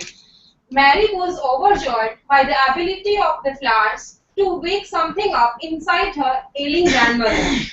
Afterwards, Mary began carrying scissors in the car during her trips to visit her grandmother. She would quickly glide onto the shoulder, jump out of the car, and clip a bunch of flowers. Each time Mary placed the flowers in the pitcher, her grandmother's eyes would light up and they would have a splendid conversation. One morning in late October, Mary got a call that her grandmother had taken a turn for the worse. Mary was in such a hurry to get to her grandmother that she sped past her flower spot. She decided to turn around, had several miles back and cut a bunch. Mary arrived at the hospital to find her grandmother very weak and unresponsive. She placed the flowers in the pitcher and sat down to hold her grandmother's hand. She felt a squeeze on her fingers. It was the last conversation they had. Okay, thank you. Thank you. Okay, now after reading the passage, let's do the questions. Okay. The first question, there are 4 in this slide. Please try to answer them. Let's go one by one. Yeah, let's go one by one. The first question. As used in the beginning of the story, which is the best antonym for deteriorate? What do you mean by deteriorate? Go down. So what will be the antonym? Antonym means opposite. Opposite of going down is? Improving. So yes, the answer is? Improve. A. The first answer is? A. Very good. As used in the beginning of the story, which is the best definition for captivated. What do you mean by captivation? Fascinated. Yes. So the answer is B. Very good. Okay. She hated highway driving, finding it ugly and monotonous. Which of the following is the best way to rewrite the above sentence while keeping its original meaning? How will you rewrite this sentence? What do you mean by monotony? Again and again. So which will be the lines? The first Very good. She hated highway driving, finding it ugly and tedious. Okay. Next. Which best describes what the act of stopping for flowers on the side of the highway became for Mary? Is it monotonous, a ritual, or regret? Yes, it became a ritual for her because every day she used to carry those scissors, cut it, and get the flowers for the grandmother. Okay. What other title would best fit this passage? The Fall, On the Road, White Flower Poetry, or Living for Tomorrow? Living for tomorrow. It can be but otherwise it will be white flower poetry because it was related to those purple flowers that she was talking about. So those are white flowers. White flower poetry. Okay. Which of the following accurately describe Mary's personality? Impatient, drawn towards beauty, loving.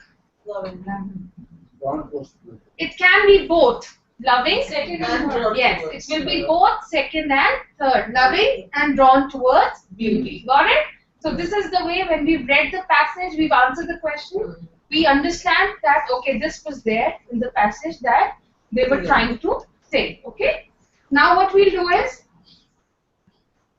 now how many of you have routines? Do you like routines? All of our employees all have Okay. Otherwise, Sundays we have no routine. Alright, first from the audience, who would like to share their routine?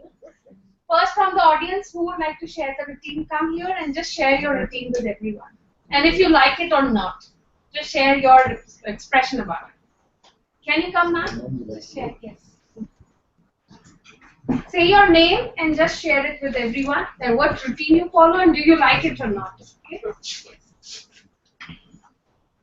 Hello, this is Dr. Suman Yadav from NITTTRCHD. As far as my schedule and my routine is concerned, I get up at 6 o'clock in the morning and then doing all my basic work. I make my breakfast and I have to get ready for the, yes, I have to perform my puja and then get ready for my college. Also have to prepare lunch. And I go to the college until 2 o'clock. I'm busy over there. Then have my lunch again there. And then I return from my college at about 4 to 4:30. And the first thing that I want to go to my room and see my bed. Right? So after the hectic schedule that you have, I have to see to the entire house cleaning. Everything is fit and fine, especially my room. And then in the evening it's for the kids. I make them do the homework. And then again busy with the kitchen work. A little bit of kitchen work. I don't do all. But and then a leisure time, my TV time is there. I do read, but I'm not a very,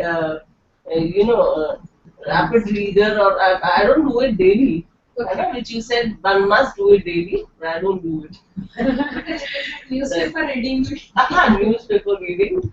Do you like your routine?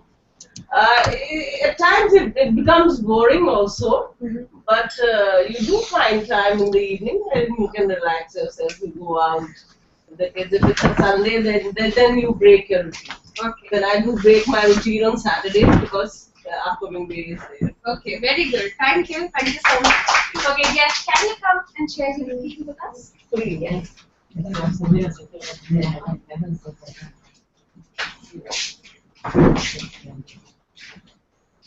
Please say your name and then your routine. And do you like it or not?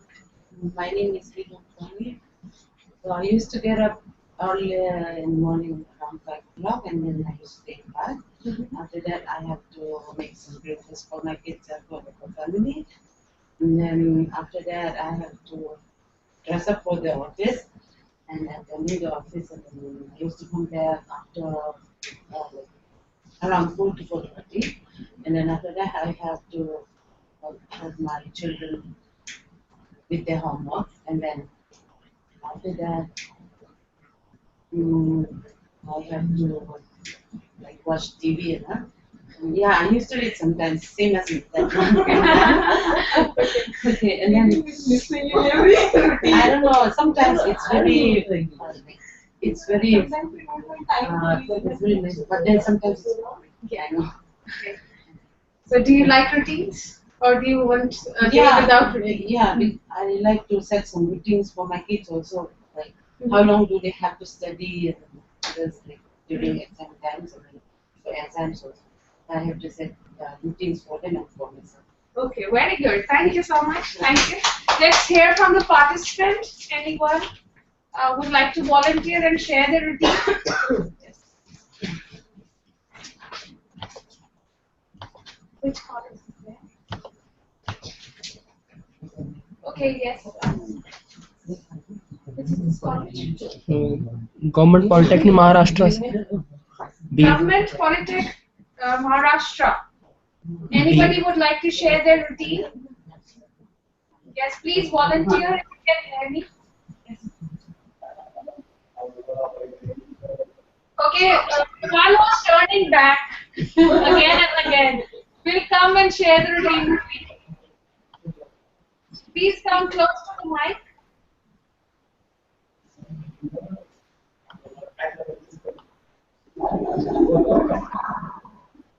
Yes.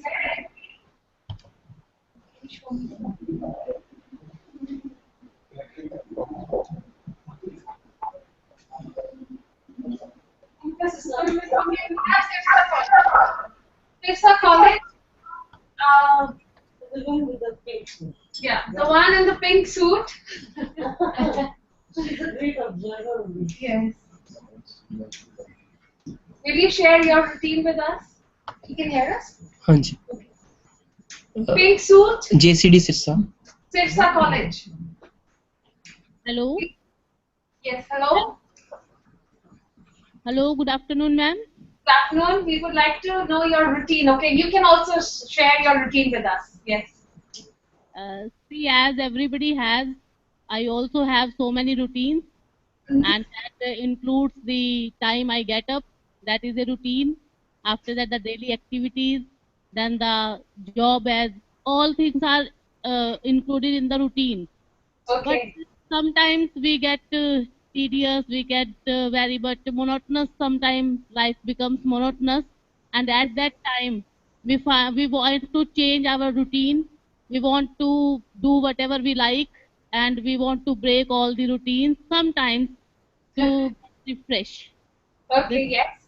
So there should be a day without any routine. There should be a day where there are no rules, no routines, yes? Yeah.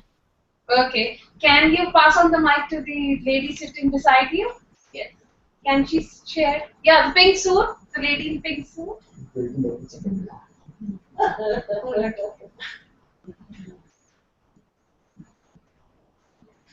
Yes. Yes, ma'am. I can't get you. Do you like routines?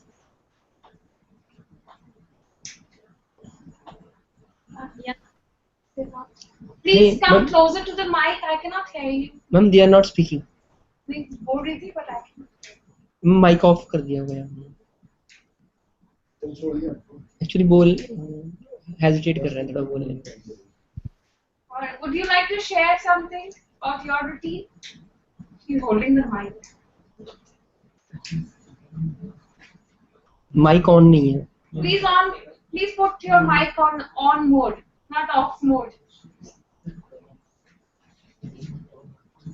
Ma'am, it is just like everybody has, I too has the same routine.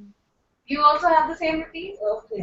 Okay. Thank you. Some other institute can share. Anybody who would like to volunteer now for sharing their routine with us? Or who has something which is different from others? Which can be inspiration for Yes, others. which can be inspiration for others. Ma'am GPC Ajmer Ajmer College? Government polytechnic Ajmer Anyone will? Please, anyone, if you want to try and volunteer.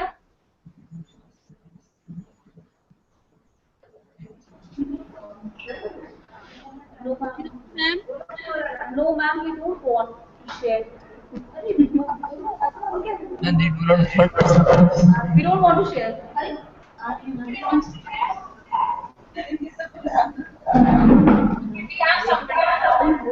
Hello, ma'am. Yes.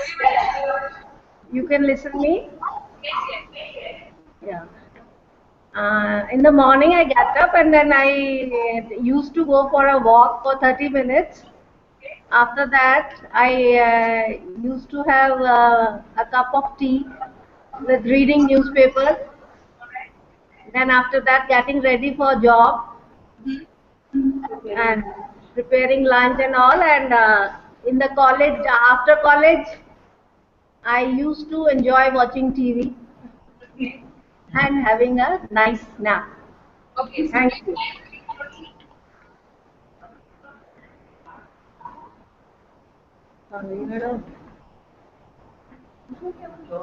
Yes, ma'am. You like your routine? Yeah, I enjoy my routine very much. I'm very energetic. Okay, thank you. Please clap for her. Thank you. Okay. So, everyone, when we make something a routine, it's important that we need to enjoy it. Similarly, it goes for reading. If we have made it a routine, it's important that we need to enjoy it. Now, I'll be playing the video. Just see the video and enjoy the video. And there's a song, okay? In this video, there's a song. If you want, you can sing with it, okay? And then you can enjoy the song. Ma'am वहाँ से actually audio में problem आई नहीं वहाँ पे ना वो mic रखते हैं माइक रखते हैं I'm playing this video. यहाँ पे लोग कर दें एक मिनट सिर्फ यहाँ से स्पीकर बंद करने पड़ेंगे हाँ फिर स्पीकर बंद करेंगे ना वहाँ पे माइक रखते हैं या आप चाहते हैं तो हम आपका पेन ड्राइव में भी है ये for the center so it is more clear from there you can put it there.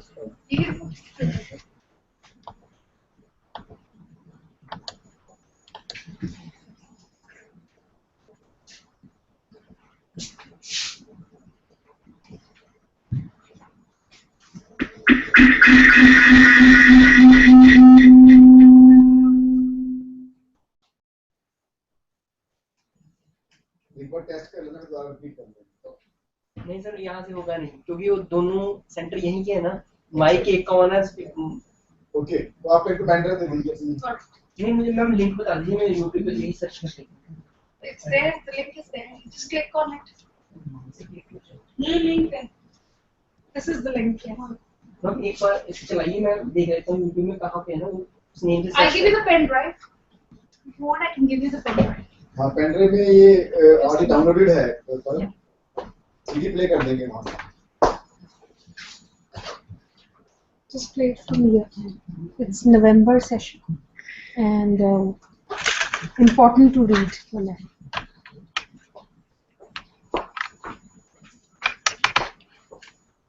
We're playing the video. Please sing the song along. Just wait for 2 minutes while the video is being played. Okay?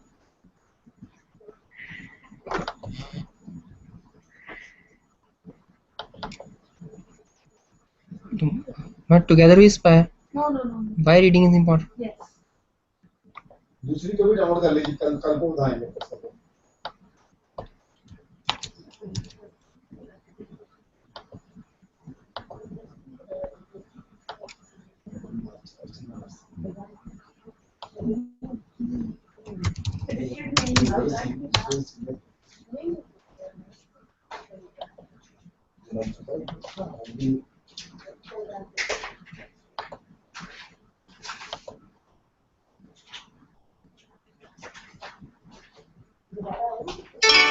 Okay, please sing along. This is a song, you can sing along, alright?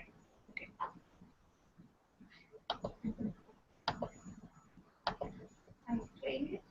एक minute.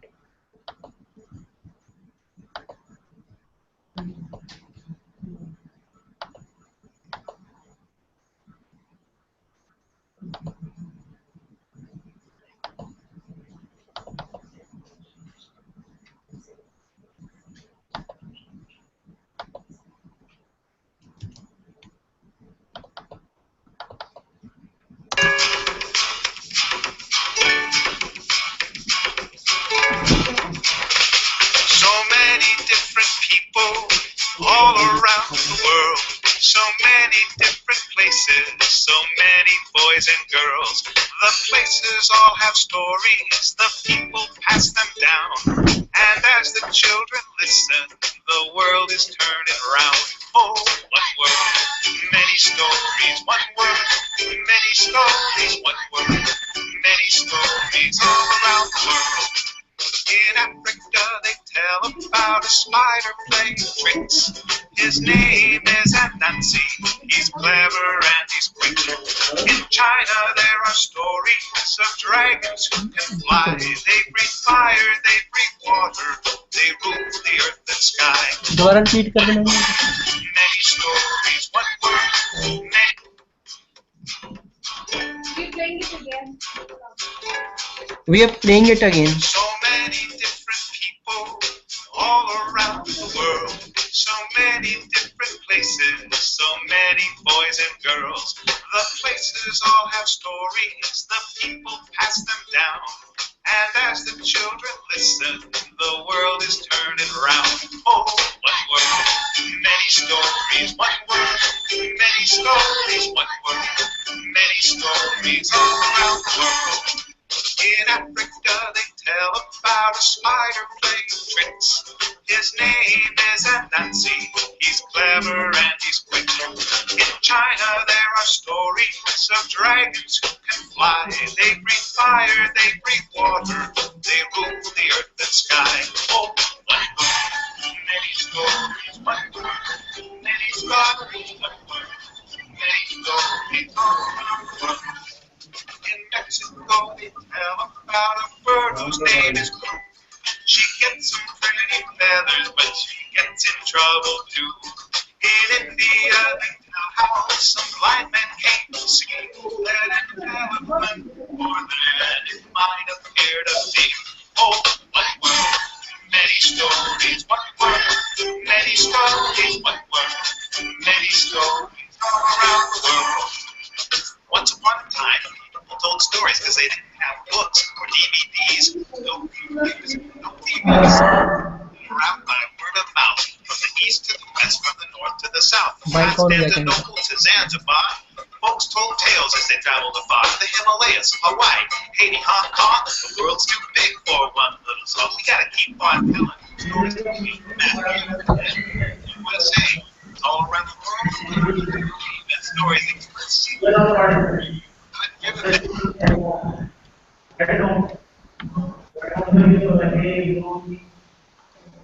Log in कर. Mic off.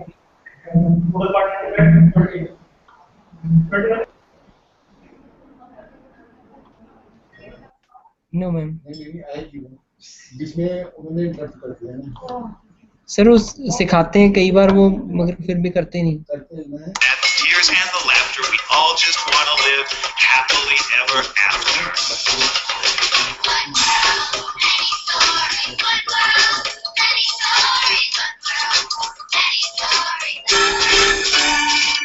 In England there's a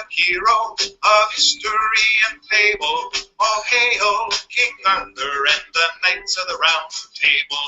In Russia they tell stories about an evil witch. Her name is Baba Yaga. She'll snatch you in a stitch. Oh, one word, many stories. One word, many stories. One word, many stories all around the world. In America, they tell how this land first came to be. When turtle brought some bottom from the bottom of the sea. In Persia long ago, they say the king had a wife. She told him 1,000 stories, and she lived a good long life. Oh, one word, many stories. One word, many stories. One word, many stories all around the world. One word, many stories. One word, many stories. One word, many stories all around the world. One word, many stories. One word, many stories. Thank you. You sang the song well. If you don't know the song, you can go to the YouTube. The link is there. You can always refer to the song again and sing it. It's a nice song. Alright? So you can find magic when you read. Reading takes you places. That's what we say when we kind of take this session on reading. We say if you want to visit places, sitting wherever you are, just try to read about different things in the world. Because there are many things you don't know, many things you should know. Okay? So it's important to read. With this, I end the session. And thank you so much for being a patient audience. I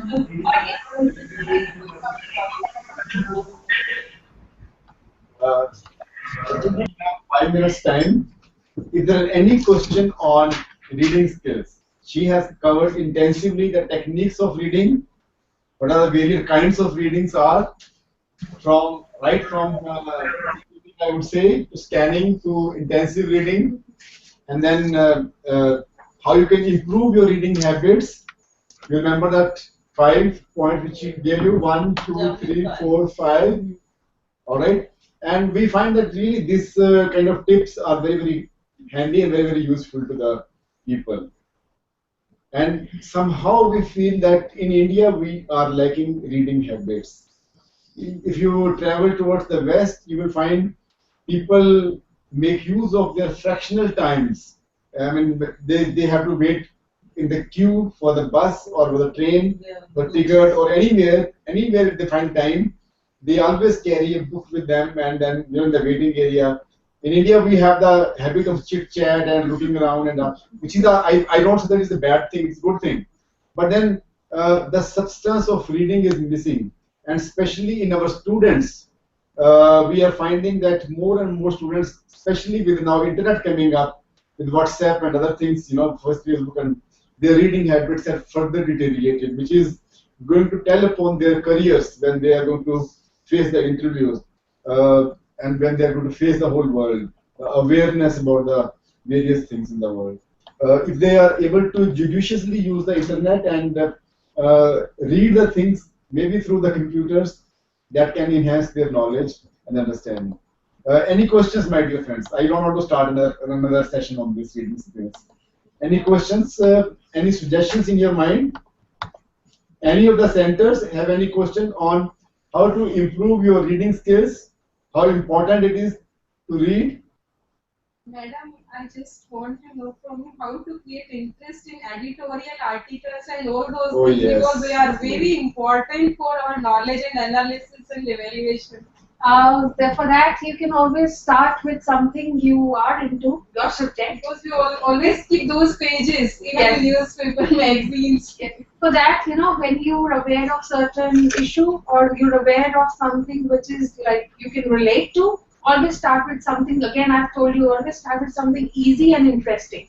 Once you start that, then it will automatically become your habit. So this is the way you can start on it and make it a beginning is important. Beginning is important. Beginning is important. I can share with you my own example here. If you all of you permit, I take examples from my own life so that I can really share those examples and say with confidence that this is what has been possible. When my kids were very young, I used to take them to the book exhibitions.